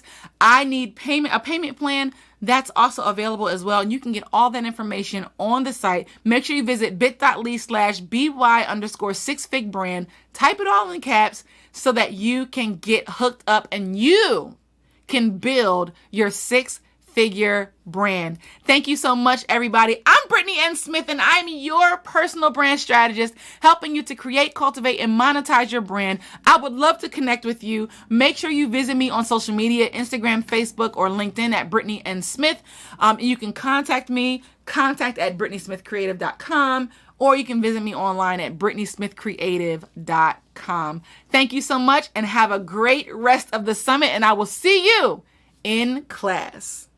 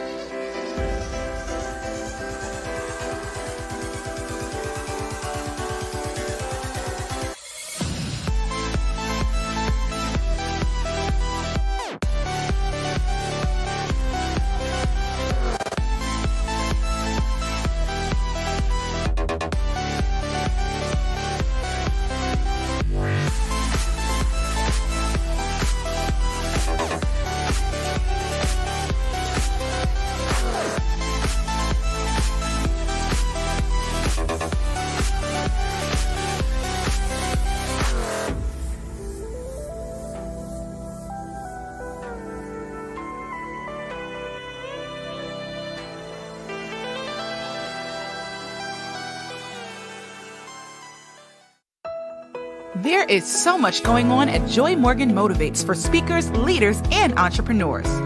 Are you a leader in your organization or business who is looking to take your leadership and management skills to the next level?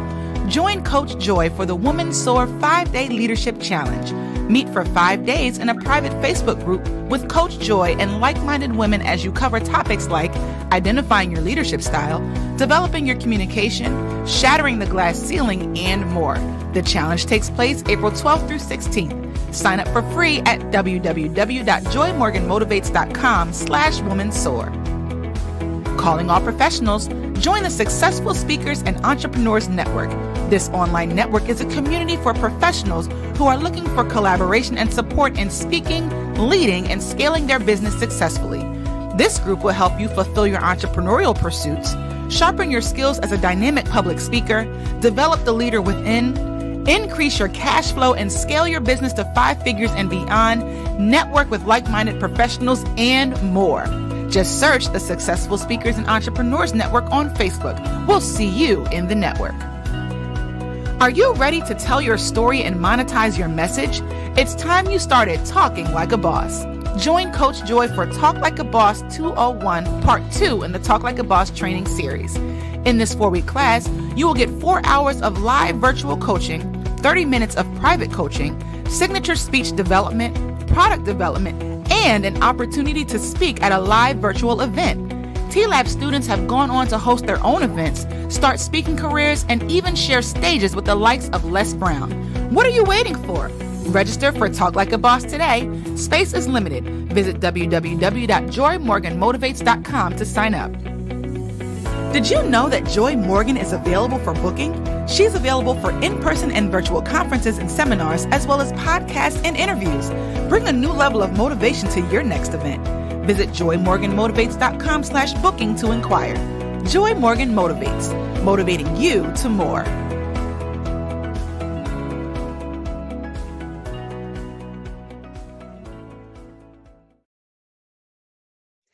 Good afternoon. It is Joy Morgan here of Joy Morgan Motivates, closing out this amazing 2-day event. I hope that if you were here, that you got something that was impactful, something that was life-changing, business changing. I'm telling you, I've been blown away. The content has been rich. The speakers have been amazing. And it's been such a pleasure networking with you over these last 2 days. So we made it.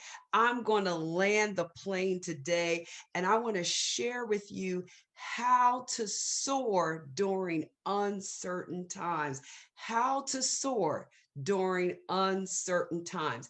I'm telling you, the content that we got, from mental wellness discussions to how to get more clients to making our adversity an opportunity. I mean, we could go on. We got money-making strategies. We learned how to shift our mindset from scarcity to abundance. I mean, what amazing content. And so now what we need to do is we need to take it and utilize it so that we can soar. And as I mentioned yesterday in my introduction, I am a leadership strategist. I feel like I've been a leader all of my life.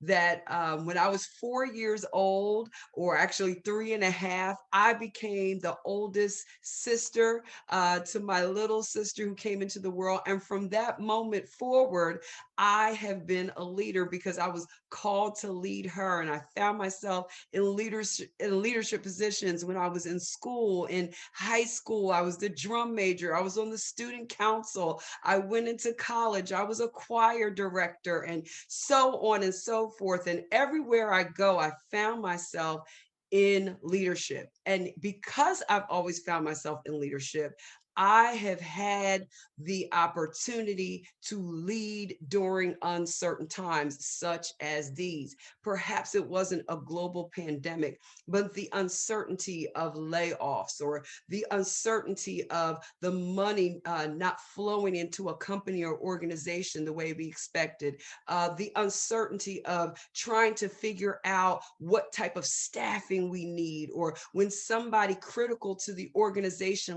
leaves, the uncertainty of who's going to replace them. Listen, life and leadership is filled with uncertainty, but we who are desiring to be effective leaders must manage uncertainty effectively. We have to. If we're going to be effective, we've got to do that part effectively. And so, as you know by now, the title of this summit is Woman SOAR.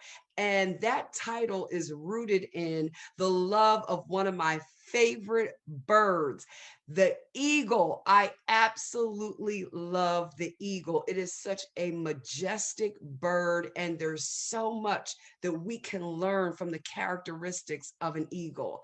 And so I think of an eagle when I think of the word soar. And as I've studied how an eagle soars, one of the things that absolutely amazes me is that the eagle, when there are storm clouds gathering, the eagle will fly into the storm.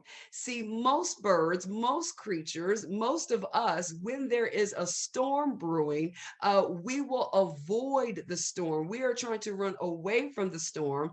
But eagles, their tendency is to fly into the storm because they know that the wind that is created within the storm will cause them to soar above the clouds. They actually use the storm to their advantage so that they can fly higher, so they can elevate to another level. So they don't run from a storm. They actually look for a storm, understanding that the winds that come from the storm will help to elevate them to another level. That right there is a teaching moment for us as leaders, for us as just women in general, that most of us do not look for a storm. We're not looking to run into adverse situations. But if we could take everything we heard over these next 2 days and realize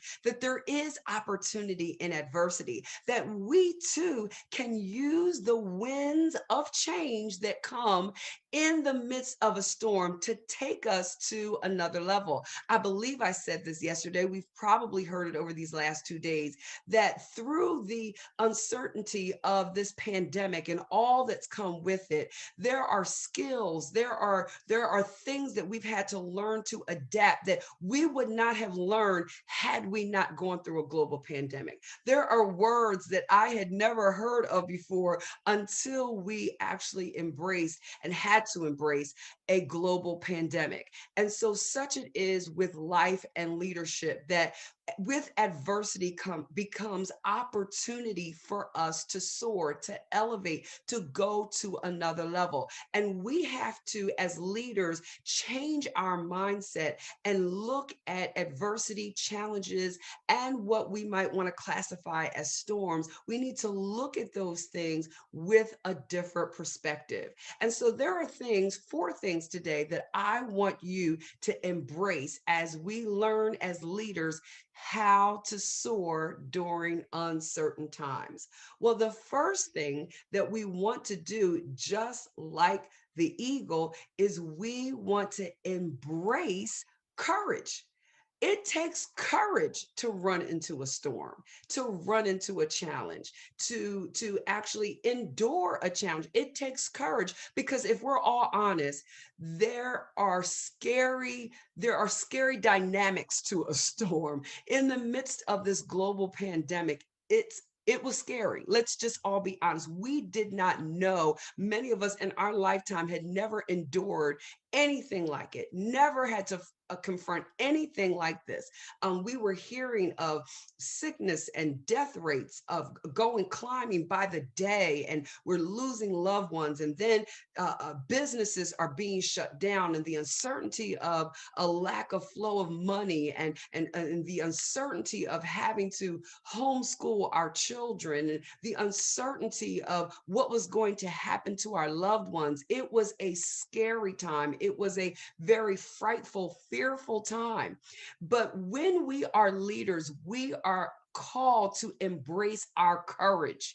Yes, we must be courageous during uncertain times. And so what that really says is courage is a strength that is utilized even in the face of fear. And so what we're hearing today is sometimes, even if we are afraid, sometimes we have to do a thing afraid. And oftentimes we allow uncertainty to paralyze us. We allow it to paralyze us. And if the truth be told, many of us in this pandemic, we did not go forward. We didn't make progress. We began to go backwards, not just because of the circumstances, but because we didn't know what decisions to make. We didn't know how to move forward because we didn't know what the future held. And it was challenging for many of us to try to make decisions in the midst of uncertainty. But when we are courageous, sometimes we just have to move forward anyway. We can't afford to stand still in the face of ambiguity. That we can't afford that. And this pandemic and 2020 and 2021 has shown us that this could just be the times that we're living in. We are hopeful that this pandemic is wrapping up, that it's coming to an end, but we don't know. We've heard the stories of variants, and we're not sure yet just exactly how effective vaccinations will be. The truth is, we are uncertain. And if we wait to be certain, then we will be stuck. We will never move. And so we have to now embrace our courage and say, you know what? I'm going to find a way to proceed in my business, in my life, in my family, in my finances. I'm going to find a way to be courageous so that I can move forward. And I have to be willing to act even without what I might consider to be incomplete or complete information. I have to move forward, even if I don't know all the answers, even if I don't see all the pieces of the puzzle coming together. Courage says, I'm going to move forward even in the absence of all of the answers, and do my best to formulate answers with what I already have. But what I can't do is stop. What I can't do is be paralyzed. What I can't do is get stuck where I am, because again, this may be our new reality. So I want to start this whole talk off by saying it's time for us to stop running from the storm. And so for us to run into a storm and embrace and allow the winds of change that come around a storm to take us to another level, we have to be courageous. We have to look at a storm. We have to look at our uncertain times. We have to look at the challenges that we face and that are in our future and say, you know what? I'm going to do it. And sometimes, ladies, we have to do it afraid. And so I want to leave you with that, with number one. As we embrace courage, I want to say to you, I want to encourage you, I want to inspire you. After all of this good meat that you've gotten over the last 2 days, I want to remind you that sometimes we just have to do it afraid. So number one, if we're going to soar and stand out above the rest and lead during uncertain times, we are number one going to have to embrace our courage. All right. After we do that, number two, we have to embrace our purpose in the midst of uncertainty. When storm winds are blowing, whether you are on the sea or I don't know, if you can imagine yourself in an airplane and you're hitting turbulence, I know for me, I really hate airplanes. That's a little secret about me. I can't stand airplanes, but I do what I have to do. It's what I always call a necessary evil. I get on the plane, I just don't like it.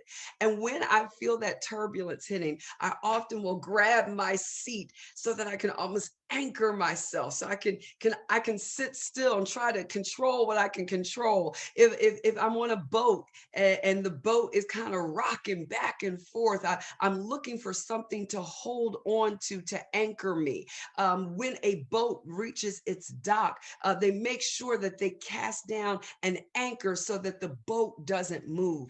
And so what I want to submit to you this afternoon is that your purpose serves as your anchor during uncertain times. See, listen, I had quite the itinerary planned for 2020. It was going to be one of my most packed schedules for speaking. And COVID-19 happened, the pandemic happened, and everything went away. I was going international and I was just crushed. If I'm honest with you, I was disappointed. I was crushed. I live to empower people. I live to motivate them. I live to see people fulfilling their purpose and going after their destiny. And I began to wonder, how was I going to do that if I couldn't go out, if I couldn't gather in a crowd and speak on a platform, if I couldn't touch people through my coaching? How was I going to motivate the masses when I couldn't reach, if I couldn't touch, if I couldn't see the masses? And so I had to adapt. I had to do something different. And I was able to change what I was doing when I got rooted back in my purpose. My purpose is to help other people find their purpose. My purpose is to help people to develop their voice and discover the leader within and help people who are new to entrepreneurship. I had to change my methodology, but the motive stayed the same. We have to tap back into the why, and that will help us to adjust the what. You know, sometimes we forget it's our why that fuels the what. And so if I know my why, if I know that my purpose is to help other people find their purpose, fulfill their destiny, speak and talk and share and communicate effectively and to run their businesses successfully and to monetize their gifts, then I just need to define another way to do that. And so I took it virtual. We're here in this summit on a virtual platform where I get the opportunity myself, along with these amazing speakers, to motivate you to more, to help you to fulfill your purpose, to help you to soar during this time of uncertainty. And I didn't have to fly to Singapore. I didn't have to go to Australia. Those of you who are on the other side of this country, you didn't have to come meet me here. We were able to do this virtually, but I had to tap into my purpose first. You have to know why you're doing what you're doing, and then you can adapt the what. You can adapt the how, if you will. And so when you feel like your entire world is shaky and it's all over the place and you're looking for something stable in the middle of the mess, it's your personal or your organizational purpose that's going to help you stay rooted in the midst of ambiguity and uncertainty. And that will help you to stay true to who you are. It will help you to stay authentic. And I want to say this, it may have exposed for us this season that maybe we're not clear on our purpose. Maybe we don't know. Maybe we mixed up the what and the why and the how. And somehow we got confused as to what we were doing and why we were doing it.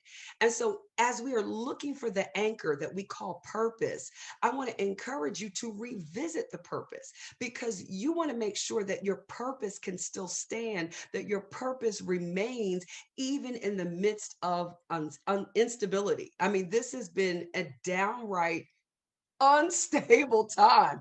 But when I got confused and when I didn't know what tomorrow was going to hold, and I didn't know what the next level of quarantine was going to be, I had to remember who I was. I had to remember why I do what I do. And for you, if you don't have a business, if you're not a part of an organization, tap back into your personal values. What is your personal vision statement for your life? What is it that you're still trying to do? Tap back into that and let that anchor you when all of the winds of change are blowing around you. So number two, you want to make sure that you embrace your purpose in times of uncertainty. It will serve as your anchor as the winds of change around uncertainty are blowing. Number three, oh my goodness. Now, this one, I have to be honest with you. This is a tough one for me, but you must embrace discomfort, especially the discomfort of uncertainty. I like to know what's going on. I like to be in control. My discomfort comes from not knowing what's next. And if 2020 didn't teach me anything else, I had to learn to get comfortable being uncomfortable. Is there anybody that wants to admit in the chat today that you have had to increase your comfort with discomfort? I mean, many of us, we're railing against having to stay in the house. We're railing against having to wear this thing over our face and all of the rules and the restrictions that have come as a result of this global pandemic. I love to travel as much as I don't like planes, but I love to travel and to be restricted as to where I can go. And when I do get there, I can't get out. I have to quarantine. All of these things are uncomfortable. There's discomfort around all of that. But we have had to learn in this season to get comfortable with being uncomfortable. And the only thing it felt like, and it has felt like, that I could count on is that something was going to change. It's the only thing that I could hold on to, that tomorrow I'm almost positive something's going to be different. Something is going to change. And I had to get comfortable with that. And so how did I do that? Well, number one, I had to plan for it. I had to plan for the uncertainty. And then, you know what that meant? I had to plan to not know. I am a part of or lead a couple of organizations, and I have hundreds of people who are relying on me to have answers. And they would ask questions of me. What's next? How are we going to do this? When are we going to do this? Where are we going to do this? And I had to get comfortable with saying, I don't know yet. If you are going to embrace the discomfort of ambiguity and uncertain times, you also have to be comfortable with not knowing. You have to be comfortable with not knowing. Oh my goodness, that's so good. So how do I get comfortable with it? I just prepare for it and be prepared to tell people, I don't know yet.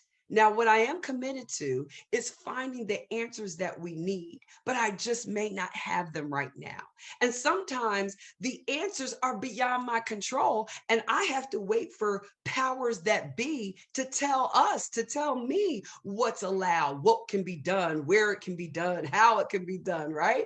But sometimes I just didn't have the answers. And if we're honest, as much as the officials and doctors and all of these people, the government, they got up in front of us to the best of their ability with the face of, we know what we're doing. When we first heard about the pandemic, at least where I live, they made it sound like it was going to go away in 2 weeks. This will all be over. It'll blow over. We were given restrictions and closings based 1 or 2 weeks at a time, and weeks turned into months. And here we are. Some organizations, some businesses have yet to open. Here it is a year later. They didn't know, but they had to do their best to get answers. And those who got the most in trouble were the ones who were not willing to admit that they didn't know. As long as they admitted, I don't know yet, but I'm committed to finding the answers, then they were able to lead more effectively and successfully. A great leader has to be willing to prepare for uncertain times by preparing to not know and just admitting it. And then the next thing that's really helpful as you're leading and you're trying to embrace being comfortable with being uncomfortable and embracing ambiguity and uncertain times, go from should to could. See, because if you're anything like me, during this time, I was beating myself up because I should be able to tell my team what's next. I should be a better leader than this. I should be able to create and develop this product better. I should be talented enough for this assignment. But there's a lot of pressure. There's a lot of pressure that comes with should. And if we turn our should to could, now we can unblock our progress forward. So if I say, instead of I should be more talented than this, or I should develop this in a better fashion, I say to myself, I could develop this better. And now I unlock an opportunity for brainstorming, for innovation, right? And so we take the pressure off of ourselves as to what we should be doing, and we turn that thing around and say, this is what I could do. And then we invite people into this space of what we could do, and we will see creativity go to an all-time high. And what could be now becomes a springboard for generating new ideas, a springboard, again, for brainstorming options for what to do next. And it takes me from that place of oppression. There's something oppressive about putting that pressure, right? That pressure, that pressure on ourselves as to what it is that we should be doing, and instead allowing ourselves to consider what we could be doing. Number 4, next, I want you to embrace vulnerability. Wow, that's a big one. Oh my goodness. We, in the midst of uncertain times as leaders, what I have found to be very, very effective in my leadership is to embrace vulnerability. It is a misconception, leaders, women, entrepreneurs, speakers, whoever you are today. It's a misconception that being vulnerable is a sign of weakness. I want to say, on the contrary, that it's actually a sign of strength. It's not weak to be vulnerable. I like to follow a woman by the name of Brittnee Brown. And she wrote in Dare to Lead this as a definition for vulnerability. It's the emotion that we experience. It's the emotion we experience during times of uncertainty, risk, and emotional exposure. I'm going to say that again because it's so rich. Vulnerability is the emotion, because there is an emotion attached to vulnerability that we experience when we're in the midst of uncertainty, when we're about to take a risk, and emotional exposure. It is having the courage. We just talked about courage. It's about having the courage to just show up, to fully engage and be seen when you can't control the outcome. I'm going to say that last part again. It's having the courage. We just talked about it, to show up, to fully engage and be seen even when you can't control the outcome. And I mean, in 2020, we could not control the outcome. We just couldn't. There was nothing we could do about it. And many of us were tempted to retreat and go backwards and hide and disconnect and disengage with people and our businesses and our vision and our purpose and our organizations. We wanted to unplug because we didn't have answers as leaders. But vulnerability says, you know what? I'm going to show up anyway. Even if I don't have all the answers, I'm going to show up anyway. I'm going to fully engage in this leadership process, even if I don't know what's next. And leaders can use this as a tool to build stronger relationships with those that you work alongside of and even lead. And then you make it known. You make it known what's going on in their heads when you reveal what's going on in your head. It lets them know it's okay to be uncertain. It's okay to be afraid. It's okay to be emotional. Because what's happening now is your sharing is perceived as caring. And so your employees and your students, those who you're mentoring, they will again now be able to see you as human.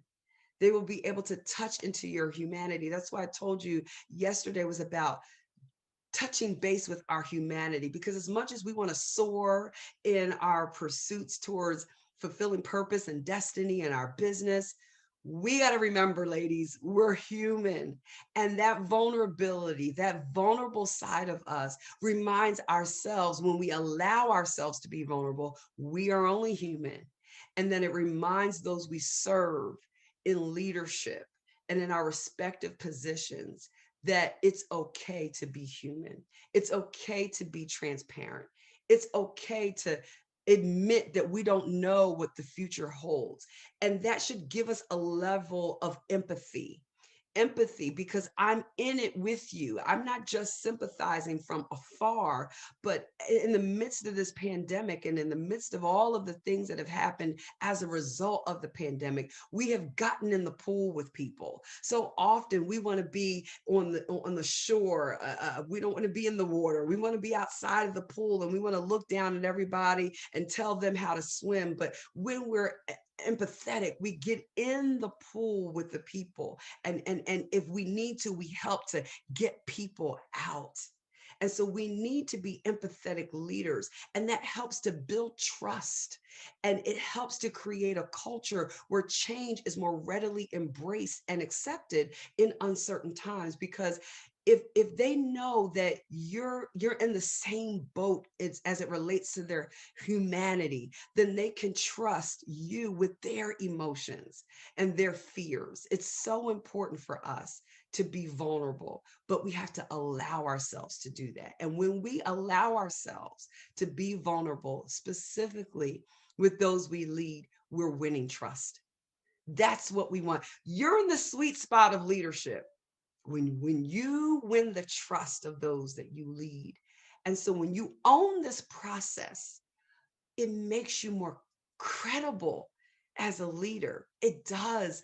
It makes you more credible. You're perceived as someone as calm, collected in the face of uncertainty. Because let's be honest, no one has all the answers.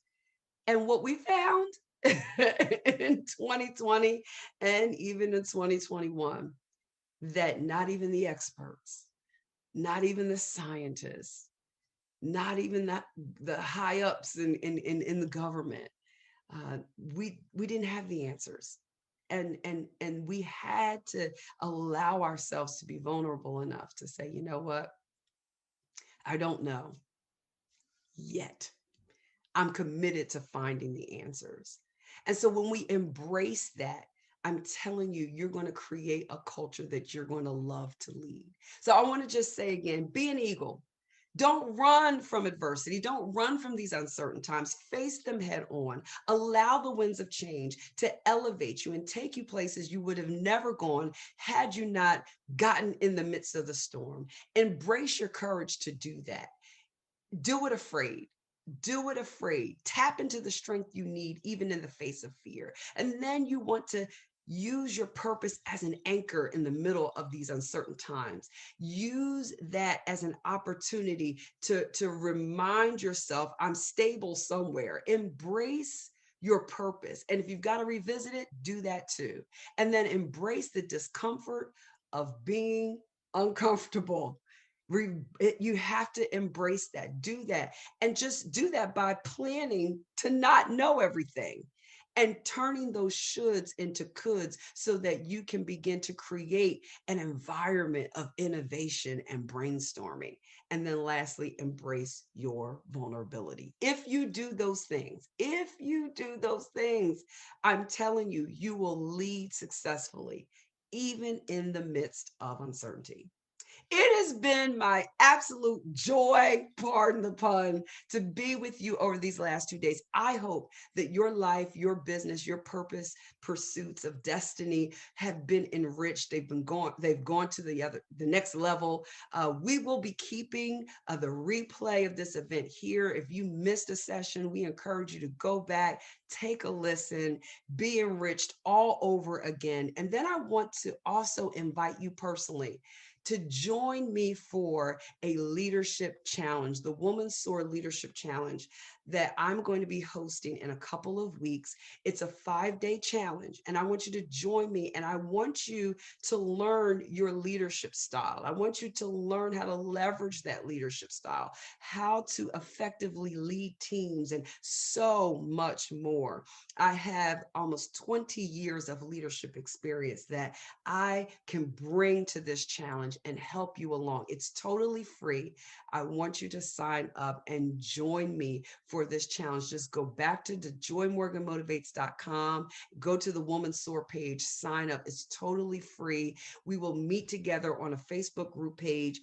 You'll have daily videos and lessons and homework assignments for you to do that will help you to navigate your way through leadership, specifically as you lead in these uncertain times. I would absolutely love the pleasure to work with you in that challenge. So go ahead and join me so we can continue to spend some more time together all over the world. I'd love to see everybody from all over the world. The other thing is I am about to release my book called Woman SOAR, and it's 10 principles that you need to lead to help you to stand out above the rest. And so again, you can go to the Woman SOAR page at joymorganmotivates.com and pre-order your book. That's coming out really, really soon. And I would love the opportunity to do that. And if you didn't hear already, again, I am a speaker coach, and I have my Talk Like a Boss 201 class coming up. I have 10 spaces available. I don't know what's left after this conference, but I would love the opportunity to coach you and to help you get more confident, gain confidence in your speaking ability.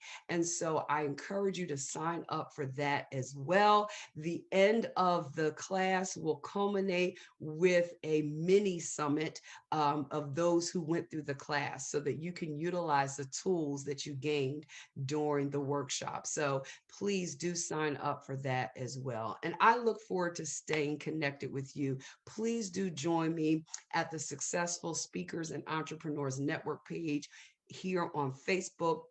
Would absolutely love to see you connect there so that we can continue to soar together. So I want to say again to all of my speakers, thank you for your rich contributions to this summit. I look forward to working with you again in the future. I'm hoping that we can maybe get some collaborations out of this. And to all of my attendees, thank you so much for joining me over these 2 days. I hope that your life was enriched as a result of being here. So again, I'm Joy Morgan of Joy Morgan Motivates, and I look forward to seeing you soar. Take care. There is so much going on at Joy Morgan Motivates for speakers, leaders, and entrepreneurs. Are you a leader in your organization or business who is looking to take your leadership and management skills to the next level? Join Coach Joy for the Woman SOAR 5-Day Leadership Challenge. Meet for 5 days in a private Facebook group with Coach Joy and like-minded women as you cover topics like identifying your leadership style, developing your communication, shattering the glass ceiling, and more. The challenge takes place April 12th through 16th. Sign up for free at www.joymorganmotivates.com/womansoar. Calling all professionals, join the Successful Speakers and Entrepreneurs Network. This online network is a community for professionals who are looking for collaboration and support in speaking, leading, and scaling their business successfully. This group will help you fulfill your entrepreneurial pursuits, sharpen your skills as a dynamic public speaker, develop the leader within, increase your cash flow, and scale your business to 5 figures and beyond, network with like-minded professionals, and more. Just search the Successful Speakers and Entrepreneurs Network on Facebook. We'll see you in the network. Are you ready to tell your story and monetize your message? It's time you started talking like a boss. Join Coach Joy for Talk Like a Boss 201 Part 2 in the Talk Like a Boss training series. In this 4-week class, you will get 4 hours of live virtual coaching, 30 minutes of private coaching, signature speech development, product development, and an opportunity to speak at a live virtual event. T-Lab students have gone on to host their own events, start speaking careers, and even share stages with the likes of Les Brown. What are you waiting for? Register for Talk Like a Boss today. Space is limited. Visit www.joymorganmotivates.com to sign up. Did you know that Joy Morgan is available for booking? She's available for in-person and virtual conferences and seminars, as well as podcasts and interviews.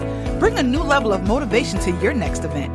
Visit joymorganmotivates.com/booking to inquire. Joy Morgan Motivates, motivating you to more.